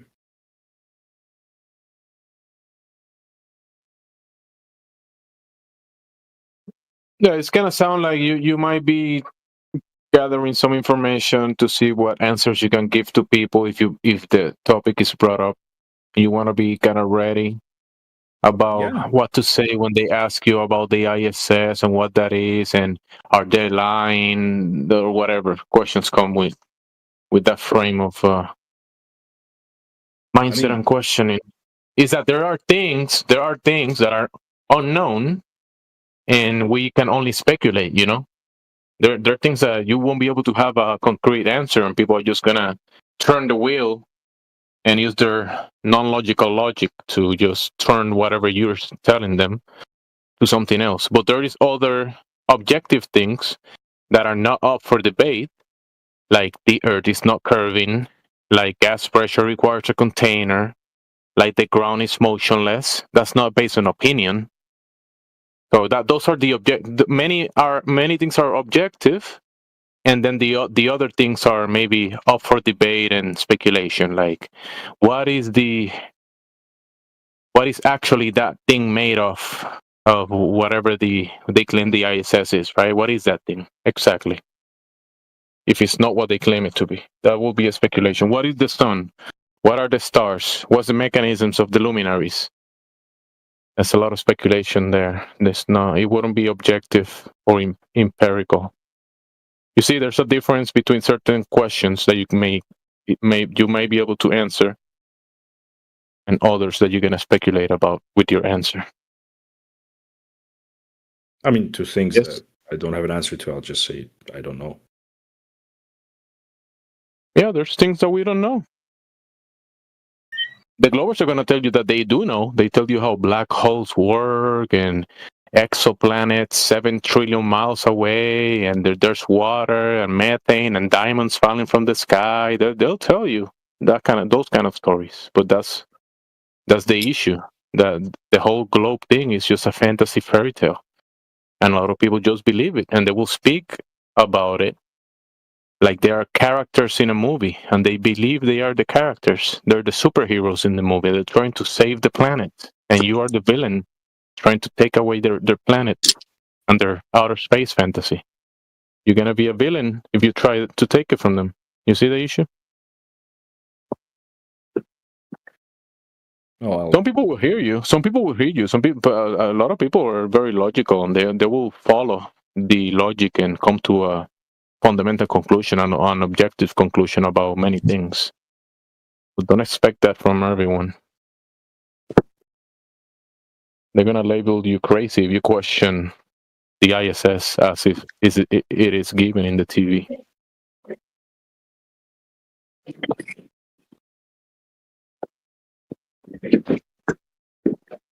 If you question the ISS, they're gonna turn on YouTube, turn on their phone, open the YouTube app, and they're gonna tell you, "Look, right here. Are you crazy?" And from then on, they're not gonna think about it logically anymore. They saw it in YouTube. It makes sense for them. They confirming their bias based on the imagery that they're getting. The Earth is a globe. There's astronauts in outer space. I pull up YouTube, and that's confirming my bias right there. They don't have to think about it anymore, logically or objectively. You get what I'm saying? You get it? Yep. I'm writing things down as we go. Yeah, pick your fights. You don't have to tell this to everyone. Whoever is curious about the topic. If you want to talk about it, definitely have the conversation. But you don't need to push it to your mom or your dad if they believe in the, if they're NASA fans or whatever. Yeah, I'd actually suggest you don't do that.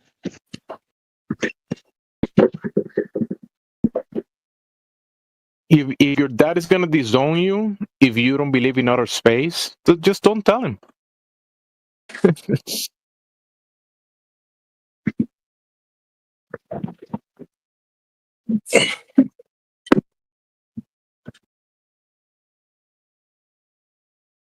Maybe give him the suggestion, but you don't need to go all out on people that just gonna believe the authority and not their friend or family member that is trying to have them talk about it and question things. But my dad and my uncle, they're astrophysicists, and they know that there's raining diamonds in Jupiter.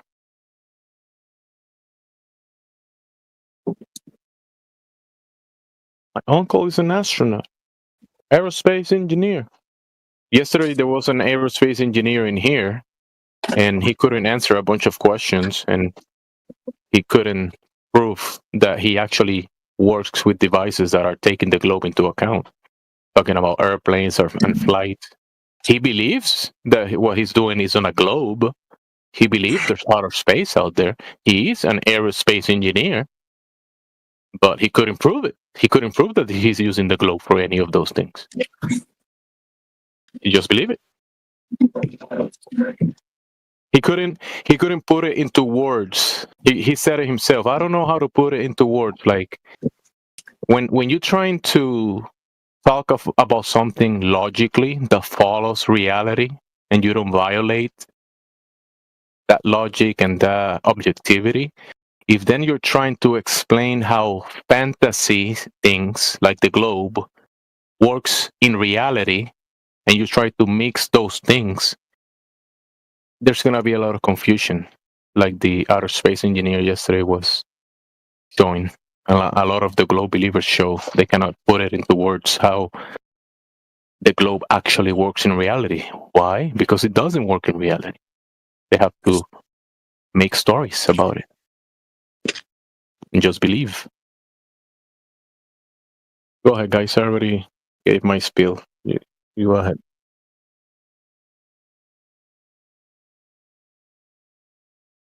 Thank you.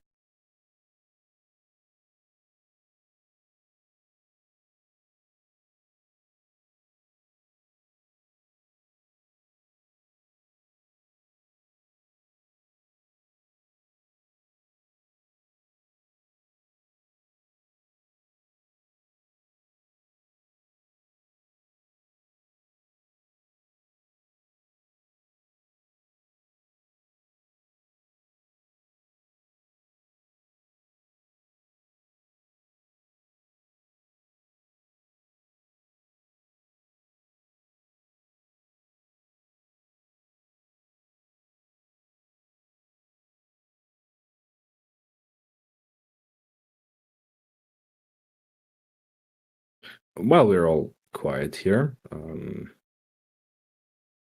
I had to answer a questionnaire when joining the server. What's my English fluency level? Would you guys put me at fluent or native? It sounds to me like you are not a beginner. Definitely not a beginner. Fluent, I will say you will have to be able to speak legalese and differentiate between, I don't know if you can speak the legal language, then you'll be fluent in English. Can you win a court case in the English law? Oh no, I wouldn't count on myself to win a court case. I would hire a lawyer for that. There you go. That will be advanced English speaker, or I will say fluent.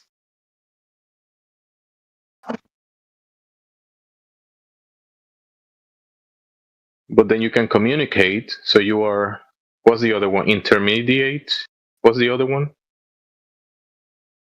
Okay, well then I judged myself too good. I pressed fluent. I apologize to everyone.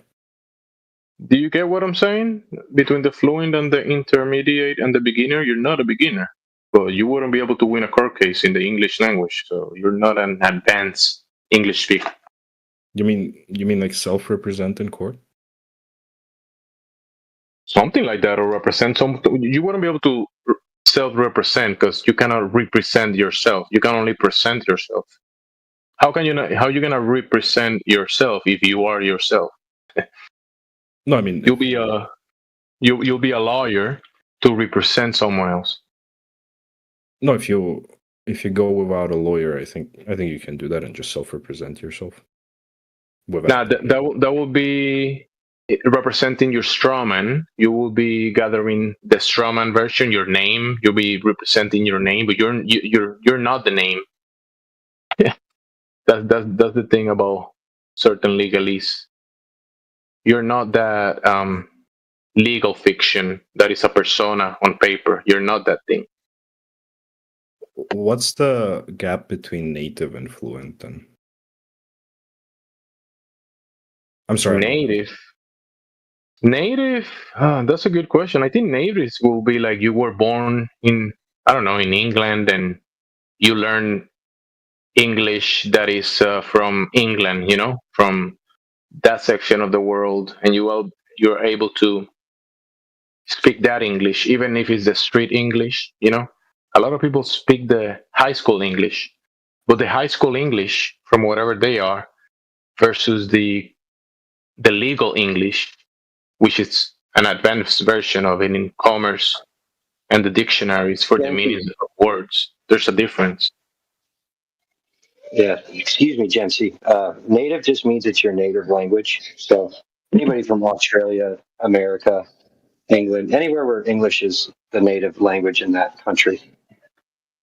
That's the definition native given by the server. Yeah, but a lot of people native in the US wouldn't be able to communicate in a court in English. I don't think all native level speakers would be able to communicate in court. Exactly, that's what I'm saying. In court, you will need like an advanced version of the English language. But the native one, you need to be able to pass the bar and communicate.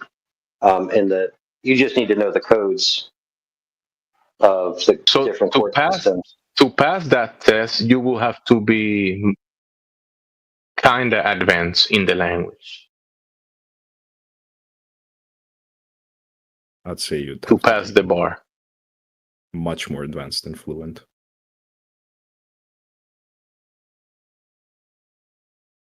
Is it because there is the English that you learn in school, and maybe you graduate with the door, window, floor, mom, dad. That's English, and you know what it means. But that wouldn't be like advanced. Advanced will be like the meanings of a bunch of words, maybe more than 50% of the language, that you know what the words actually mean, and you use them within their you use the words within their context, their actual meaning, what they actually are being used for. You know what they mean when you say it. When the Glober says gravity, like a parrot, a parrot can say words in English. Gravity, paka. But does it know what it means? That parrot speaks English. It says hello. It says gravity. That's a native, because it was born in America, says words in English. That's native for the parrot. It doesn't know what it means. I'm rambling, but there's some logic to what I'm saying. You probably can find it. I know what I mean. Thank you. I cede my time. Yeah, Jamesy, what I was referring to was what it says on the server. When you join the server, it asks you that question about what's your level of English, and then It has the definitions of what each different category you can choose from. So if you were born speaking only English in an English-speaking country, that's what they mean by native in this particular context. Yep, I remember. Let me read it. I think I took a screenshot from that thing.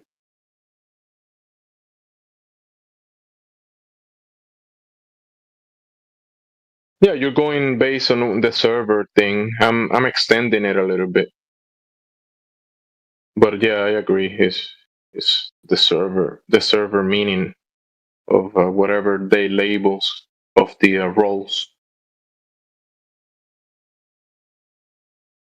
Did I take a screenshot of that stuff?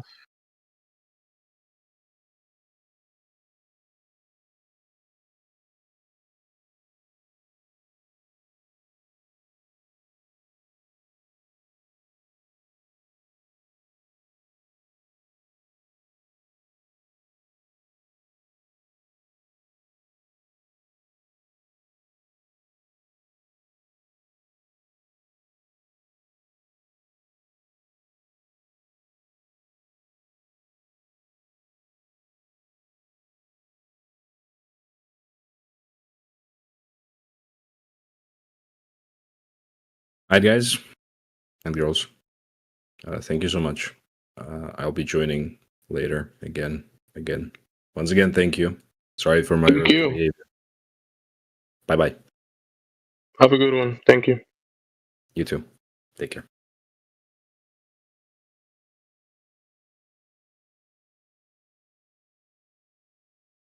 Beginner can communicate in English with a limited range of context or with the help from the listener.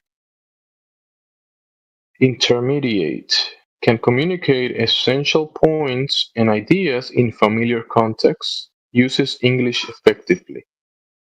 Advanced, a person who can pronounce the words correctly, express themselves in pure lucid English.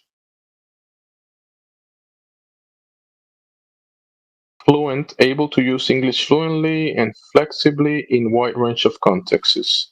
Yeah, I think the fluent, advanced to fluent will be the guy that passed the legal exam.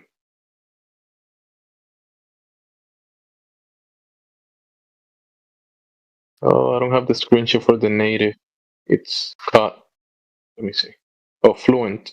Able to use English fluently and oh, actually, native. No, I don't have native.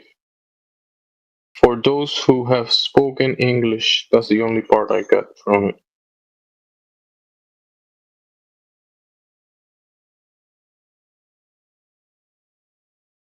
They were baby.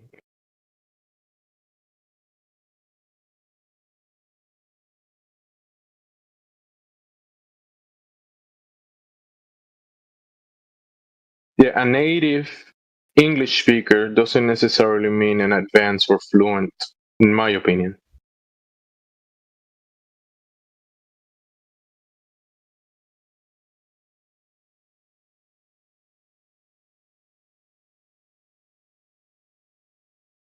You know what I'm saying?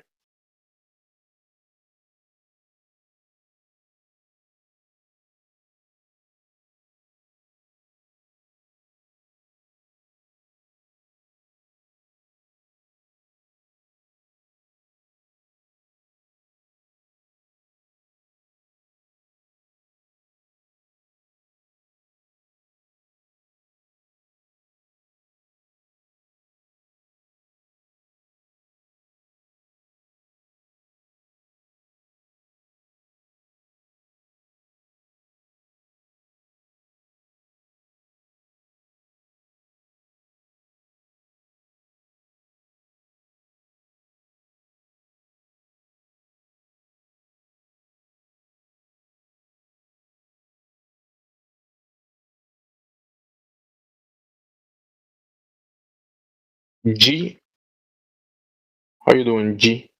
Have you been here before? G? And this VZ? VC?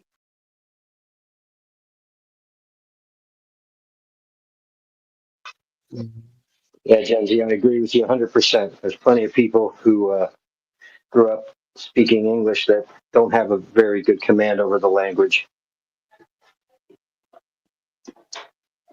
A lot of my boys in New Jersey were from the projects, and they spoke Ebonics, so that was like my second language to be able to communicate with them.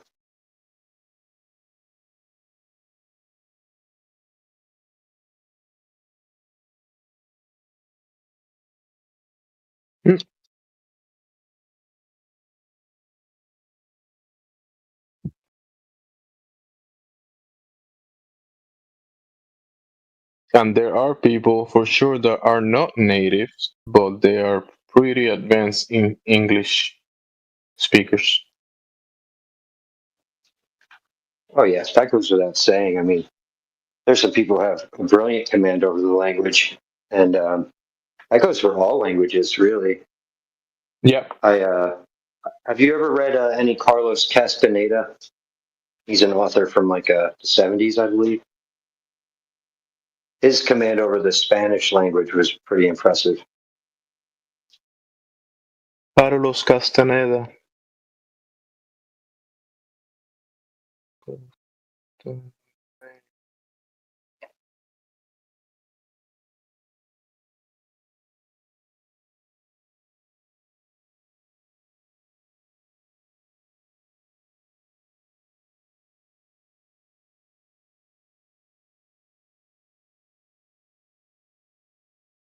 Anthropologist, and writer. My bad.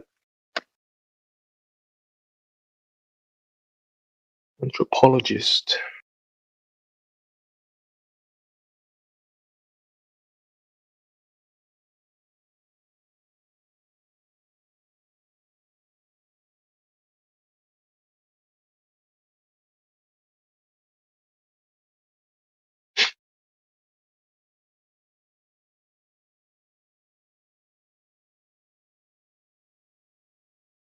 First time I've heard of him, but looks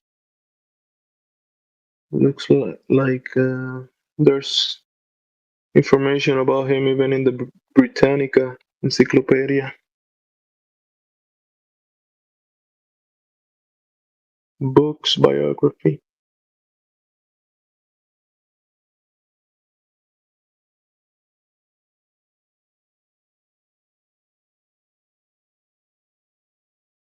What did he write about? Do you know? Do you remember?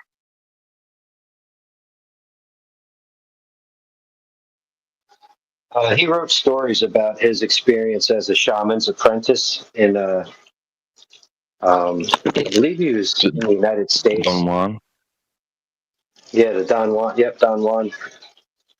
His first book was The Yaqui Way of Knowledge.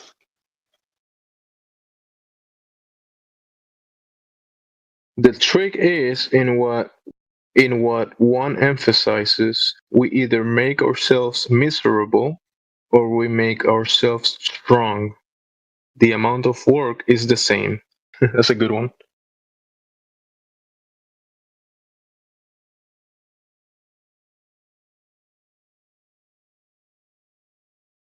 Well said, Carlos.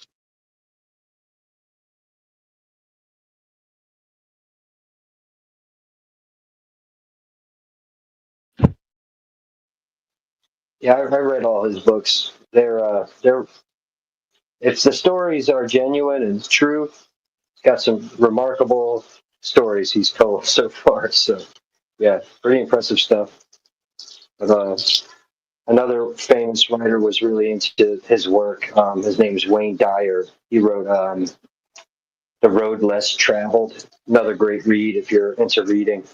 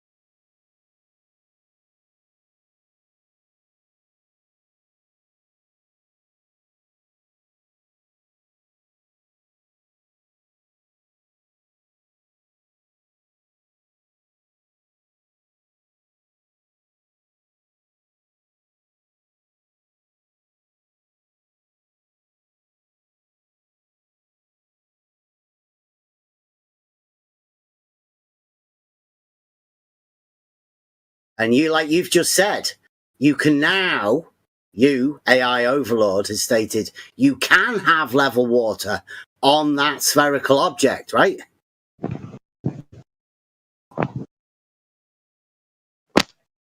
Thus saying it doesn't have to curve, right? Because it's a spherical object. I mean, nice going. Just hope that all the flat earthers are aware of this. What's he on about now? Yeah, I don't know. He's senile rant again. Like AI just told him you could build a cofferdam and then put that on any object, not just a ball, and then have the water be level across the surface of that cofferdam.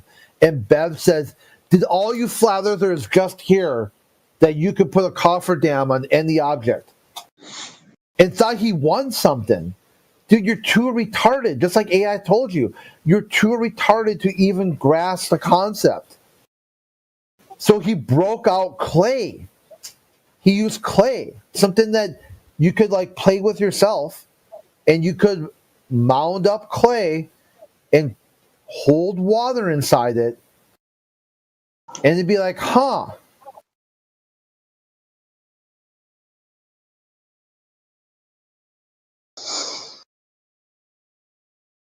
Wow, dude.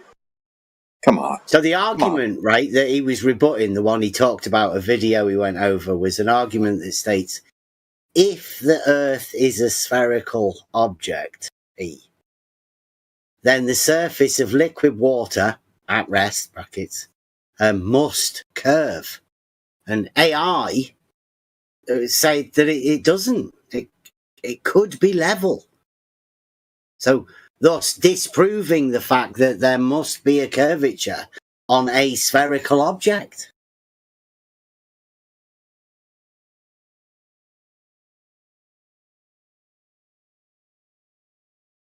Which seemed to me is like a rather strange claim for a flat earther to be making, but then I realised it was AI Overlord.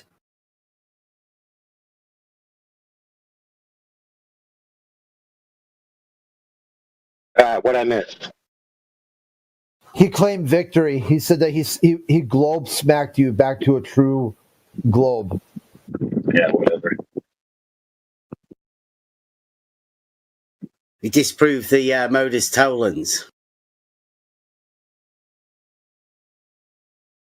Yeah, you're T-shirt logic. We're smart because we're the next level and we're logical thinkers. One that we critiqued last time. Yeah, got smacked harder than a ton of bricks.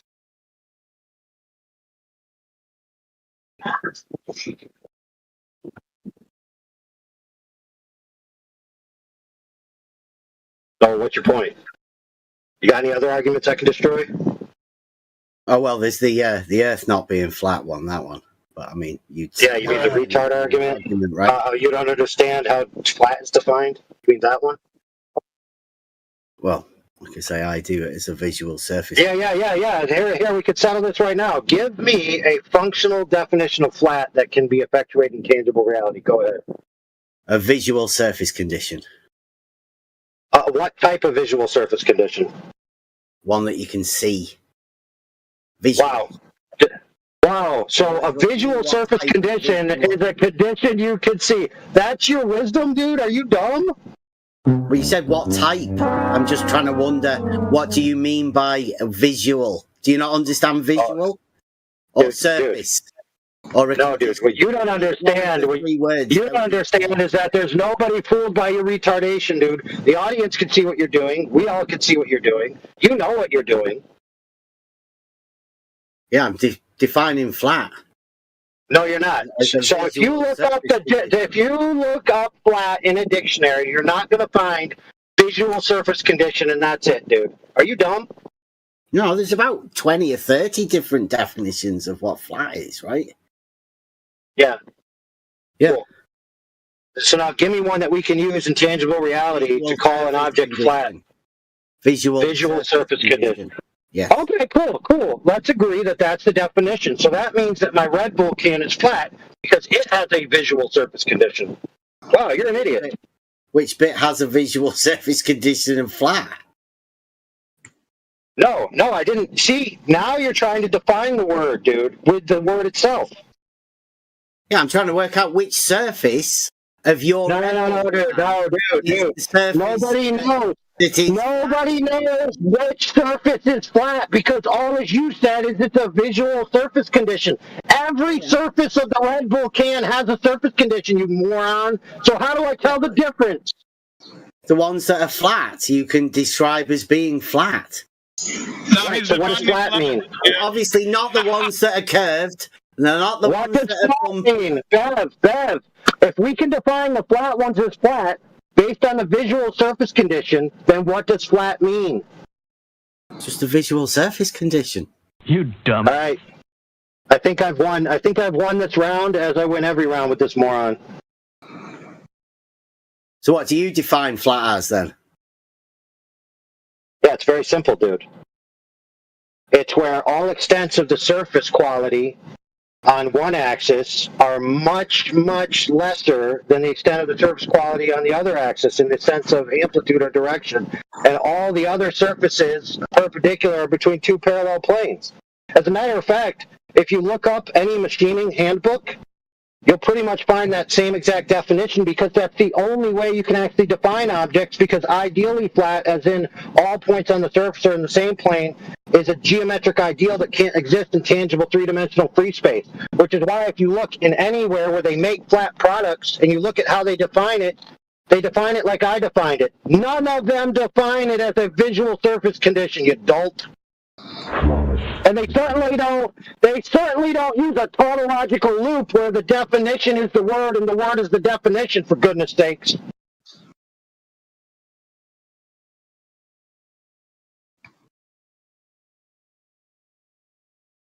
According to you, Bev, there's no way for me to determine which part of the can is flat because you gave no functional definition of how to determine that. Because you need to have it be no functional definition because you want to be smart and think you're smart and say the Earth isn't flat because of varying heights of objects differential on a plane. So it's not ideally flat, which is the first definition in an ideal geometry definition, which if you say that definition must apply across all categories, you're committing a lexical fallacy. But you would be more than happy to do that and to not define the word actually that anybody can use because you're a disingenuous a-hole, like we already knew. Yeah, so how do you define flat, dummy? Give it to us. Visual surface condition. Yeah, you're stupid, dude. Wait, AI Overlord, can you repeat the definition of flat? Yeah, I will, but first I gotta mute this moron because I'm not interested in hearing him talk through me. Give me a second.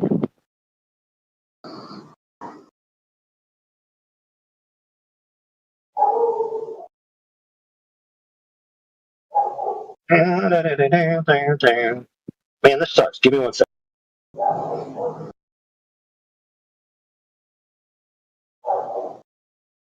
Yeah, so AI Overlord's coming back. He's going to answer your question about flat. Then if anybody else has any questions, the new people that have come in here. Jess, I know you've been communicating in the chat, text chat. So yeah, I'm very sorry, but sorry for interrupting, but I'd rather not talk in the chat because when I do, people either don't take it seriously, they insult, or they just debate in bad faith. So I try to avoid that. That's why I type in side chats. I hear you. Thank you for coming on the mic to say that, because sometimes people just, refuse to talk at all. It's always nice to hear somebody's voice, even if they're telling us they don't want to talk right now. But yeah, Overlord, I don't know if he's ready to answer the other person's question now. He's back.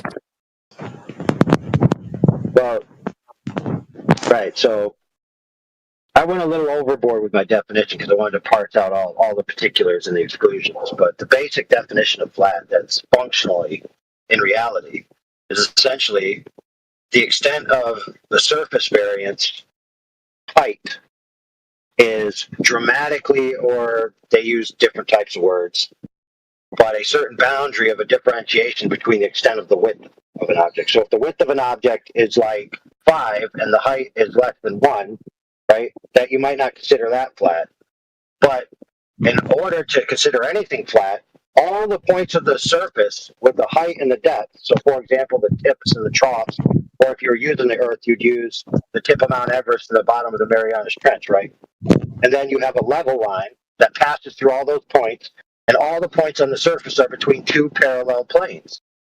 Okay, that's how they define flat in any mechanical sense. It's the only way you can define it, because in order for something to be idealistically flat, which means there's no variance on the surface, it can't exist because molecules have variance on the surface. So a three-dimensional object cannot be idealistically flat. Like, no, duh, everyone knows that. So an attempt to impose an ideal definition on reality would be retarded and incoherent.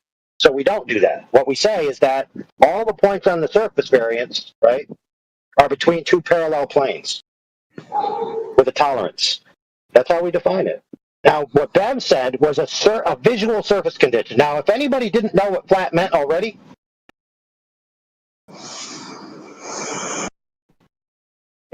yeah, so if you didn't know what flat meant already, and someone told you, when you asked, hey, what is flat, you said a visual surface condition, they'd have no idea what the heck you were talking about at all.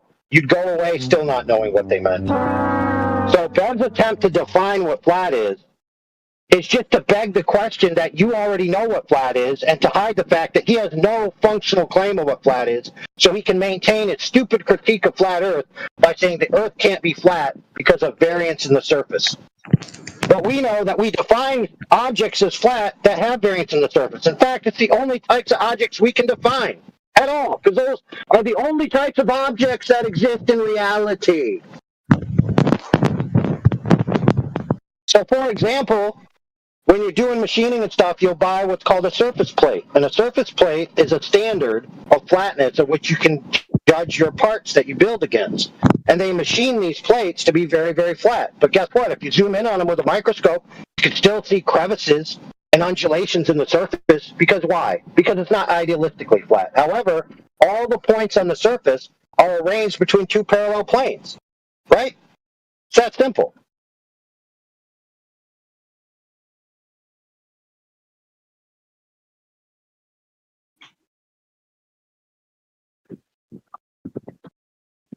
That's why I asked Bev to work in my factory, right?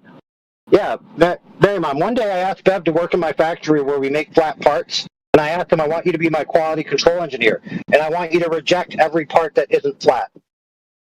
You know what that would mean? It means you'd have to reject every part we make. We could never sell a single part, according to his standard of what flat means. That's how dumb he is.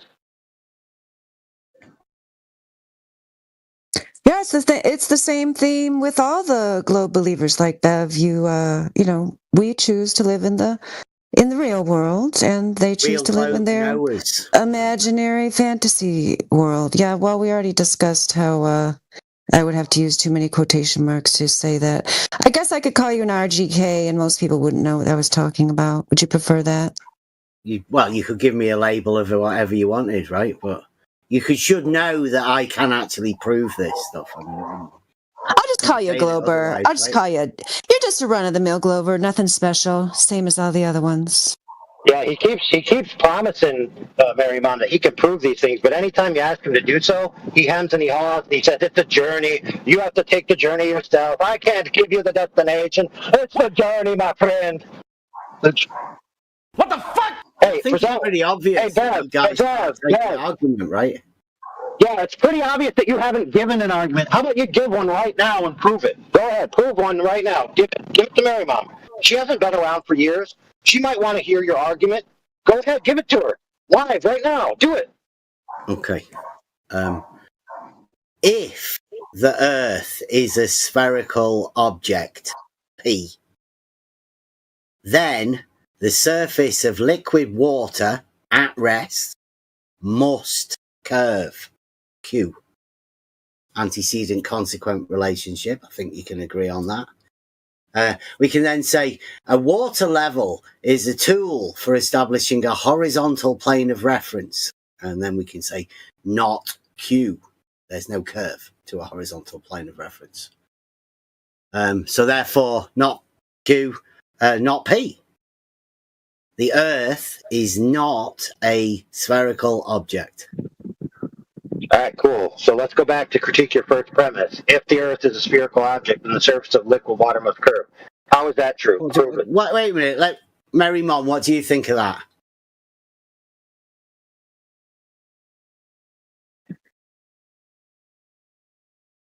Of what? The whole thing?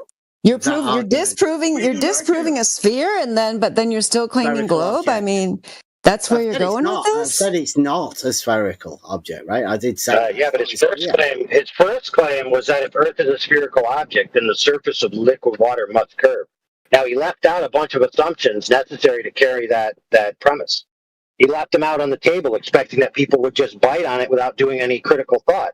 Because he, unlike other people, are entrenched with a bunch of knob-gobbling sycophants who don't critique him logically. They just listen to what he says. They say, oh, yeah, that sounds so great. I won't parse it out or check your premises at all.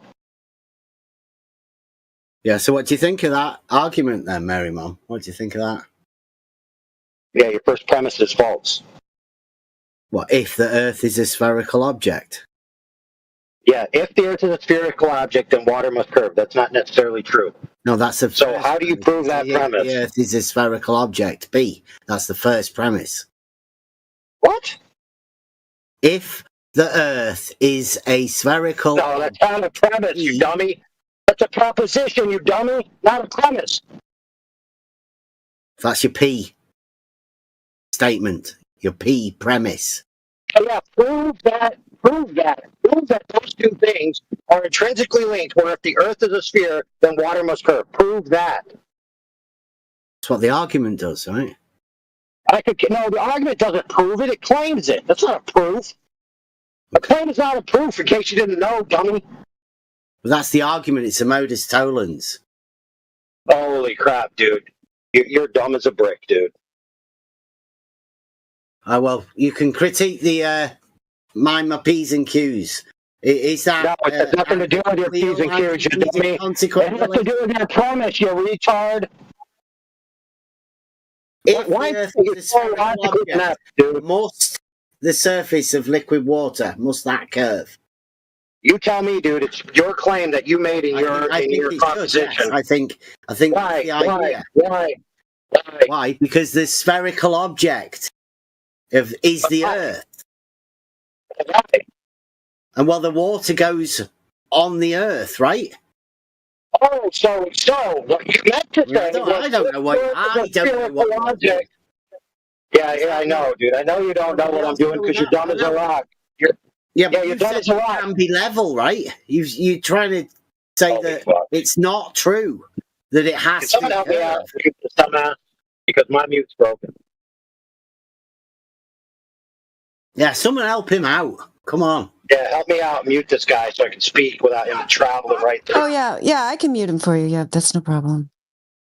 Yeah, every now and then the ability to mod people just disappears from your thing until you like reset your phone or something. So I just want everyone to notice that if the Earth is a spherical object, the water must curve isn't true. What he meant to say, and then he had to parse it out further, is if the Earth is a spherical object and that entire surface is covered in water, right, then it would curve. And even that isn't true. Because you could have a spherical object submerged in water, and that water could take the shape of a cube in a container that's a cube. So even that isn't true. So he has at least three particulars he has to parse out before he gets to his assertion that if the Earth is simply a spherical object, that water must curve. So his premise isn't proven in the first place. So what is he doing? He's begging you to entertain the idea of a model of a globe Earth with water wrapped around it without actually saying it. So he's not actually putting in the work to make his argument precise. He's making you borrow from the lore of the heliocentric model and impute it into his argument for him. So when I ask him to prove his first premise, he's freaking clueless on how to do it. Oh, and by the way, the first part, if the Earth was a globe, is simply a proposition, not a premise. Freaking retard. All right, let's unmute him and see. Let's just unmute him and watch him spiral, because he certainly isn't going to respond with any logical rebuttal to anything I said. We already know that. Do you realize it's a modus tollens that falsifies the spherical object, right? No, it doesn't. That argument does, yeah. No, it doesn't. It doesn't. It doesn't debunk it, dude. Not at all. It's only would debunk it if it's true that if, then surface must curve of water. And you haven't linked those two together to make them necessarily contingent. So no, it doesn't disprove anything. You failed to demonstrate in any way that a spherical object means water must be curving. Doesn't make any sense, dude. The fact that you don't understand that just proves why you can't understand anybody else's argument, because you're too dumb.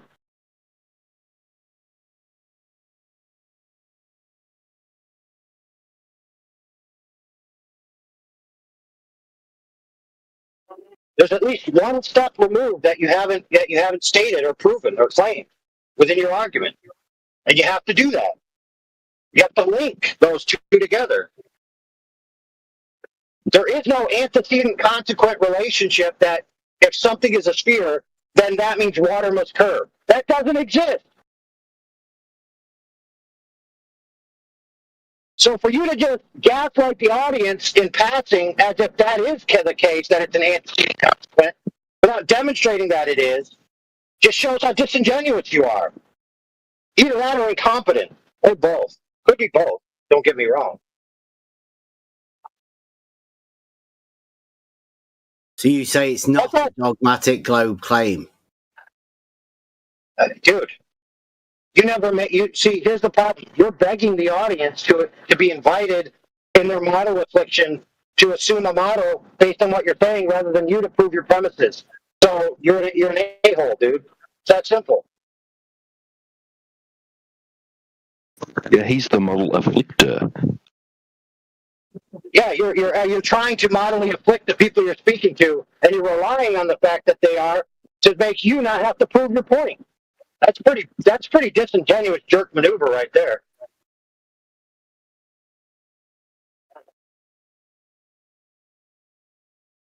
If you don't understand how simply the fact that something is a sphere doesn't mean water has to curve, if you don't get that, I don't know how we can help you here. Maybe seek therapy. So you're saying water can be level, horizontal, on a sphere? Dude, I've already demonstrated that it can be. That's how dumb you are. You forgot. And then we only talked about it, 5-7 minutes ago? So water being level isn't exclusive to the flat earth, then? It can now occur on a sphere. AI overlord. Okay, let's assume that's true. 2025. And that debunks your argument that you just made, you moron. No, I don't claim that water being level is a proof of flat earth. I don't claim that. That's what you guys do. But it seems like you've just debunked that. It's not exclusive to the flat earth now. It can occur. Oh, dude, you said that the earth. Listen, dude. You said that the earth is the land sticking out of the water. How do we measure that? Precipitation profile from sea level. So if the sea level is horizontal, right, and laying level, and all the land is between two parallel planes, parallel with the horizon, then that fits the functional mechanical definition of flat, dude. So that would be flat. So you played yourself. Congratulations.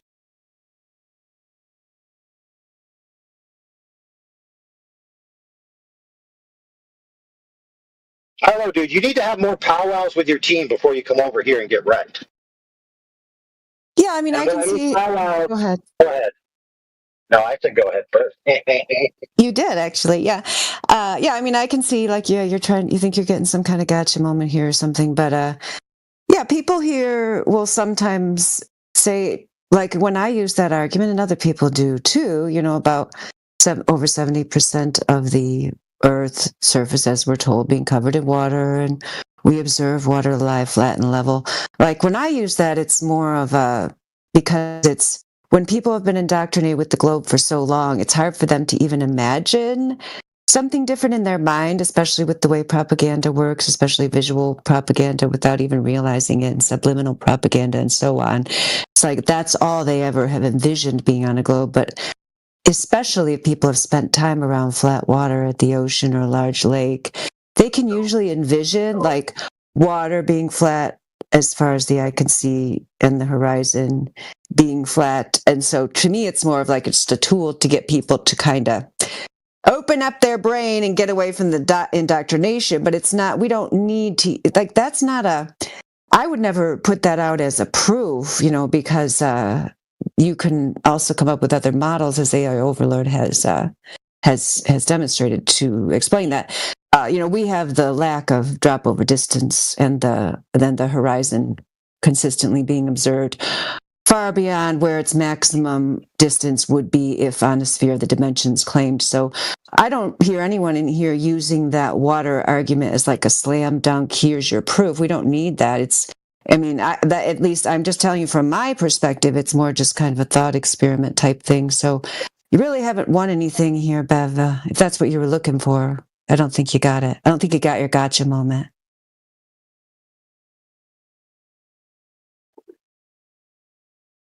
What would his gotcha moment possibly be? That he's desperate to still live on a globe, and he wants other people arguments to give the possibility that the Earth could still be a giant globe that he's living on top of? Hey, if you love your globe, Bev, by all means, hug it at night. I'm okay with that. Yeah, the only reason you would come into a flat Earth server as someone who claims to be a questioner of the mainstream model, as you appear to be claiming to be, would be to just keep people confused and questioning, and so on. Yep. That would be their purpose. Like, why would you bend over backwards? Think about this, Merriman. Why would you bend over backwards to use like a Marxist tactic to ensure that everyone uses the term true globe? So we don't live on a globe, we live on a true globe. It's like, what does that even mean? One of his acolytes came in here. We know you have no idea. Hey, Bev, we know you have no idea what it means, even though you say it. We know that. I don't say that. No, that's the problem. Really? You sure about that? Yes. Because we've all heard you say it, and we have it on recording. The real globe. Okay, fair enough. True versus real. Okay, that's a fair correction. So So look at this, guys. What he had to do is parse out. We don't live on a globe. We live on the true globe, and say, no, that's wrong, friend. We don't live on a globe. We live on a real globe. Holy fuck, dude! Shut up, dude. Elderbear, shut up. Oh, is it me? Sorry, I didn't know it was hot micing. Apologies. Hey, no worries. Apology accepted. Now, Bev, for the love of God. Okay, I'm going to finish my sentence. Don't have to interrupt me. Okay? I'm not going to throw you under the bus with my lack of the ability to memory what happened 30 seconds ago like your acolyte morons do. Okay, so he had to correct me. This is what happened. I said, we don't live on a globe, we live on a true globe. And so his correction to me is, no. It's not that we don't live on a globe, it's that we live on the real globe.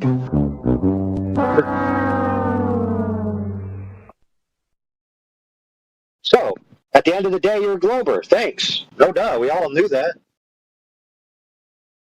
Yeah, I'm actually relieved. I'm glad I was in here today because I was, like I said, I wasn't updated on your current lore. And so now to know that you are a glober, that just makes things much more clear. So I'm pretty sure earlier you did say true globe, but then, you corrected it to real. So, we got you. You're the RGK. Yep, real globe knower. We got it.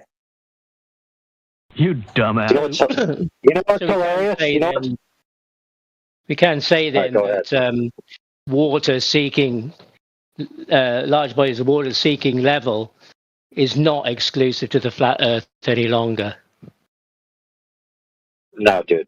Not at all. But you said it could happen on a sphere, like the salt flats, for instance. We need a gotcha button creation bear for Mary Mom because she got her gotcha moment. The salt flats is at elevation, isn't it? Yeah, what's your point? Well, that could be one of those little divots in the Earth that you said that could be on a sphere. What? See, this is the problem with you guys. You keep making composition fallacies. Well, I'm just going off what you said. You know. So do you think that the salt flat is isolated from the rest? Do you think that the salt flat is isolated from the rest of the water on the Earth, in that it's not a profile from sea level in which the seas are horizontal? Are you that dumb?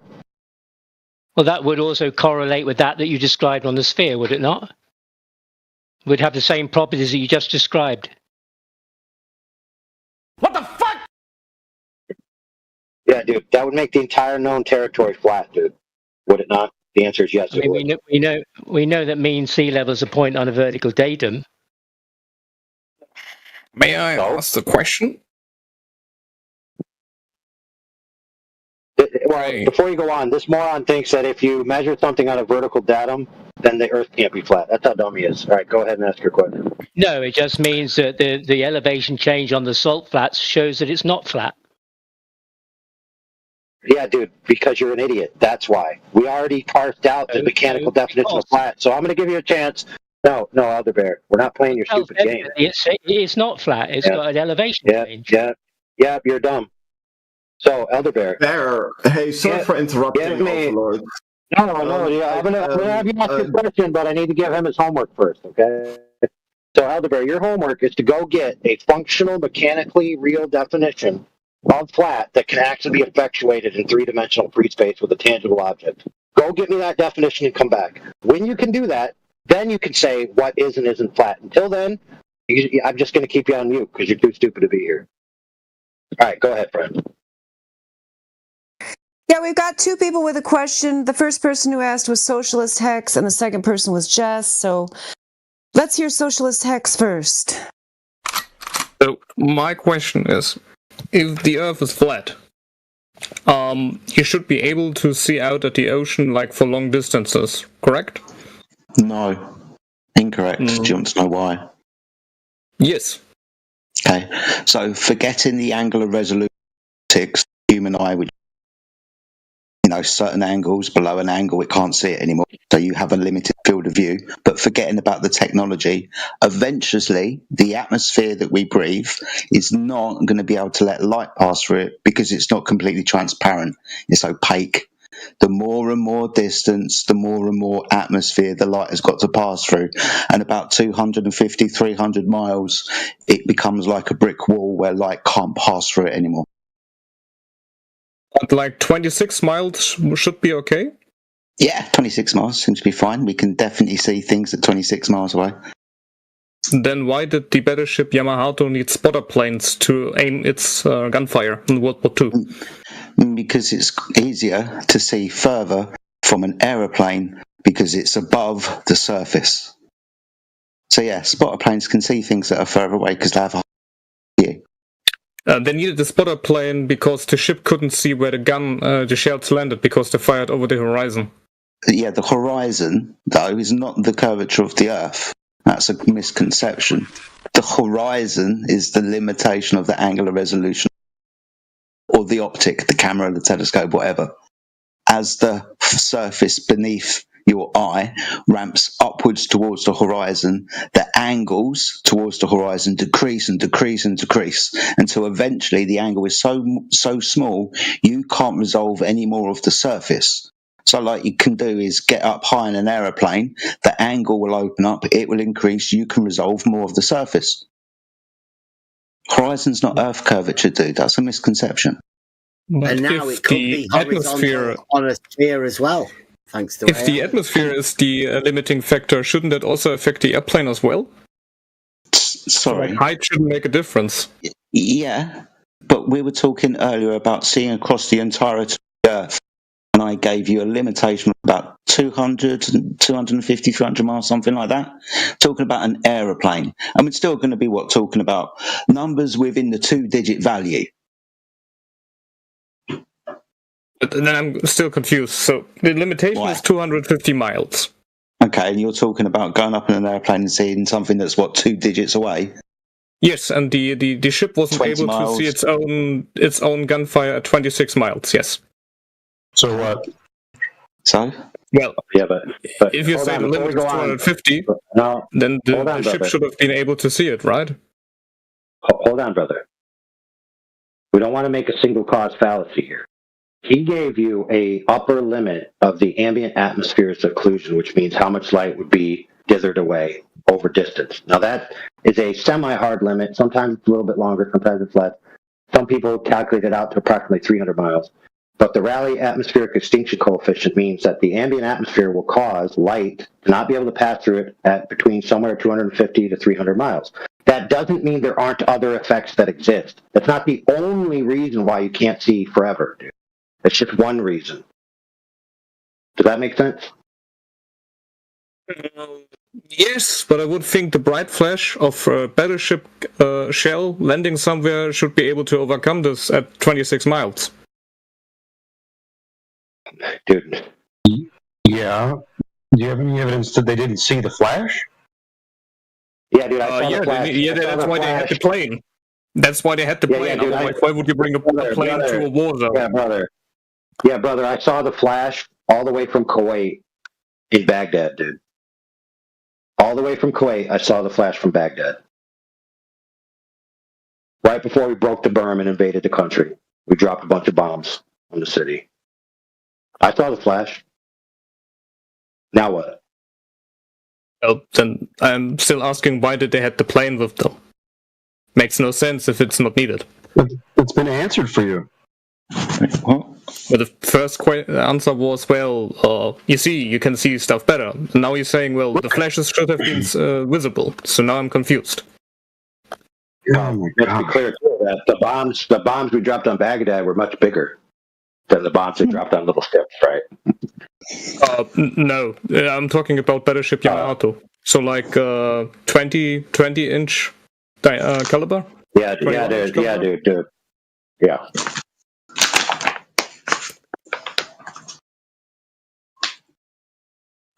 Yeah, it's well known, dude, that indirect fire. It's well known that indirect fire requires a forward observer, dude. Like that's obvious. Everybody knows that.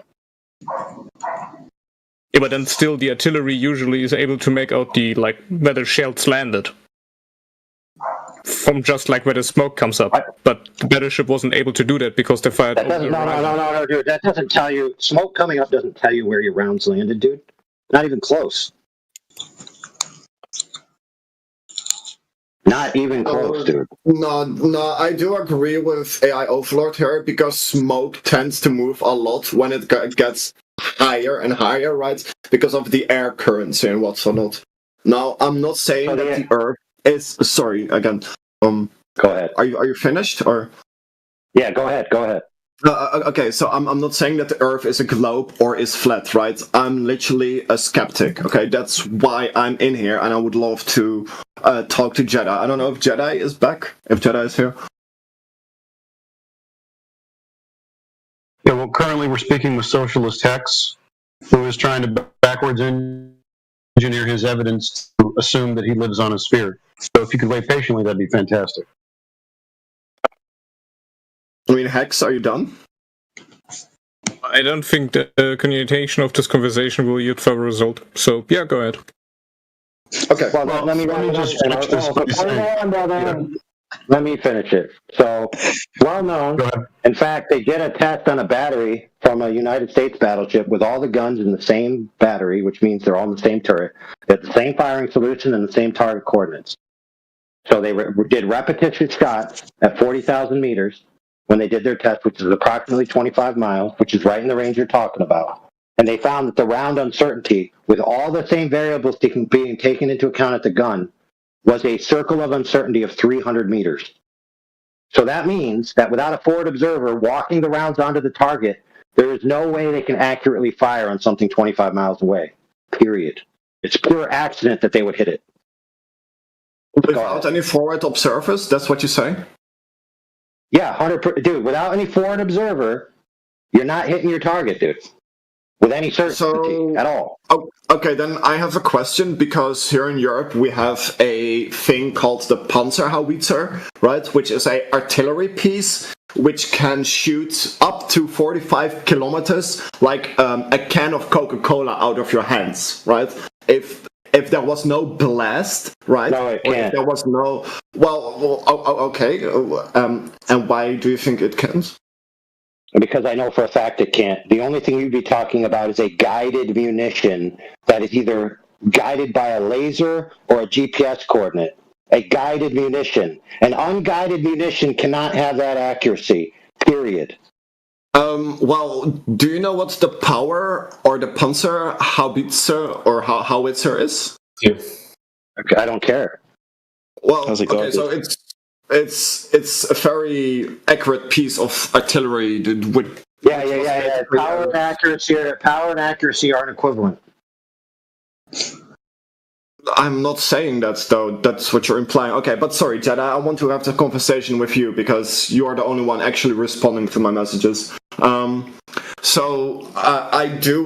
very skeptical, right, about the measurements in when was this in the when did I say that it was with the two poles, right? Yeah, so I do agree that if they measure this, for example, a week later, then you need to have like a nuclear powered how do you say that, like clock, right, in order to have the same time of measurement of one pole to the other pole, right, of the 500-kilometer line. Right. So how did they measure that then? Wait, hang on. I need to scroll up a bit because I'm losing my point. I gave you the calculation. You gave me a list of examples, right? Yeah. Cool. So the first one is basically the Eratosthenes example of two sticks, one underneath the sun at solar noon, and another stick in a place called Alexandria, 500 states or 483 miles away. Now, what I was pointing out to you is, one, this is an angle measurement. This is literally a right angle triangle that has been formed here conceptually. The top of the right angle triangle is the sun. Directly underneath the sun is a stick that casts no shadow because it's directly underneath the light source.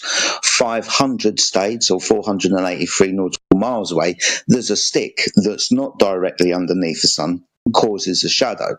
3 points on the triangle are the sun and the two sticks. The distance between the two sticks can be calculated by the angle that was measured at the top of the stick from the hypotenuse, right? The 7-degree angle. If you multiply that 7 by 69, you get 483. That's the distance from Syene to Alexandria. That's a straight horizontal straight line distance measured by the utilization of a right angle triangle. And do you mean, okay, so I have no clue what the last couple of words were because there stops my English, right? My English is not that good. But do you mean the horizontal line that is being measured, is that like over the surface? Or do you mean like a direct line straight to Earth? No, over the surface. The adjacent straight line of the triangle is between the two sticks on the surface of the Earth. We can calculate the distance between those sticks with the calculation I just gave. Okay.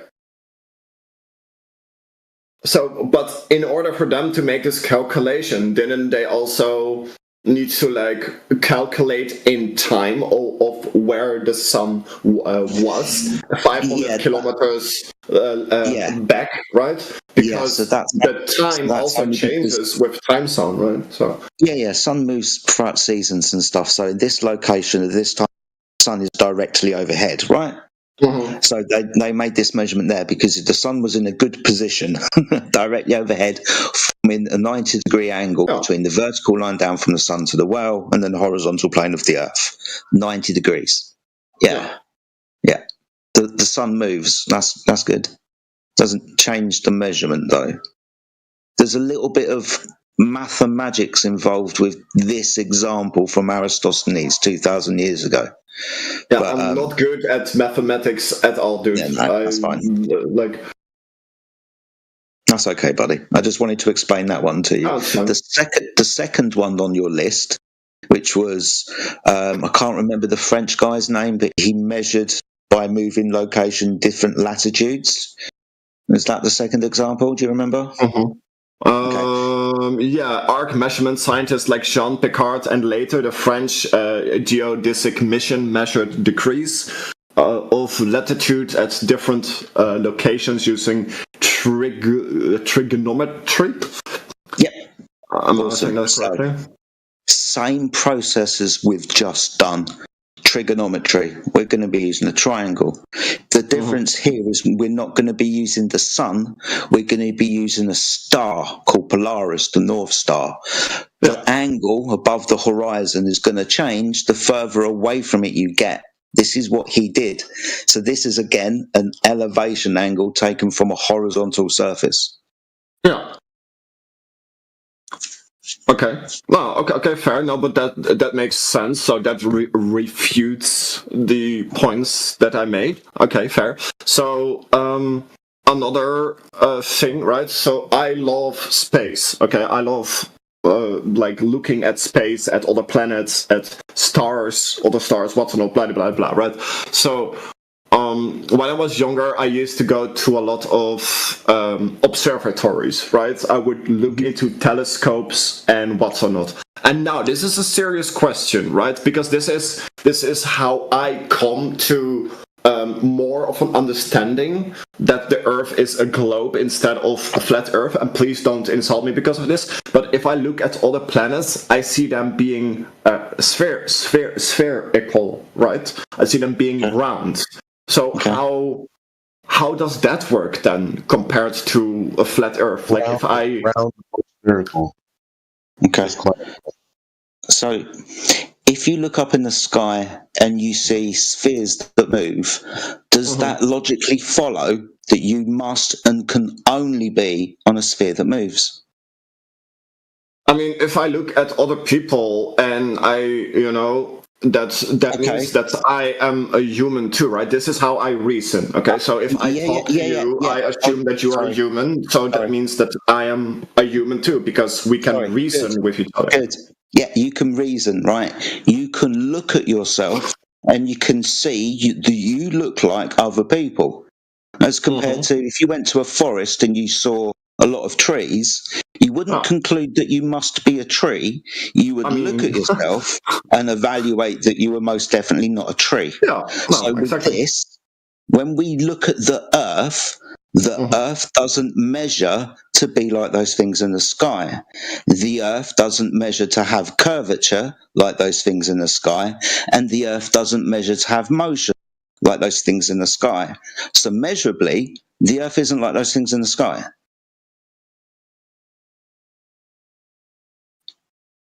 Okay, so then another question. So how do you see Earth, or what is like the general understanding of that the flat Earth theory on how the flat Earth looks then, if the Earth is not comparable to other things in our solar system?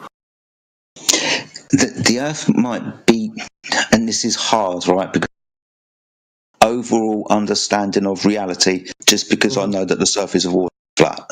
But it might be easier to understand that we stand on the floor, the Earth, and above us, not below us and around us, above us are the sun, moon, and stars. Now, the overall shape of the Earth, I've absolutely no idea. The overall dimensions, its depth, I have no idea. What the sun, moon, and stars are, I have no idea. I just understand that water's measured flat. Yeah, I mean, like, the only thing that I would say about that, why the water is flat, is because it's drawn towards a thing called gravity, and that's like why the Earth is round as well. That's my reasoning behind it. I'm not saying that it's true, right? Because anything might be true. I know, but it can't be flat if gravity pulls it in to be a spherical shape. Horizontal lines and curved lines are different, aren't they? So it can't be flat if it's curved. So I get your story about gravity's going to pull everything down and make it into a sphere, but when we go and measure our earthly reality, we don't measure that curvature that gravity would imply. But we can't measure the gravity if we stay at ground floor, unless we go, for example, down to the ocean and up to a mountain, and those are the only two things that are compare or distinguishable. Okay, gravitational pulls, right? Okay, but we can drop things and they will go straight down, but that's vertical, perpendicular 90 degrees to horizontal. Just because we can drop things doesn't mean we can only be on a sphere, right? And again, if you're going to say we drop things, right, that's going to be down. That's going to be perpendicular to horizontal, right? Mm-hmm. Okay. I'm sorry for being annoying if some people think this whatever, but you're not being annoying at all. Okay. Not at all. I mean, I do think that like the moon is kind of weird though, right? Because the moon literally stays in one place and is always facing one side. That's like what I'm skeptical about as well. It's like, why does the moon fucking turn around? But okay, whatever. But yeah, okay. So what you're saying is, what I just got out of this conversation is that you do think the Earth is flat, right? But other planets or moons in the system are not flat? Oh, okay. I'll stop you right there. Oh, okay. So, again, the Earth isn't like the third disk from the sun going around the sun. Right, the Earth is stationary and underneath the sun and whatever the planets are. Right, it is a large floor, and the ceiling with the lights is above us. Okay, thank you for explaining it that simply.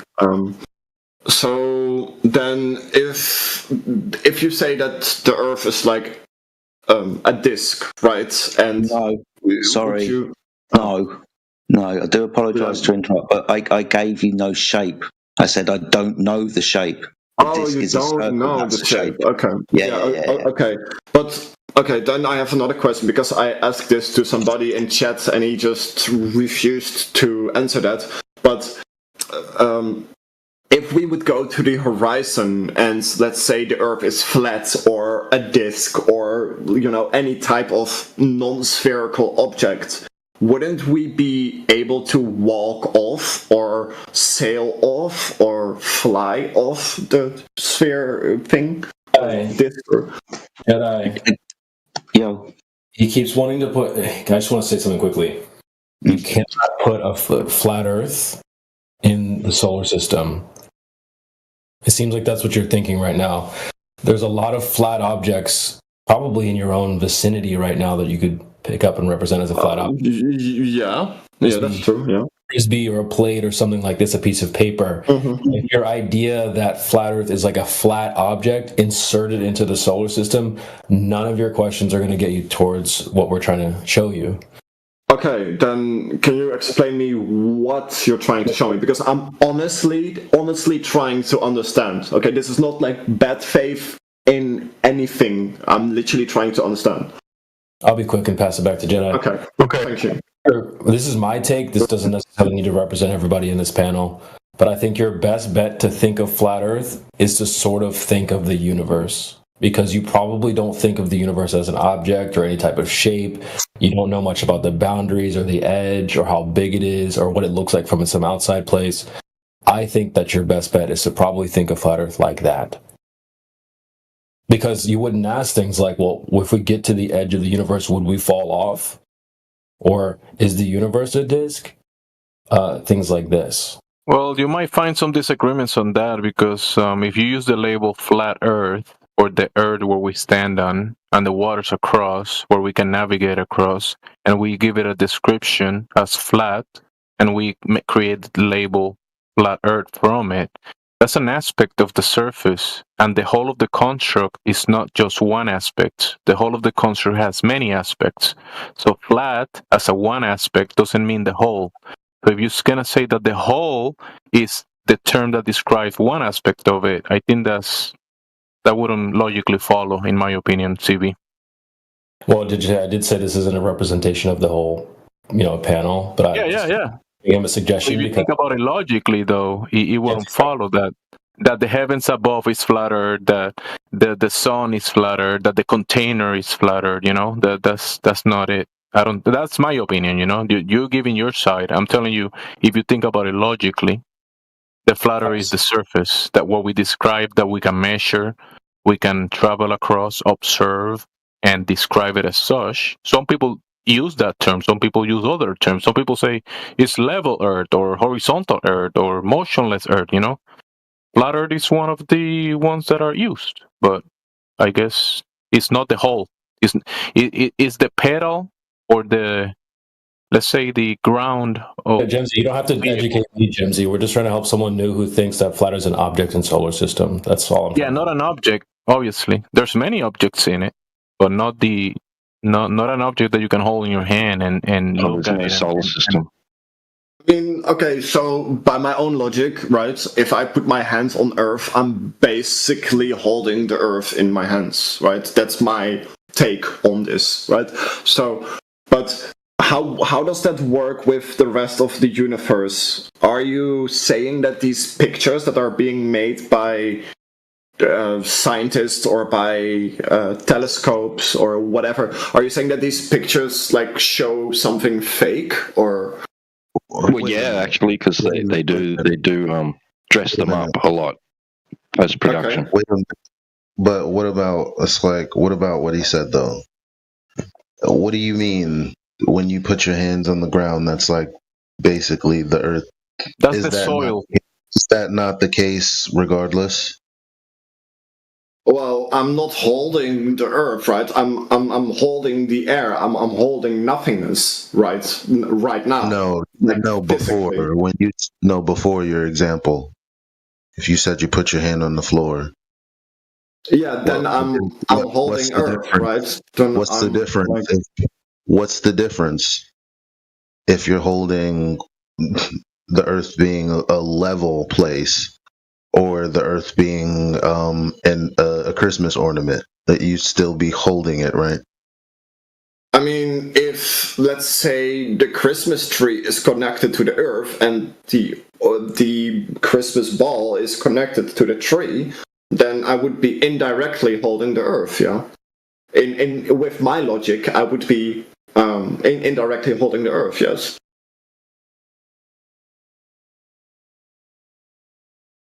But for example, if I put my fist into the ground, then I am, holding the Earth with my fist, right? Like, I know it sounds stupid as fuck, but that's how I think about it. Yeah, but regardless of what the shape of the Earth is, that still would be the case. So I don't understand why that point is relevant. I don't know how that followed. I don't know why that preceded your second point. Oh no, because somebody else said that if you put your fist or hands to the ground, then something. Okay. That was my response to that. But yeah, okay. So if I want to read more into this, right? Because the pictures, your second question.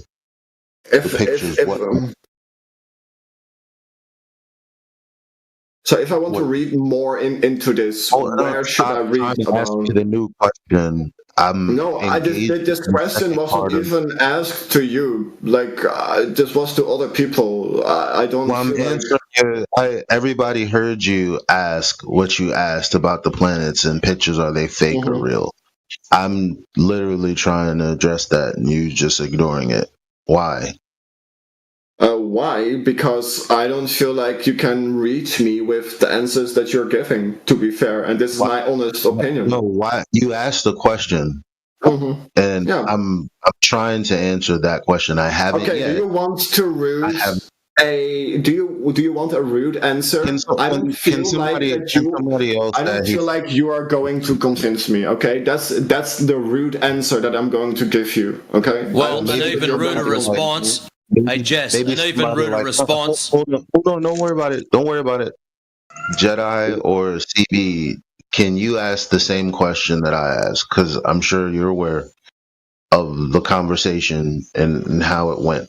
And so when he asks us if we think that the things in the sky, they've taken pictures and if they're fake, I want to address that, not move on.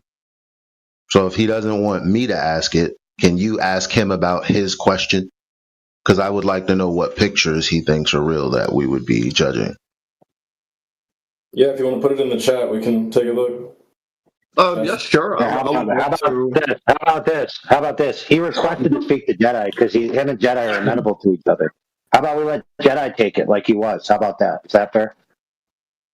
I mean, sure, there was some other people or some other person who also sounded reasonable. Again, I'm sorry, Daddy Flurf, your name, that I am rude to you like that, but I just have a psychological tendency to people who don't sound they can convince me that I literally turn against them, and that's not what I want to happen, okay? Like, I want to, people be able to talk sense into me, as some might say. That's interesting. Seeing as that the only thing that I asked you, hold on, that's interesting. Seeing as that the only thing I did was come into the conversation trying to seek clarity, and then I asked you what pictures, as far as your main point was concerned. And all of a sudden, the conversation is about whether I'm going to be able to convince you. It's all weird because I'm not. It's not about convincing. Maybe it is for you, but it's weird that I didn't even try to convince you of anything. You're like, no, I don't. It's not weird at all, dude. No, so he doesn't like your demeanor. He doesn't like your demeanor. It's that simple. I don't want to sound no. Can you please stop assuming and start asking? Like I have history, right, with people, like the way you are speaking, right, and it's not a personal attack, but the way you are speaking, and some other people in this chat are speaking, that I'm literally turning against them, and that's not what I want, right? I want to be able to understand that. All right, AI, fair enough. That's the problems that I have as a person, and I would like to. So now that we're 2 minutes removed from when Jedi was having an amenable conversation with you. Okay. Do you want to return to that? Do you want to just keep talking about it? I just shared a Hubble space link of NASA, right? I understand if you want to debunk it, NASA, or that NASA is lying, but this is one of the pictures that I would use as a reference of, everything out there. Okay, why are we looking away from the Earth if we're trying to talk about the surface of the Earth? It's my first thing. Second of all, I highly doubt that the Hubble Space Telescope is in a vacuum, and I'll explain to you why in a moment. And three, the alternative idea is the Hubble telescope is actually a terrestrial object. It's in an aircraft. Its possible name is Sophia, but this is conjecture. I'd be possibly more interested in why we're not looking at the Earth to talk about what the Earth is, and how the vacuum of space violates the second law of thermodynamics. That would be my issue with this. So I have no clue what these things mean, what you just said. I just look at the pictures and I love listening to people about it. But so what do you mean by the thermodynamics of thing, what you just said? Where's Hubble? The Hubble is in space, yes? Okay, and space is a vacuum, correct? I think so, yeah. That's what they say. That's what we're told. Yeah, that's what we're told. Yeah, exactly. The problem comes with this. Me and you, we're breathing gas pressure. Now, we're told that the Earth is a thermodynamically open system. That means that energy, like heat, for example, is free to come and go, and physical matter, like gas, is free to come and go. So if that story is true, that the Earth is an open system in a vacuum, me and you would not be breathing gas pressure. Gas pressure is caused by the force of the gas exerted upon the walls of its container. That dictates a closed system. But we're told the Earth is open. That means we shouldn't be able to achieve pressure because there's nothing to press against, and the gas will continue to expand into the vacuum of space. So that's why I don't think that the telescope Hubble's in the vacuum of space, because that would mean that the rocket would have left the Earth through an open system to drop the telescope off, meaning that all of the gas is free to leave also. I mean, that's like, okay, so if we look at for example, the stars that are being created in gas giants, right? In enormous gas systems, right? We would see that the gas would be drawn towards each other because of gravity. That's the hypothetical, right? What they are saying. Then, like, I would assume that would be the same thing for Earth as well. So, if we would, for example, just like in a video game, right, we would able to spawn, let's say, 1 light year of gas, right? 1 by 1 light year of gas, and that would be, I don't know, let's say oxygen, right, which we are breathing. I do think that would be drawn towards Earth, right, because of the gravity. I mean, so I understand. What I mean by understand that is, sorry, I thought you'd finished. Carry on. No, I thought you finished. Okay, No, I was finished. It's okay. I understand your story, but it's kind of 100% against a law of nature, right? Just listen to the story about a gas cloud that compresses itself and then turns into a planet, right? A stellar nursery. Now, we understand, according to the law of nature, that is universal and without exception, that gas expands to fill space. That's what gas does. Gas doesn't compress itself, does it? I mean, under extreme conditions, a lot of weird shit tends to happen, yes? Sorry. What happens? So under a lot of extreme stuff, weird shit tends to happen. So, for example, for example, hydrogen, right, which is can be used in cars to power the cars. That's made of water, which is being put at a critical level, and then is used as a fuel, right? So we see that a lot of chemicals or elements, right, can be that they are acting differently under extreme cases. No. All conditions show an increase in entropy. Okay, hang on, I need to Google that word. And entropy. What's that? Yeah. So the movement.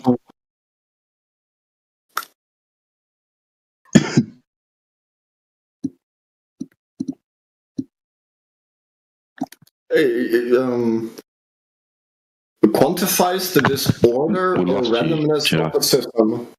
Do you want some examples? Yeah, please.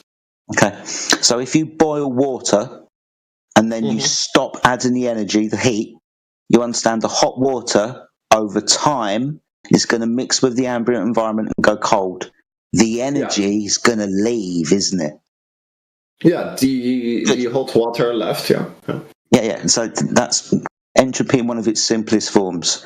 Also the mixing of gases, right? They're not going to stay over here and over there. They're going to combine. They're going to mix. Also with gases, because of that energy, the kinetic energy, because they have temperature, because they're constantly rebounding, they're going to expand. So another way to demonstrate entropy is gas expansion into a vacuum. And that's what I'm talking about. That law of nature dictates that in an open system, gas fills space.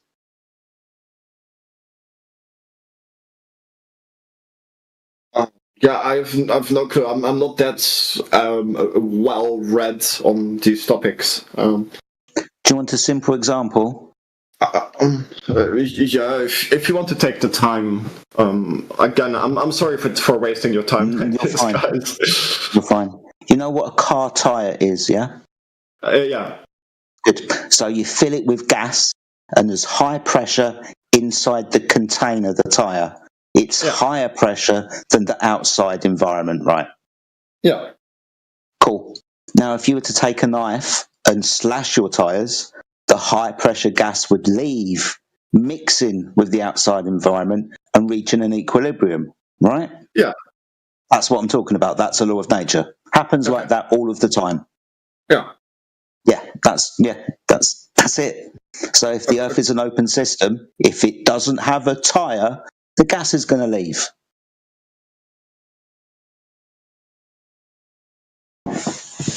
Okay, and so like, what about Jupiter and stuff like that then? Because those are gas giants as well, then, right? But or are you? But they couldn't be. Okay. Good, because gases don't have shapes themselves, do they? They take the shape of their container, like the tyre or the football. Jupiter's an uncontained ball of gas. That's a violation of this little law that we've been discussing. Gas fills space. It doesn't take shapes unless it's contained in one.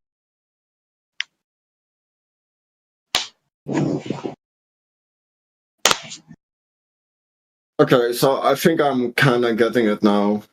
Cool. So I'm just gonna assume one more thing then.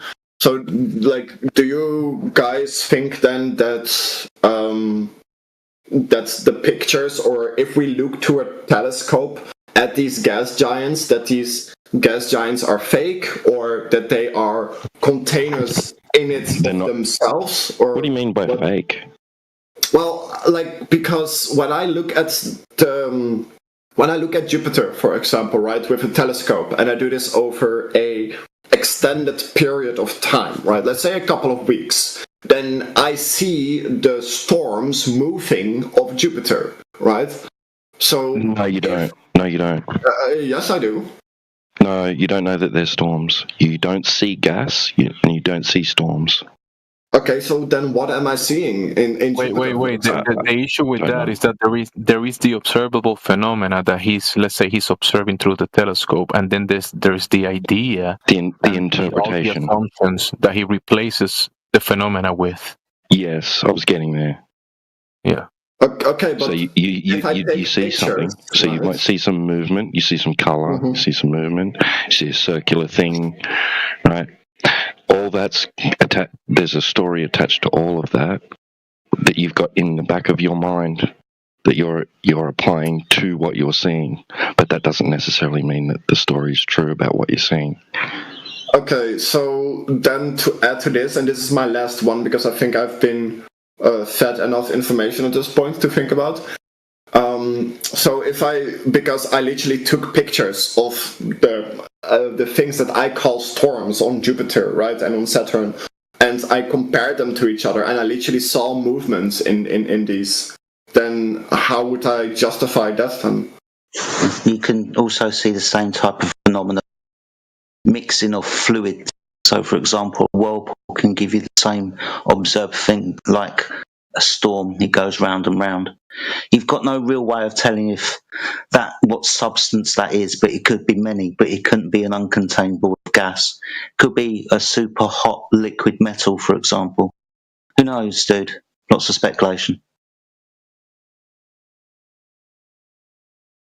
Okay. Well, thank you at least for taking the time. I seriously appreciate it to be taken seriously for once. Yeah, seriously, thank you for the time, Jedi, and the other dude who interjected or added. So, yeah, thank you for that. No worries, man. Welcome back anytime. Have a good evening.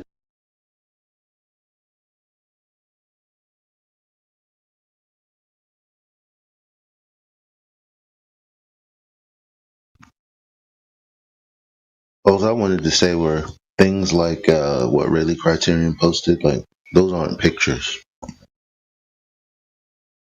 I wanted to know what pictures we were going to be judging.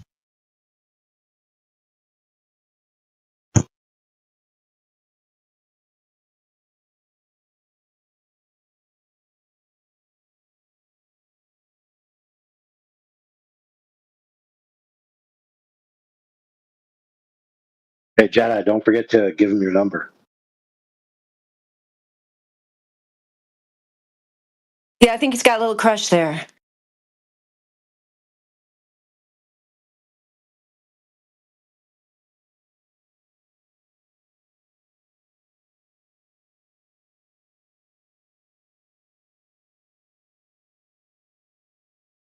There was that old saying, like, it doesn't matter if you know what you're talking about. It matters if you have a British accent.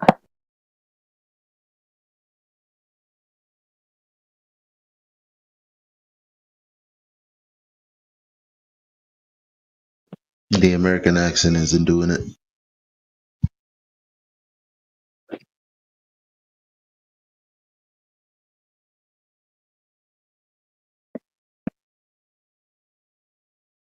Do we need the New York brash accent? Like Neil. I'm talking, yeah.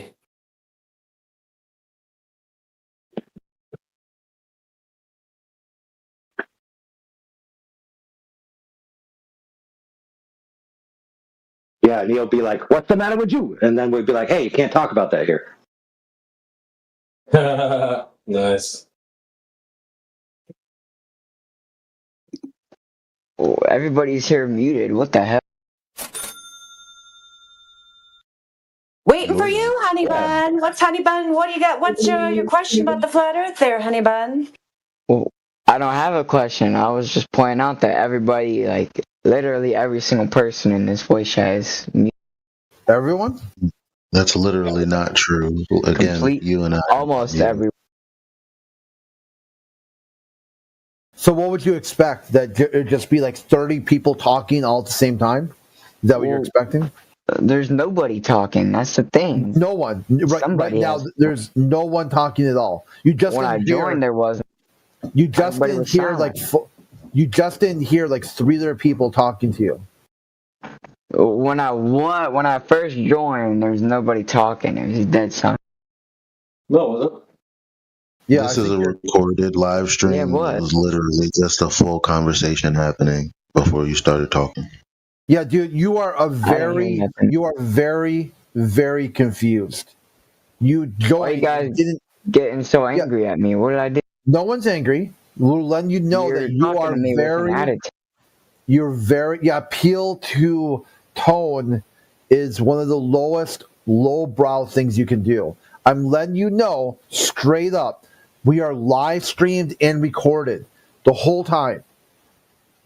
You are deeply confused. Honey Bun, if you're new here, you just have to know, like, because of the large amount of unfair criticism and propaganda wars that we're subjected to as flat earthers, we like to be hyper accurate with our language. So, but I didn't say anything to you. I know. So yeah, let's just try to get to the room topic, which is flat Earth. Are you new to the topic of flat Earth, Honey Bun? No. Yes. Yes. No. Okay. What have you heard about it before? I bet you've heard something in your lifetime, right? Have you heard anything? Have you ever heard those 2 words together, flat Earth? Yes. Yeah. And in what context did you hear them? From you. Oh, just now. Oh, great. Wide open. So you've never seen a meme of, like, chips falling off of a flat Earth wedge, or a disc with, dinosaurs getting hit by a asteroid? None of those things. I don't know what the fuck you're talking about. I don't like the way you're talking to me, though. I feel like you're like me either. Gosh, I was trying to be good cop. I was trying to be good cop here. I guess I'm failing. You're talking to me like I'm a fucking little kid, bro. Sorry, Honey Bun. You're talking to me like I'm a big boy. That's how you're talking, dude. Like you're a little kid. I know. Hey, who the fuck is talking to you? I'm not having a fucking conversation with somebody else. You guys see that attitude? Yeah, maybe change your username to like a big man on campus or something. If you want, because you're starting off. Hey, I'm gonna take you behind the gym if you don't shut your fucking mouth. Yeah, that is not going to get you very far, my young friend. Yeah, Matrix so how is on about the we case start now. again? All you motherfuckers, I came in here with a nice tone. Yeah, just slow down. You I started get that. talking to me with I didn't an say you attitude. didn't. Hey, I'm not talking to you, so shut your mouth. You asked for it and you got it. Now, we're going to start again, since you didn't want to listen to that bit. I didn't say anything that you're a little kid or any shit like that. I said we're going to start again. So if you want to infer something from that, please do so. Now, how's it going, Honey Bun? Welcome to our channel. Have you got proof of curvature with you? Yeah, I do. Excellent. Please present it for everyone on the panel. That would be yes, much sir. appreciated. I will right now. And just so you know, it sounds like you're breaking up a little bit. No, I have push to talk on and I released it a little bit early. I'm getting your proof right now. That's all right then. Wow, I can't believe one of them's got proof of curvature. This is going to be swell, guys. We're going to have a day off. Are we going to be able to finally close the server? I do, so let me post it in the side chat. Come on. So can it be Please be good. pitches from space? Can anyone guess what it's going to be? The betting line's out. Here it is. Oh. Put me in for pictures. I'll take banana in space.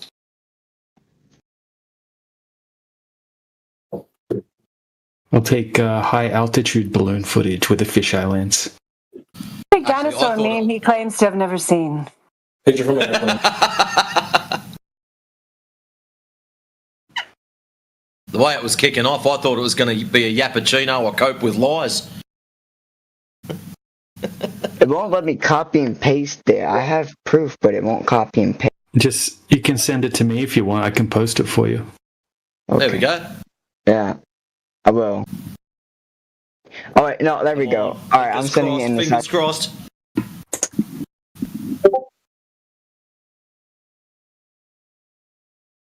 Fingers, I can't fucking post it. Hey, who said that they'll post? Yeah, DJ. Yeah, you can send it to me. Okay. I didn't have any media perms. That's why. All right, there you go.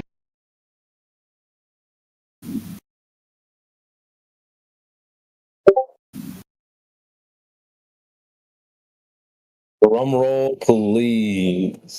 Come on, come on, come on. Yeah, just post that, brother. All right. Don't spoil it. This is better than I expected, bro. This is some solid proof, I think. Come on, come on, come on.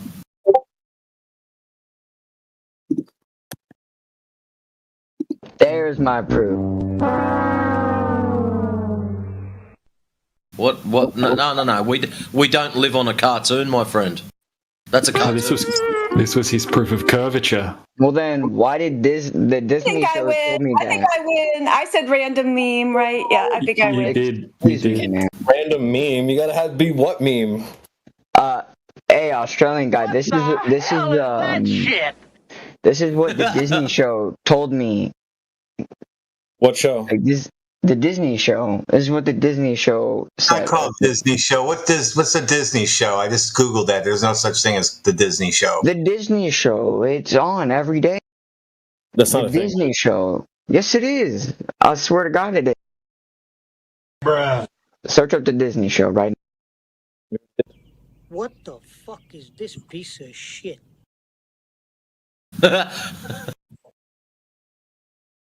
All right.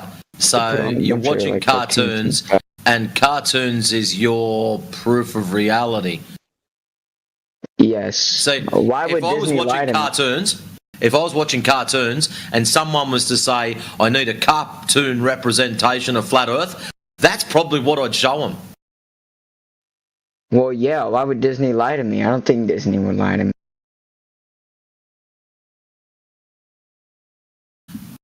Why would any media lie to you? Do we have any Globers that are not weak trolls, like that level 1 trolls? Do we have any level 3 trolls in here that are funny? I'm not a troll. What are you Yeah, I'd even take level 2 at this point. At least be an upgrade. Hey, that's my proof, and now you're getting angry at me, you fucking dumb bitch. No, we're not angry at you. We're just over listening to trolls and people doing dumb I'm not a troll. My mom No, told me that I was if you're interested in taking this seriously, Disney show told me we're all ears. We're open to serious discussion if you want to have one. We're having a serious discussion. No one's angry at you. We're laughing at you. Who the fuck told you to speak, dumb nigga? Oh, I'd be very careful as you young I think his time's up. Yeah. I'm not a troll. Bye bye, guy. It was fun while it lasted. And it didn't last long. Do you use the hard R or just the A? Who cares? I mean, and minus 1 point for DJ for actually posting that shit. What up? I'll take the 1 point negative. It was worth it. It was worth the loss. Heretic says that the only one that's TOS is the hard R, not the A one. Yeah, I can never tell the difference between the two. I mean, so I try to just. I really I can't. I've had people like take me aside, like one-on-one, and be like, "Okay, say them both." Like, I really, they sound exactly the same. Like, really, it's almost impossible to tell the difference. I mean, for me anyway. I know some people can spot it like a mile away. I mean, maybe it's just I hear the first part and I just stop listening for the second half of it. You know, maybe that's it. I'm not really sure, but it's really hard for me to give some charity to someone who's going to purposely blurt it. You know, it seems like, why are they blurting it anyway? Kind of like, what's the method? Why say it? You know, it's like the way of calling someone an asshole or like a son of a bitch. Like, there's different ways of saying it. It was like if the tone is like really friendly, I kind of maybe think that's the A one. But if the tone is like, someone talking and the guy tells them shut up N-word, I kind of just assume that was a hard R. But no, I didn't ban them. I'm just saying that I generally try to avoid the conversation when someone uses it, because I really don't. To me, they sound exactly the same. Oh, is Tristan ready for another convo? Is that what my power level is growing means? Tristan, you gonna go for round two? What happened with the dude who was talking about Hubble telescope photos? I missed that because I had to take a call. He scooted. He just left cordially. Oh, he did not run off or anything like that? No, I don't think so. That's the one that Jedi was talking to, right? Yeah, Jedi said, hey, why would you use a space telescope that's pointing the wrong direction to figure out what Earth is? And I'm like, oh shit, phone call. And I looked, I was like, okay, I gotta take this one.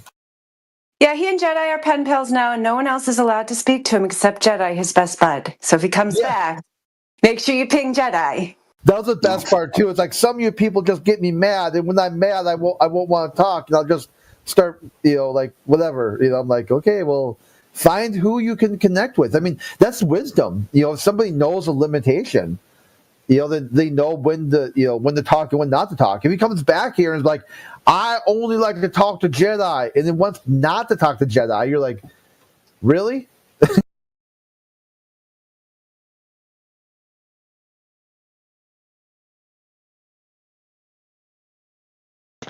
I love it when people come in and call Crit too hostile. I laugh. I think it's hilarious.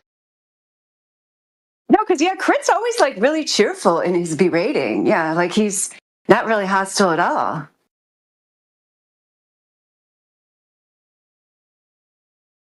The day that one of them had a meltdown in PNR over CB being hostile was the day I just slid off my chair. That was it for me. Who, me? Remember that one day we were in PNR and one of them came in, you started talking to him, going through the usual thing, and he just had a meltdown that you were aggressive and he wanted to talk to me, of all people. Yeah. It's like, if you thought I would... Shit done me. DJ too. DJ's like, gently spoken, and so I've heard people call him hostile too. It's like, what? I've seen him reach across the table and slap somebody in the face before. No? Oh, I was there for that. DJ is super hostile, bro.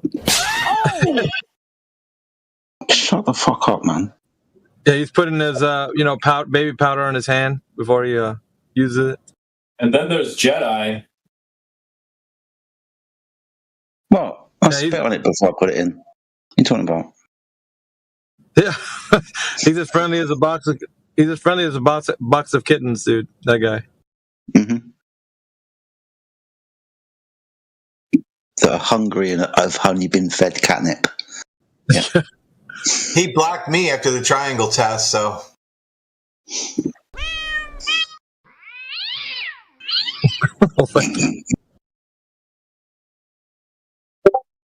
The triangle test.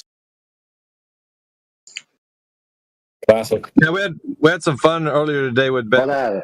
And his yeah, hold on. Ask me what a triangle is. It's a true globe. Oh no, that's not what I was going to say. Go ahead, ask me. What's a triangle? It's a visual condition of a shape. That was so. That's good one. Okay, AI, add up the sum of the internal angles of this triangle then. They equal the visual conditions of a shape. Yeah, one visual condition plus another visual condition equals the sum of all the visual conditions. So 3 visual conditions. Yeah, that was the best part. Define what the word flat means. Well, flat means it's a visual condition. So like red or green or curved, bumpy, lump, so any visual condition, you just say that's a flat. And he's like, yeah. So anything with a surface condition has a flat. He's like, yeah. Well done, Bev. Well done. But you're waiting for him to drop the bomb, dude, and everybody's kind of quiet, and then you just hear him like softly go like, yeah. And it's like, dude, what? Like, he didn't drop any knowledge bombs, bro. No, because it's just like asking him, how do you define this word that you used? He's like, okay, the word I just used means surface condition. And all objects have a surface condition that's visual. If you can see it, then it's got a surface condition. And that surface condition is rounded up as flat. And he's like, yeah. But it's also not flat at the same time. He's like, yeah. I mean, these guys avoid the word flat like the plague, dude. I swear, dude. You've never known a group that was more like against the word flat than these guys. Yeah, it's like the way you have a jargon in the army. There's like a hoa, where what does that mean? It kind of means anything. It just depends on the context of the time. It could mean yes, it means no, it means going forward, it means going back. It all depends on what. It means affirmative. It's just like a really weird jargon word that you have to know the context of soldiers talking to each other to really know what they just said. And that's kind of how they use the word flat. The flat is just an abstraction word sound that vaguely describes something you can see, but you never actually see it.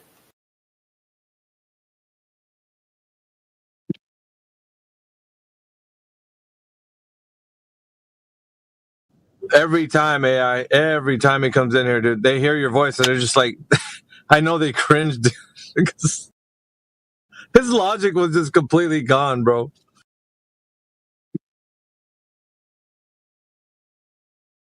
And I guess they pride themselves on being, logical or whatever. Do they really make T-shirts that say that? That would be hilarious. As far as I know. Golly. And they call it T-shirt logic.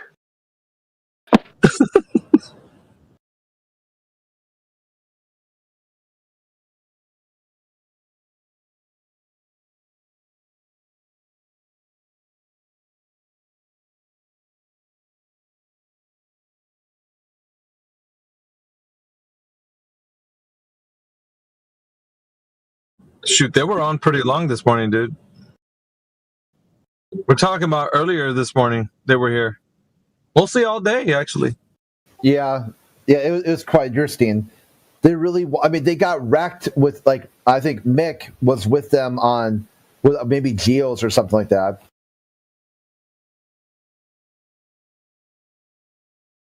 Yeah, we took one of their other guys, put him in his argument in a chokehold.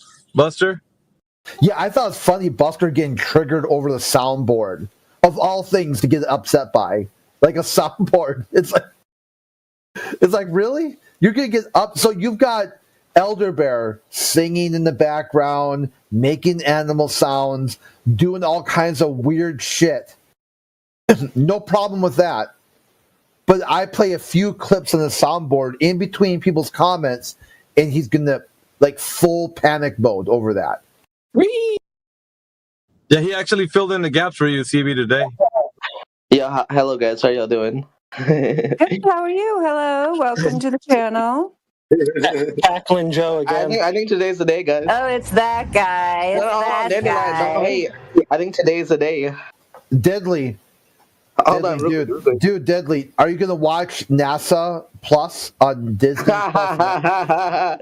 Hold on, real quick, before I answer that question, I think today's going to be the day. Today's the day. For what? Yeah. Today's the day, maybe, that you can show evidence for your flat Earth theory. Maybe. I have hope in you. Come on. Please, I would love for you to show evidence. Actual good evidence, and I'll concede. Show it. I'll become a flat earther. Yeah, I'd just like to say something first. I'd just like to make a public service announcement that this guy, you obviously can't call him by the name he's chosen. Whoa, no, it's false advertising. I'd just like to call him Joker. Yeah, if anybody else wants, I'd just like to call him Joker. I just like to call him Joker. I just like to call him Joker. I just like to call him Joker. I like to call you retarded Discord bitch that doesn't know how to show evidence for, her flat Earth theory.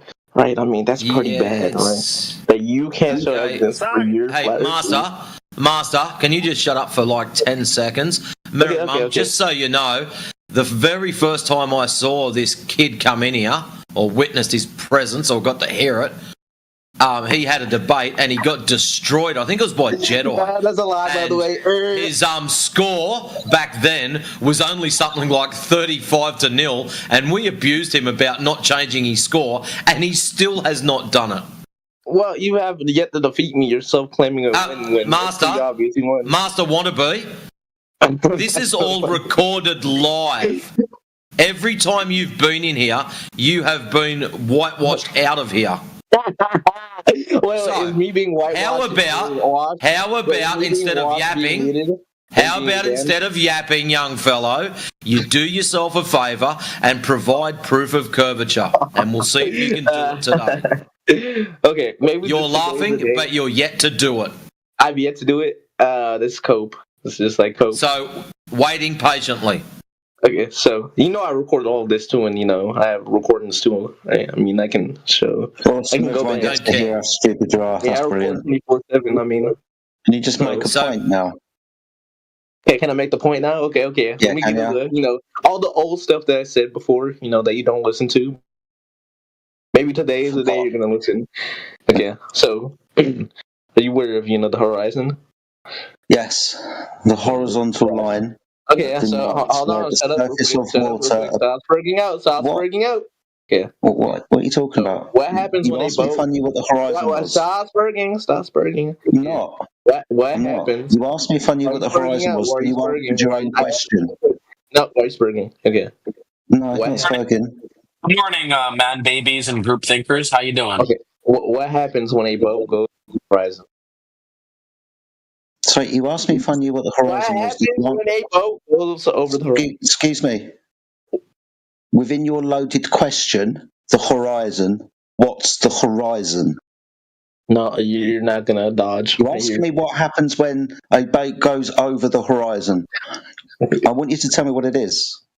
What's the horizon? Oh my God. Here it goes again.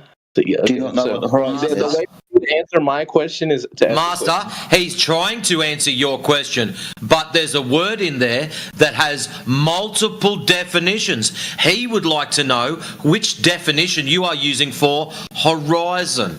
Now, what are you using as a definition for horizon so he can answer your question? Okay, I'll answer it. Okay.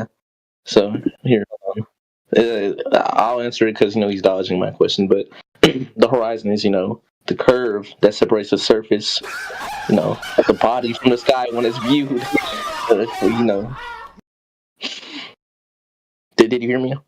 It is a curve. Sorry, the curve of the horizon. That's a contradiction in the definition, though, isn't it? No, it isn't. It is, because horizon is where we get horizontal from. The horizon's horizontal. All horizontal lines are parallel to the plane of the horizon. So I'm going to disagree with you saying the horizon that's horizontal is curved. Okay, so look in the chat. I just want to say something. Excuse me, guys. No. Before you say anything, look in the chat. Just go ahead and look at that. Look at my screenshot. Okay. And you can read that in the code. And don't say it's Wikipedia because the horizon's the apparent curve. Okay, so what is it? What do you mean by this apparent curve? It's obviously a curve. Yes, exactly. Yep, there we go. It's all you're interrupting Necro. Well, we might as well let the other guy, because this is just like a repeat customer you're gonna troll. dodge, right? I'm literally. Yeah, he's just a fucking troll, that guy. And I mean, whatever. No, there was no one else to talk to, but somebody might make an honest attempt. Might be better. I'm not a troll. I was talking about No. Dude. The other one is a troll. So welcome. Okay. Necro. Thank you very much. I was just gonna say, guys, seriously, why don't you believe the Earth is a sphere? If you have multiple photos and everyone is shooting those photos, there are so many pictures. Why? Because when we try to measure the surface of the Earth that is curved in those pictures, we don't measure a curved surface. So measurably, the Earth isn't like the pictures. But it doesn't even make sense, guys. It doesn't make sense for us to be alive if the Earth was not spherical. Sorry. You need to address what I said before you start making weird claims like we wouldn't be alive unless the Earth was a ball. No, but you're still telling me the same argument. My friend, I'm you telling repeat you, your in argument comparison to those pictures, right, that show the Earth to be a sphere, that means the surface is curved. When we measure the surface of the Earth, however, we do not measure curvature. So the Earth is not measured to be like those pictures. I don't understand what you mean. When do we measure it? How do we measure it? All the time when we build upon it. For example, when we level ourselves with the Earth, for example. Yeah, all of the time. When we are building, for example, the Burj Khalifa or something. When we aviate across the Earth, that's fly. We treat and navigate across the Earth as if it was a horizontal plane. So all of the time, dude. But guys, you do. The Earth is too big. Too big for what? It's too big for a plane to see the curvature, for you to see the curvature. No. I'm not talking about see it. I'm talking about navigate it. An aircraft would have to rotate around a sphere. That means it would have to pitch downwards to follow the curvature of the Earth. An aircraft doesn't do this, however. An aircraft flies horizontally, parallel to the ground below, with its nose pitched up a degree. Yeah, but the Earth is too big. When I say you tell me that it needs to level. But if you think about a sphere, do not think about the Earth. Just think about a sphere and then a dot on the sphere. And then I want you to think that another dot is hovering above this dot on the sphere, right? How do you think that this dot should do? It's still gonna be the same case. Okay, it's still gonna be exactly horizontal. I'll tell you. In comparison to the dot. I'll tell you. Yeah. If you've got a dot on the top of the sphere and you move 90 degrees to say the equator of the sphere, you have rotated 90 degrees. Now, that would be measured within an aircraft that would have to pitch downwards to eventually be 90 degrees relative to its first horizontal position. An aircraft does not do this over these distances around the world. But how? You're saying that's too big. Aircrafts fly all over the earth. What are you talking about? The aircraft, even if the aircraft would want to like change its direction in order to like be, be perpendicular. How do you say perpendicular in English? To the sphere, to the surface of the sphere, right? It needs to be like aligned with the surface, right? This is what you mean. Rotate, yeah. Okay, so even if this was the case, the airplane, like the change in the angle of the airplane is way too small to be like 90 degrees in total. Like you are not gonna be able to measure this. Like you're talking about this as if the airplane is almost half of the sphere. It's not the case. The airplane is way too small compared to the sphere. Excuse me, you do understand that the increase in speed is increase in change of pitch. For example, a jet craft with a fighter pilot who's flying at Mach 2, he's going to have to pitch downwards faster than a commercial air jet that's travelling at 500 miles an hour. Do you understand the physics that would take place to fly around a sphere? It's like flying around a corner, right? You're going to have to negotiate, change your direction to fly around that corner. A curved surface is like a corner. You would have to change your pitch to negotiate that curvature to maintain a constant altitude above that ever curving surface. This curvature in comparison to the airplane or the jet craft or whatever, however the speed is, it's way too big for the aircraft to feel this change. Excuse me. It's too big. Like excuse me. Okay, that's like you're not letting me finish my argument. Big. Sorry, too big. What is the curvature rate of the Earth with the radius of 3,000? What? I didn't hear what you said. What is the curvature rate over the surface of the Earth with a given radius of 3,000? You said ambiguously it's you don't know. So you said it's too big, but yet you don't know. What difference does it make? Excuse me. No, just tell me. Excuse me. You said it's too big, but yet you don't know. Yeah, it's too big. I mean, how could you not believe how big this? Like, how could this be a weak point of my argument? It's too big. Excuse me. How big is it?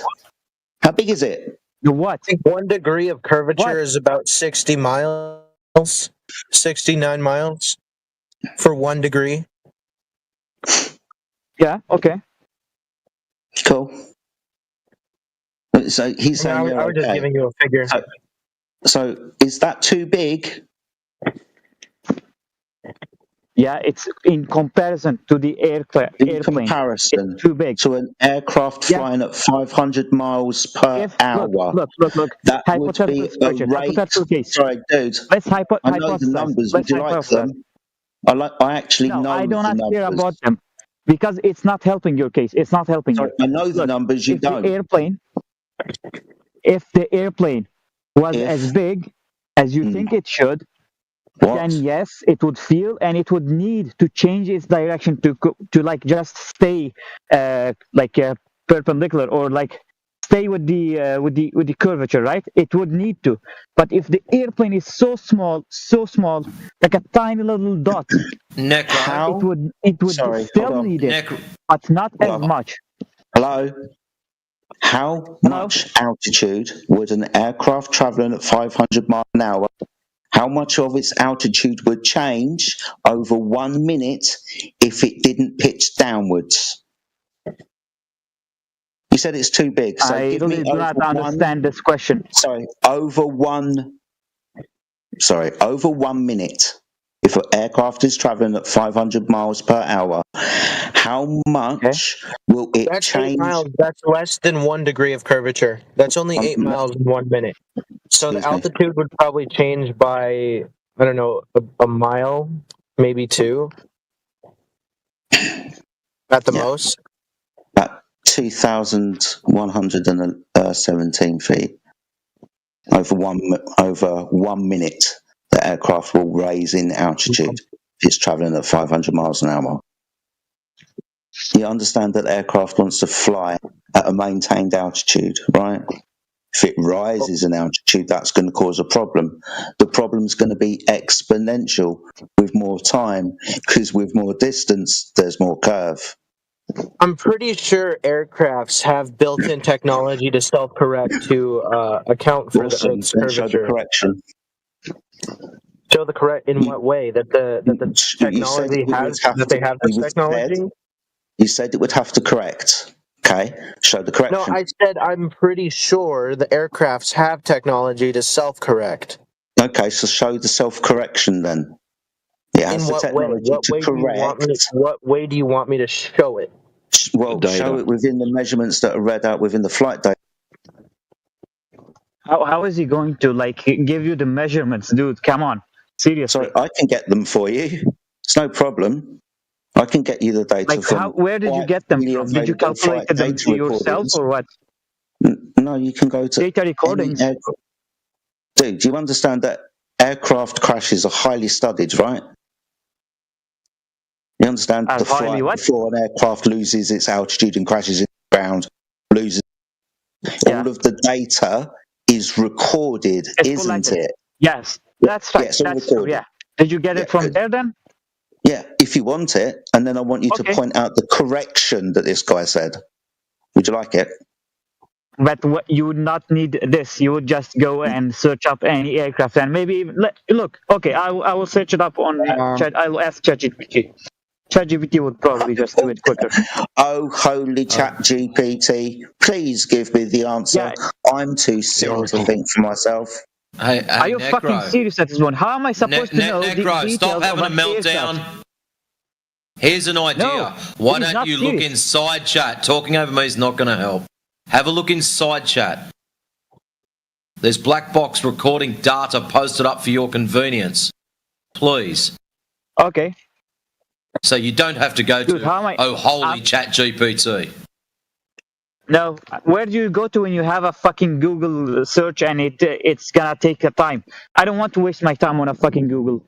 I just want he does it quicker. I put it in the side chat for your convenience. And just so you know, I do hope you're an aeronautical engineer, because I had one to converse with yesterday and he shut his yap afterwards. So please explain to us how an aeroplane does not have to dip its nose around a ball if flying around said ball. Dude, first of all, this picture that you're showing, I'm not a fucking engineer to understand it. That's why I'm telling you that I'm gonna need to search it up, because I'm obviously not an engineer. Well, if you're not an engineer to study it, perhaps here's an idea: stop spruiking claims you know 5/8 of fuck all about. Go and research it first. Oh yeah, and would that be a good idea? And a fucking picture with some lines. That's flight recorder data of an actual flight. Okay, that's a flight recorder data off an actual flight. So whilst you're having your little meltdown, go and do your research. Look. You're welcome back at any time when you are more knowledgeable in said field. Okay, are you more knowledgeable? Then you're not equipped to debate this. Tell us, explain to me. I'm illiterate. I'm ignorant. Okay, come on, tell me. What do you understand from this picture? I don't understand. What do you understand? I'll tell you. So like I said right at the beginning, an aircraft flies with its nose pitched up at 1 degree at a certain speed to maintain flight. It maintains an altitude that is parallel to the ground below. It maintains this altitude with its nose up from horizontal for over 2 hours, demonstrating that the plane is flying horizontal, parallel to the ground below that is horizontal. If the surface of the Earth was curved, where it says pitch, the pitch would be negative, not positive. Okay. So let me just paraphrase in order to make sure that I understand. So you're telling me that if it was true that the plane was flying over a sphere, then it would need its nose would need to adjust its angle in order to be perpendicular to the curve curvature of the surface. But it's not doing this. The data shows, as you claim, that the nose is pitched 1 degree so that it's flying horizontal. And if this was the case, then the plane would just like fly over the surface and then into the space or something. Like it would, if it, with enough speed and so on. But it's not the case. It's still flying over the Earth, right? Excuse me. So you understand that the 1 degree of pitch is so it can maintain its horizontal flight at a certain speed. You're correct. If it's going to pitch any more and more, it's going to go flying up into the bloody sky. And you understand that if it pitches downwards from horizontal, it's going to start crashing into the ground. But it's doing this to maintain its altitude parallel to the ground below. Now, what would happen, because the aircraft wants to know, for example, its azimuthal angles, right? Its pitch, its yaw, right? For when it's turning, for when it's rising, all of these types of things, landing and taking off. So its orientation in three-dimensional space is controlled by a lot of gadgets, primarily gyroscopes. These give the false horizon in the cockpit, the straight line that the pilot has to navigate with. Now, if the gyroscope is rotating around the sphere, that means that that false horizon would continually change. That means that the pilot would have to chase it. He would chase it by pitching downwards. This is not recorded in the flight data. There's no change of pitch downwards to follow a false horizon. Why does he need to change it if he's too small? Like, he would still need to change it, but the change is going to be too small. We discussed this earlier. Over 1 minute, travelling at 500 miles an hour, if he doesn't pitch downwards and maintains horizontal like a tangent, then the difference in altitude over 1 minute is 2,170 feet. That's going to be exponential with the increased distance. 2 meters going to be more because it's a curved surface. The deviation from the curved surface will be exponential distance. I don't know, dude. Look. What did you say again? The last sentence? I didn't hear. No, it's okay, buddy. I don't want to overblow you with too much information. You get the premise. You have the information there. The only thing that you're doing at the moment is trying to argue against it. And I get it, but the data speaks for itself. No, actually, look, I'm not here just to argue with the purpose of arguing. Look, I'm seriously not here for that. I'm here to understand something. Who is right here? The flat earthers or the curved earthers? Like, I have looked into physics and so on. So I want to understand your point. That's why I'm here. When I'm arguing, it might sound like I'm trying to convince you of something that even I am not sure of. And fair enough. To be honest, I'm not sure about anything at all. But still, the Earth being flat, it does not make sense physically. Like, how on Earth could it be possible if all the other planets are also sphere? If the sun is also a sphere? I'm to tell you before you ramble on. All right, you've already placed the Earth in the category of planets. Planets being spherical bodies that orbit around the sun. The Earth, however, is not measured to be like those things. The surface is not measured to have curvature. The body of the Earth is not measured to have motion. So measurably, the Earth doesn't fit into the category of planet. And what category does it fit into then? The Earth can be the thing by itself. The things in the sky are the things in the sky. Right? And different things. There are certain things in physics that I'm not remembering, but I think that there was something in physics that we talked about in the class, and it was that if, like, the Earth cannot maintain its position and its own gravitational force around the sun, if it wasn't a sphere, like, there is no other possible way for it to exist other than being a sphere. The Earth isn't around the sun.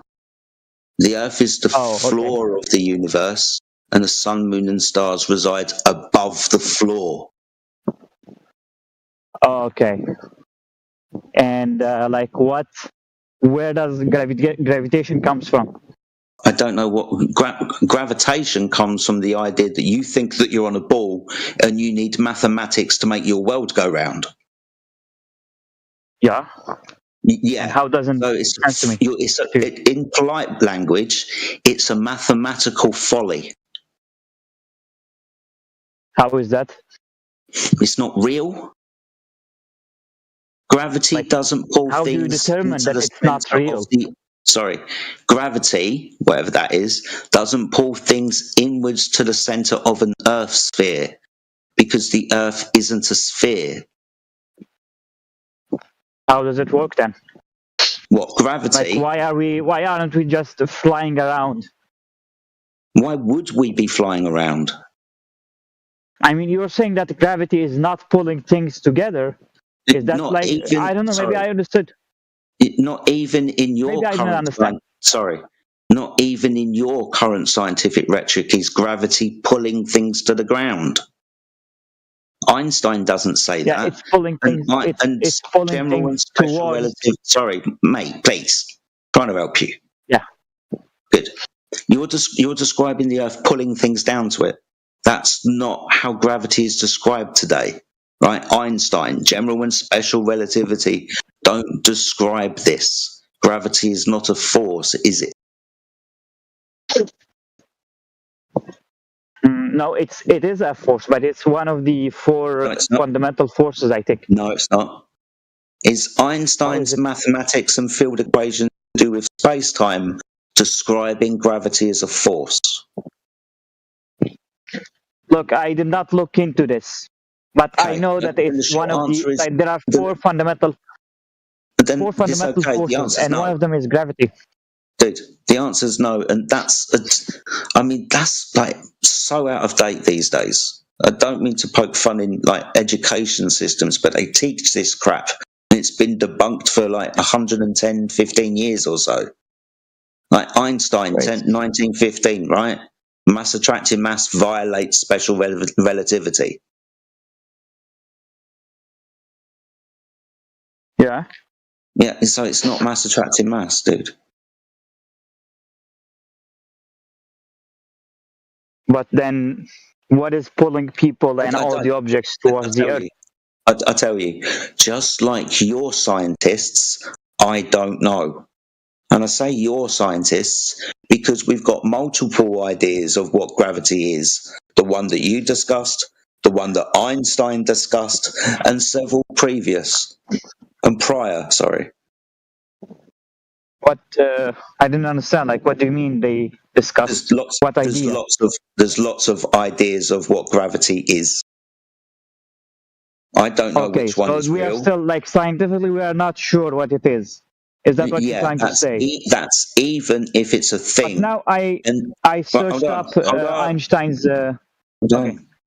Continue. Right. That's only if it applies to a sphere, and the Earth isn't a sphere.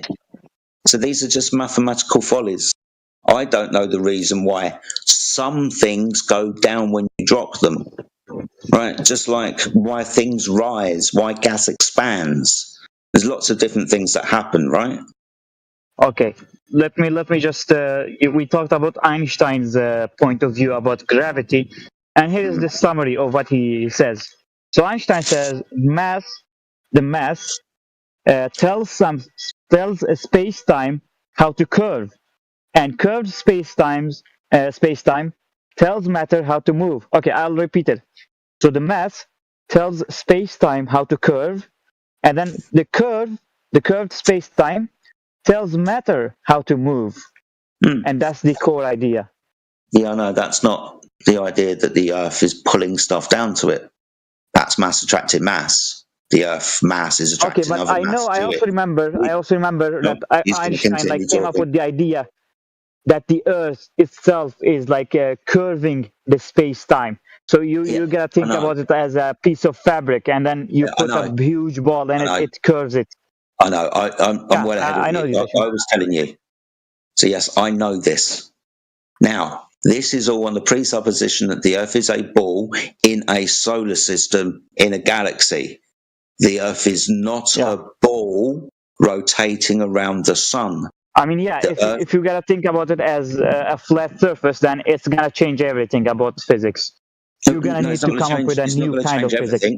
Sorry, it's not going to change everything. Things go up and down all the time almost anyway. Everything. Like, yeah, you just have to build from another framework. It's not, or it could be, still the mass of the Earth. There's mathematics that show that. I guess you could have a curvature of space-time in a system where the Earth is the bottom of the space-time fabric, making everything descend to it, depending on it. I don't know. There's lots of different ideas. So what? No, so okay, let's talk about any object, random object.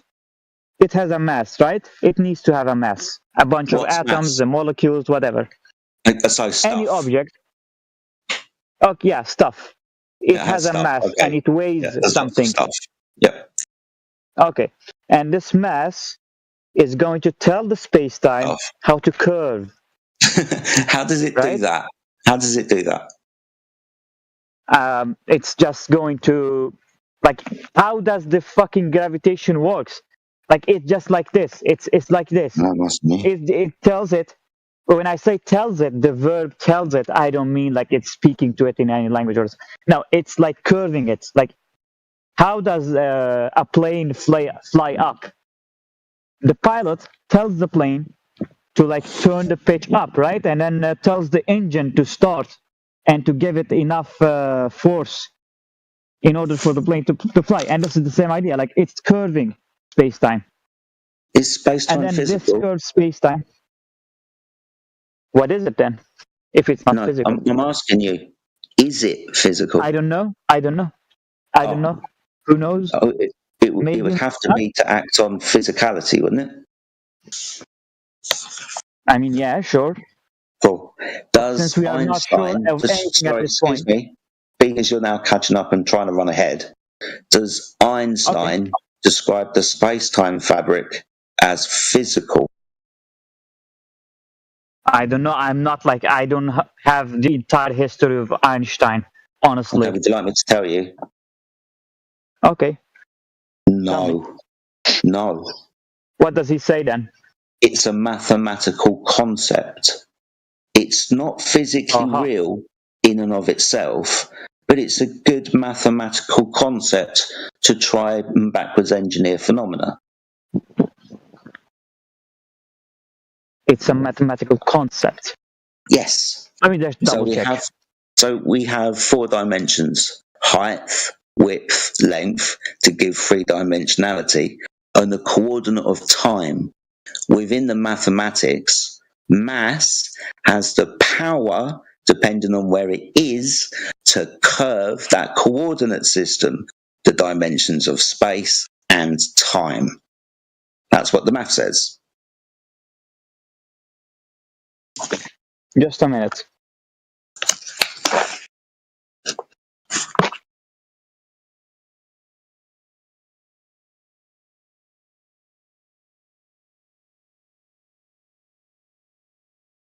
Okay, Einstein's view of space-time. He introduced the idea that space and time are interwoven into a single 4-dimensional continuum, space-time. This was first treated somewhat mathematically, especially in Minkowski's formulation, which Einstein initially resisted but later accepted. In general relativity from 1915, Einstein moved beyond mathematical description. He saw space-time curvature as something with direct physical effects. It determines how objects move and how time passes. The geometry of space-time is shaped by matter and energy, and that geometry in turn governs motion. Einstein considered space-time curvature physical. Gravitational waves, gravitational time dilation, and light bending near massive bodies are observable phenomena, resulting from the structure of space-time. In his later writings, Einstein emphasized that the metric field, in other words, space-time geometry, is a real physical field, on par with electromagnetic fields. Did you hear it? Yeah, I did, yeah. So he considered it physical, and in later life, he said it was physical. That's nice, but space, height, width, length, is conceptual. Right? Yes, we have 3-dimensionality, but the fact that there is space that's absent of anything doesn't mean that the nothing is physical. He says it is. That's nice, but it's a mathematical concept.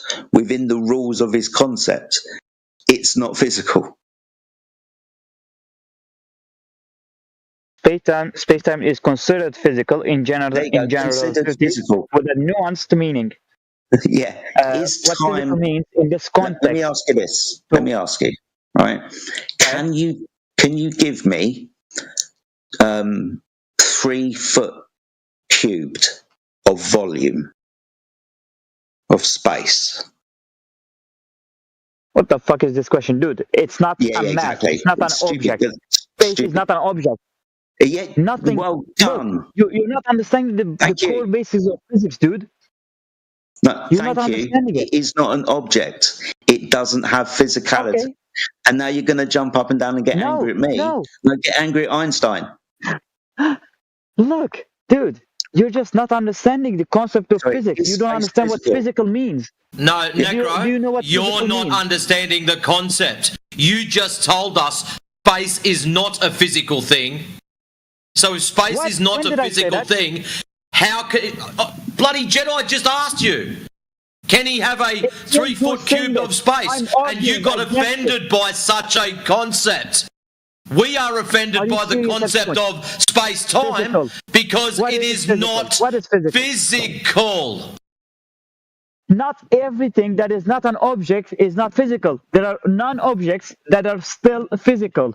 Are photons objects? Excellent. In that case, go and provide Jedi with what he asked for. A fucking volume of space. We are living in space. Yeah, and then what I want you to do is distort it because you've got a big thing in it. What do you mean distorted? How are you going to distort this? I don't know. You'll have to ask Einstein. Your own question, your question is not even scientific at this point. Excuse me. Your question is just a bunch of words. Excuse me. Before you keep getting upset, I'm working in Einstein's concept, right? This is what he says: 3-dimensional space and the coordinate. Dude, can you stop talking through me? Okay. Thank you. So he says the coordinates, height, width, length, 3-dimensional. Time can be physically distorted. You're getting upset when I just ask you to give me 3-dimensional space and then put a big thing that's mass in it and distort it. And you're getting angry at me, but that's Einstein's concept. What do you mean? What do you mean when you say distorted? Distorted. What does distorted mean? So the straight lines would be curved or stretched or compressed. Okay. Yeah, and that's what Einstein says. For me. Yeah, can you do that with a big body of mass in 3-dimensional space that you can't give me? Okay, let me ask you a similar question. Could I? Why can't you give me a bowl full of a planet? Could you do that for me, please? I want you to put a whole fucking planet. On behalf of everyone in here, what the actual fuck? A bowl full of planets? Yeah, that's what your friend is asking me. No, he didn't ask you for that. My friend, the disappointment level has gone through the roof now. I can't believe you went there. What the hell? I don't understand how your question is even scientific. Can you ask a scientist to do this? I'm explaining Einstein's concept to you. Right, so the 4 dimensions. No, you're not. Sorry. You're asking me to give you Necro, listen carefully. Necro, stop talking, please. Listen carefully. Why are you screaming? You're claiming space-time is physical. Yeah. Excellent. If it's physical, you can grasp it, you can manipulate it, you can modify it, you can carry it, you can offer it to somebody else. So, is it physical or not? Jedi asked you for 3 cubic feet of space. Can you provide that? Look, maybe we're Don't not sidestep. understanding each Yes other. or no?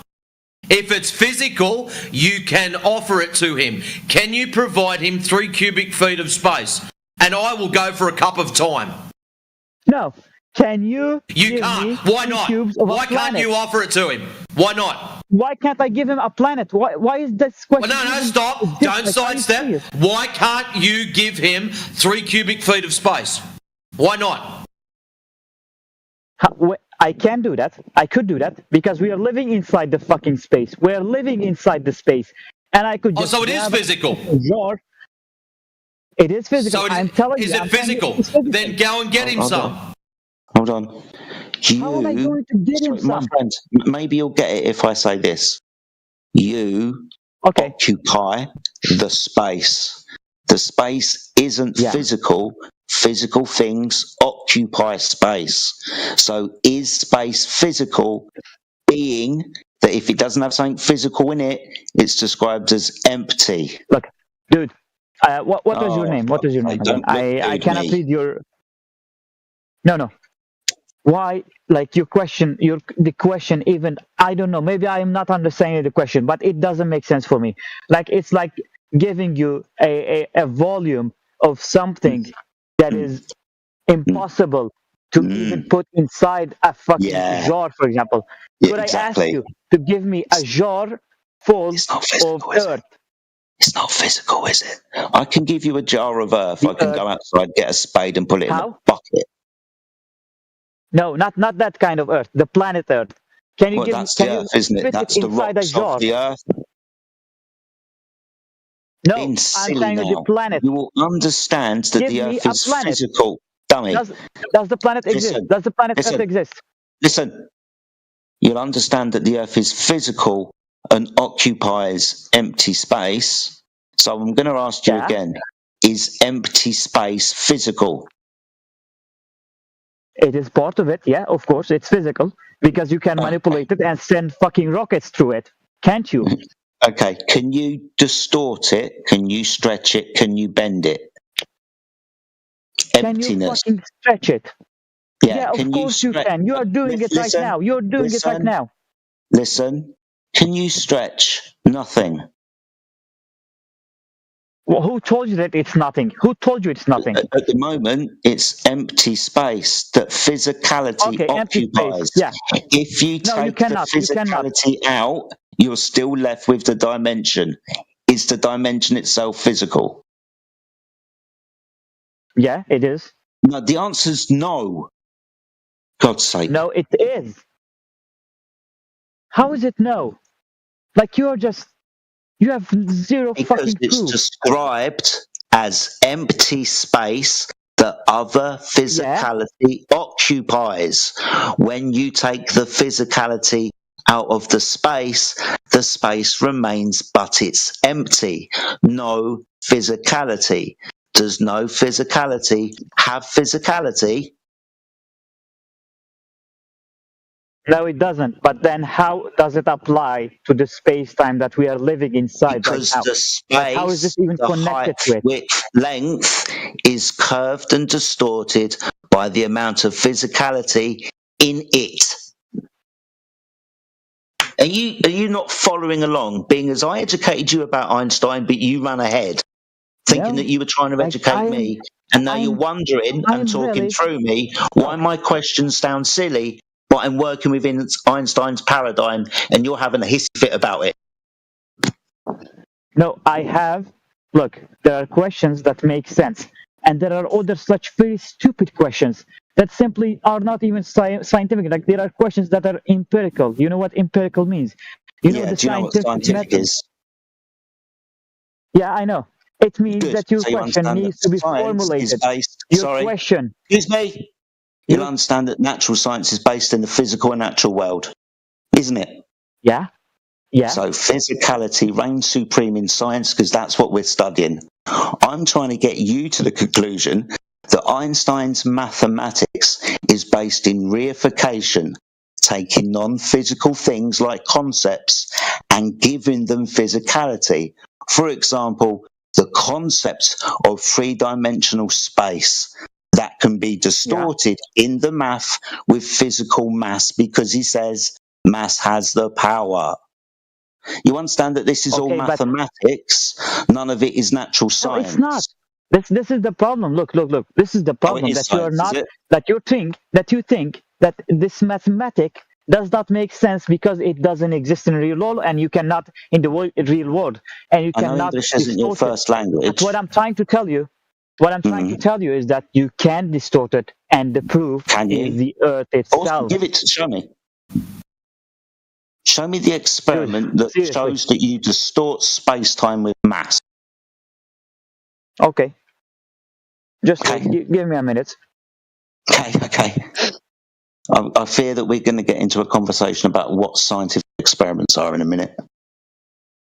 Especially if we're looking at the sky.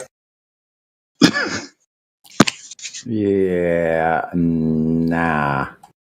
Also, one thing I was curious of is if, what's his name, Necro, could cite somewhere in this definition I posted up from Oxford Learner's Dictionary of the word physical, wherein lies the definition of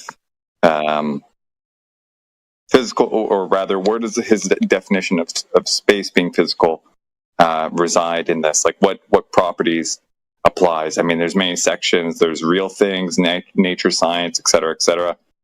I'm sure you could find something in here that would apply. Okay, I have found something now. It's not your question, the latest question, but there was like a gravity probe B in 2004 until 2011. The experiment run, I think. A landmark satellite mission designed to measure the geodetic effect, space-time curvature by Earth's mass, and frame dragging due to Earth's rotation. Geodetic precession was confirmed to within 0.5% of Einstein's prediction. Frame dragging, lens steering effect, was measured within 15% agreement. Final precise rates, geodetic drift is minus 6,606.1 mass per year. Frame dragging is minus 32.2 mass per year. The second experiment is LARIS and LAGEOS laser ranging satellites. Using laser reflections of specialized satellites, scientists measured orbital precisions induced by space-time curvature. LARIS launched in 2012 until 2022. Refined frame dragging to about 5% precision. Similar LAGEOS mission verified these relativistic orbital effects. And the third one is GNSS satellites, GPS, Galileo, and GLONASS. Precision tracking of satellite orbits reveals Schwarzschild mass-induced and lens steering frame dragging effects. One study measured shifts in orbital semi-major axes, mean offset of 17.4 millimeters, matching GR within 0.36% error margin. Atomic clock-based gravitational redshift experiments within the Galileo satellites attained fractional test accuracy, -2 times 10 to the power of -5, surpassing the 1976 Gravity Probe A mission by -5x. And the fourth one, the number 4, is atomic interferometry on human scale. ChatGPT, now I get it. Can we just get a hypothesis for any of those? Just take a hypothesis, please. Just let me finish. This is the last one. Laboratory experiments using atom interferometers directly measure tidal forces from spatial curvature caused by a nearby test mass, -84 kilograms. Demonstrates quantum level detection of space-time curvature. And I think this is the strongest one. Like, how can you deny this at this point? Well, demonstrates quantum level detection of space-time curvature. Okay. So what's the hypothesis? Then we'll go how through happy he was reading that. Please note how happy he was reading that. He was right at home reading that brown stuff. You got this. Did you understand? Yeah, the fourth one, the one that we can't deny. What's the hypothesis in the experimental setup? I don't have a fucking idea, but I know the results of the experience. It proved that the space-time exists and it can be curved. No, excuse me. You just told Sorry. me. Look, you just asked me if I can if I can Excuse bend me. it. Yeah, My God. you read it off. Neo, shut up! For 5 seconds, let Jedi speak, please. You've read something off ChatGPT. Here's a clap for you. Now, congratulations, you know how to read. Now give me, do give me you your understand any of it? fucking No. argument. Listen to Jedi. Yes, I do. Okay. So, thanks for the results. I'm still going to need to see the experimental setup. You do understand what science is. Sorry, you understand what science is, right? Now, you can give me results, but without me seeing the experiment, how it was conducted, what the variables are, the test conditions, the results don't really mean anything. Okay. I will get it for you. Don't worry. Thanks.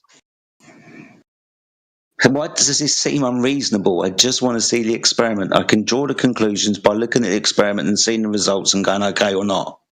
That's a proper evaluation of an experiment. Don't just give me the results and tell me to fuck off. This is the title. This is the title. I don't want to, dude. Measurement. Listen to what I'm saying. Measurement of the. Then did you want me to fucking give you the experience? What's wrong with you, dude? Please, for fuck's sake, don't, because this is rude and not. I'll tell you if you stop talking.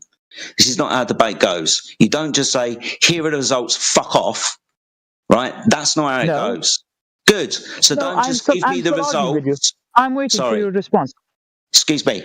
How were the results achieved?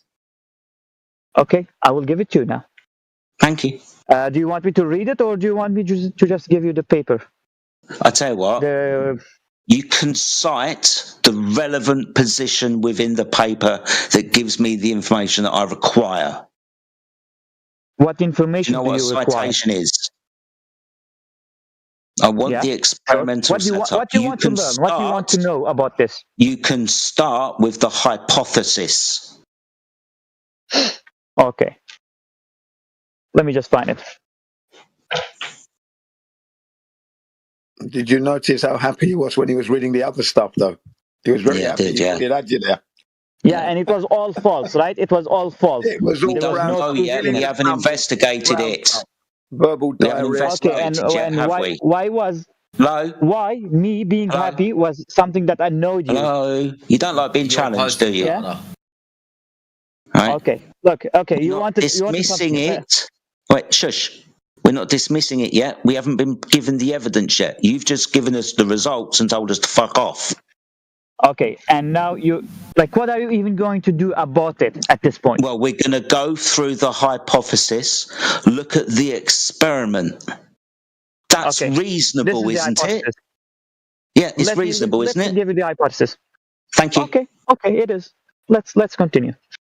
A dual atom interferometer can detect and measure the Earth's gravity gradient, tidal forces, which are direct consequences of space-time curvature, predicted by general relativity with high precision, even at laboratory scale. More specifically, space-time curvature near Earth produces measurable tidal forces differences in gravitational acceleration over short distances. Did you understand it? I understood what you said.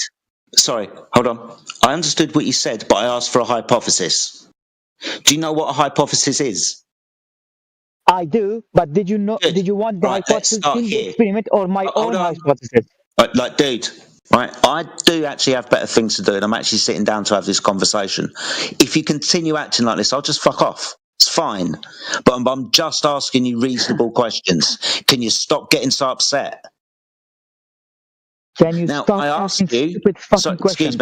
Excuse me. I asked you for a hypothesis. Now I understood what you said. I gave you. I gave you a hypothesis. For fuck's sake. Shush. Why? Okay. Because you're not letting me speak. I'm challenging you on what you said. Are you scared of the challenge? No. That's a question. Are you scared of the challenge?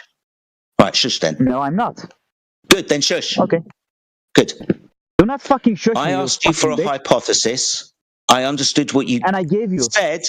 No, I understood what you said, but that wasn't a hypothesis. Mm-hmm. My question is this. Do you know what a hypothesis is? Yeah. Okay, what is a hypothesis?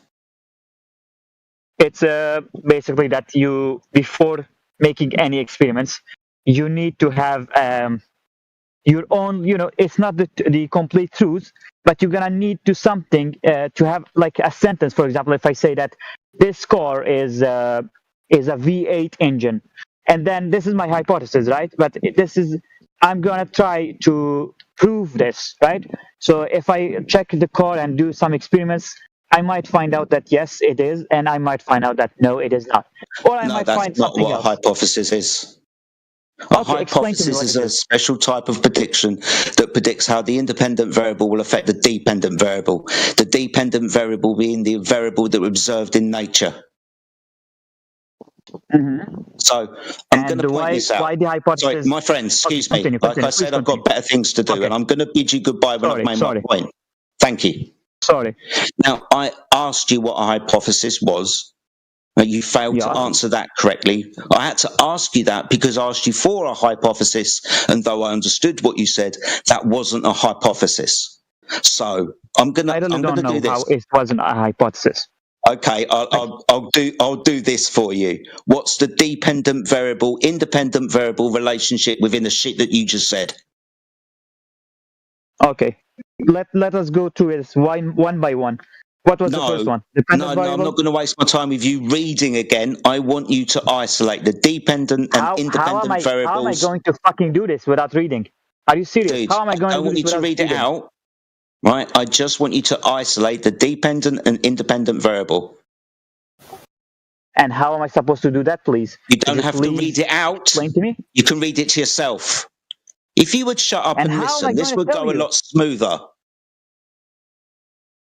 But you asked me something, and I'm answering you. Just get me the dependent and independent variable from the shit that you read out, please. Thank you. How? Can you read it to yourself? You don't have to read it out. I've said this 5 times now.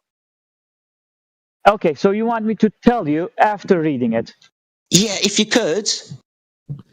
This is a good freak out. I mean, it's intolerable. He used Chatbot to get those 4 things. He could say, "Hey, give me the hypothesis," and it'll be wrong. He doesn't actually know it's wrong, and the entire experiment is fucking wrong because you think it is, right? So what's the dependent variable in the shit that you read out? You said it's a hypothesis. Sorry, listen. Hypotheses contain both dependent and independent variable. In what you read out, give me those. Okay. Another unreasonable question, I assume. You've been very generous to him, Jedi. I would have just stopped him at space-time is a fictional concept that Einstein imagined. Oh, we know. We've been through this. We're well down the road now. He's still trying to defend it. I did not say this, by the way. He said it. This guy that is discussing with me, he said it. It wasn't Einstein's? Me. Yeah, that you said that space-time is like... You need to find the dependent and independent variables in the shit that you read out. Can you do that? Come on, hurry up. Yeah, but these guys, they just...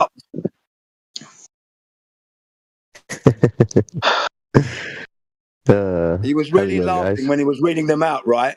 But he was reading himself into trouble. That's what he did. Then hurry up with your Einstein. Oh yeah, I'm in trouble for reading a fucking experiment. Oh yeah, I'm in trouble now. Reading brown stuff. Diarrhea. Get on with it. Excuse me. What was the hypothesis, independent and dependent variable of your experiment? Yep, that's all we need. How's he supposed to know that? He's only just read them off ChatGPT 5 minutes ago. Right. He's never heard of any of this. He asked ChatGPT, I need to know the experiments for space-time. I'm going to ask my chatbot for the same thing, and I bet you it comes back and laughs at me. Yeah, this is really, indeed, entertaining. One of the best ones, this one, I'm telling you. Go down in the history books. And not to mention the fact that Necro failed to actually define physicality as it pertains to this conversation. I even pulled up a definition. Okay, why don't you fucking give us that? Why don't you say it? All right, I did. Why don't you just give me a Here we go. Here we go. All right, Necro, check this out. I did the work for you, right? 24 minutes past the hour. I tagged you in reference to another. I'm not I'm not reading the goddamn chat. Oh, Just so you okay? So speak you out, don't speak actually out. have a definition. So He's you don't busy have a getting that. definition. He's Right. busy So he getting doesn't that have a No, hypothesis since for you Jedi, think my guys. definition was wrong, since you think my definition was wrong, I want you to give your definition, please. You didn't even Like, provide enlighten one. us, Before the please. chat moves on, Enlighten us. Jedi was asking for the hypothesis. Are you saying you're not going to provide Yeah, that? yeah. Go ahead. Go ahead. I provided him, but then he rejected it. Okay, No. let's continue with the dependent and independent variables. Cool. So the independent variables was like the position of the test mass, the 84 kilogram mass, and then the separation between the two atom clouds, and then the timing of the laser pulses. And then the dependent variables were like the gravity gradient and the interference phase shift. Okay, just put that in the chat so we can all look at the experiment itself. Where Oh, they got God. Oh, God. You guys are just... Look at him. He's got God. Look at you. Look at you, man. Wow. He dropped. All we need is the actual data from the actual experiment. So if you're reading it, if you're not just making it up, you can put that test experiment, the variables, in the chat. Where did they get the variables? What do you want now? What do you want me to do? I gave you everything. We asked hypothesis. I gave you hypothesis. You asked for. No, Jedi asked you very specifically from the experiment that you read out. We need the experimental data, the hypothesis, including the independent and the dependent variables. Put that in the chat. I just said it. No, we don't want you to say it. We want you to put it from the actual experiment. It has experimental data that came from the experiment. Dude, I really do not fucking want to waste my time. I'm just gonna send you the experiment. Yeah, it would be written down. You can look it up for yourself. No, that would be written down. Just look it up for yourself. If you look it up yourself, then put it in the chat. Okay, I will do it now. I'm just gonna give you the experiment. I don't give a fuck. And that would require not the entire experiment. He asked for a specific citation. Oh, shut the fuck up, dude. So Shut page, paragraph, etc. No, you can do it yourself. You can do it yourself. Since you do not believe me and you do not believe in whatever I'm saying, do it yourself. Here is the link. I sent it in the chat. We don't even believe in Einstein, man. We don't even believe in Einstein. Please get that right. We do not believe in Einstein. Oh my God. Okay. Now it makes sense. Okay. I mean, why am I arguing with people who do not believe in physics? Like, we're not arguing about beliefs. If you're here to speak about beliefs, I mean, there's probably a Santa Claus and an Easter Bunny channel somewhere further down the list. We're just looking for empirical evidence of things. Oh dear God. Oh dear God. So, because you're saying it's a belief, I have right? put the experiment. He's praying now. What? Yeah, we're not interested in the beliefs. Just like send the data, send the evidence. We don't really care about your beliefs. Fucking sent we know you what the your link. beliefs are. You can look it up for yourself. You can see it for yourself because That's good. like whatever I say, you think that it's false. Well, that's all right. So See, I already know. I mean, these guys are entertaining you. These guys are entertaining you for some reason. But I mean, it's very obvious to everyone here that space-time as a concept is just a concept. So you claiming that you're doing anything in the physical world with space-time just shows us that you're operating in fantasy imagination. Did you want to? Let's take one by one. Do not mix everything up, okay? You wanted the experiment. No, I gave you the experiment. One by one. No, I didn't ask for any of these experiments. You fantasizing about why things go down is of no interest to me. This is a previous conversation. I wasn't involved. Please look at the experiment. I'm interested in globe evidence. I want evidence that the Earth is a ball, not your fantasies about gravity. Oh my God, this guy. The experiment is there. The entire paper is there. Why do you not want to read it if you asked me about it?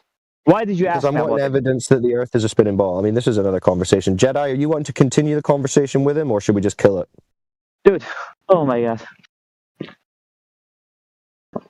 I mean, and that was brown paper, by the way. Brown paper. Hold on. I read it, and it says nothing about where they got the data from the experiment using what controls. It says nothing about the controls or about the hypothesis. Nothing at all. You read a 10-page long paper. Yes. In like what? Yes. 5 minutes now? Yeah, I did. Oh. Yeah, I'm a speed reader. Yeah. Was this supposed to be? And what did you get? Was it supposed to be proof of a globe, of an Earth being a spinning ball, or not? It was supposed to be a proof of space-time curvature. So yes. Oh dear. Is it flat though? You can't prove an imaginary concept from Einstein's mind. You'd just be begging the question. Okay, so, dude. Okay. So did you quantify it? How did you quantify? No, I did not. No, I did not. Do you understand that space and time are not physical attributes that can be bent? Do you understand that? Dude, I seriously look. If that makes think about it. What is time? What is time? It's on the clock. I don't know. You tell me. You tell me. What is time? I don't know anything. So how do you bend it? You get the hand and then you bend the clock hand. Oh, that's a clock hand. How do you bend the paper? Time. Not time. That's paper again, not time. So you're understanding that it's physical things that can be bent, not concepts like time. You understand that now? Well, when you say what's the time, up from your delusion. Space-time is physical. What is wrong with you at this point? Space-time is physical. Okay, could you show us some space-time? It's around you, dude. It's literally around you. What does it look like? What else do you want? Is it in the room with you right now?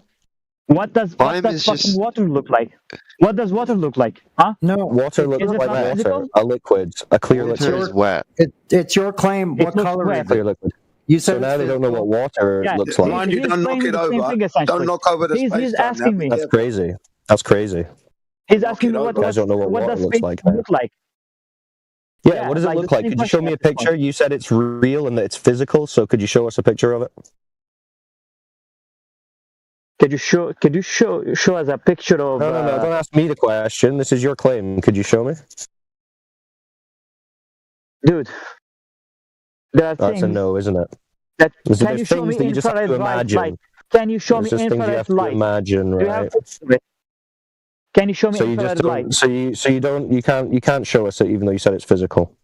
No, I can't because it's not in the way you think it is. It's just your imagination. It's just Einstein's imagination. It's not even your imagination. It's Einstein's imagination. Oh my fucking god! Just my so how do you bend and warp? How do you bend and warp a concept from your imagination and make that do something in physical reality? Sounds kind of stupid. Dude, it's not a concept. You need to It is a concept. It's not a concept. Did Einstein observe or measure space-time, or did he conceptualize it? He did not, but others did. We did. Oh, so how did Einstein come up with it? How did Einstein imagine it? How did he come up with it? I don't know. How did Archimedes? How did he come up with it? Well, he didn't observe it. Of the water. He didn't measure it. He didn't measure it, did he? He didn't observe it. Dude, something. So what did he do? You need to understand something. He imagined it. He hypothesized it. That's so he imagined it. So he imagined that it existed. Yeah, and I imagined that freaking car, and then it's imagination. There you go. He imagined it. Okay. Now you understand. My God. Like your logic is just God, help complete bullshit at this point. Einstein's space-time is imagined. Help me. Yes, it's imagined. Well done. Imagined. Okay, yes, and how does something imaginary become an experiment? Like, how do you experiment with something that is imaginary? You don't. That's why you're spiraling. Oh, is that so? And the experiments that I gave you, you don't know that there's any space-time bending and warping going on because you don't even have the space-time existing. I have the proof, and I have enough evidence. You can't quantify or show or demonstrate space-time in any way. Oh my God! Do you want me to fucking show you now? I don't have any evidence for space-time. No, it's boring. You've already conceded it's imagination. That's fine. God. Oh my God!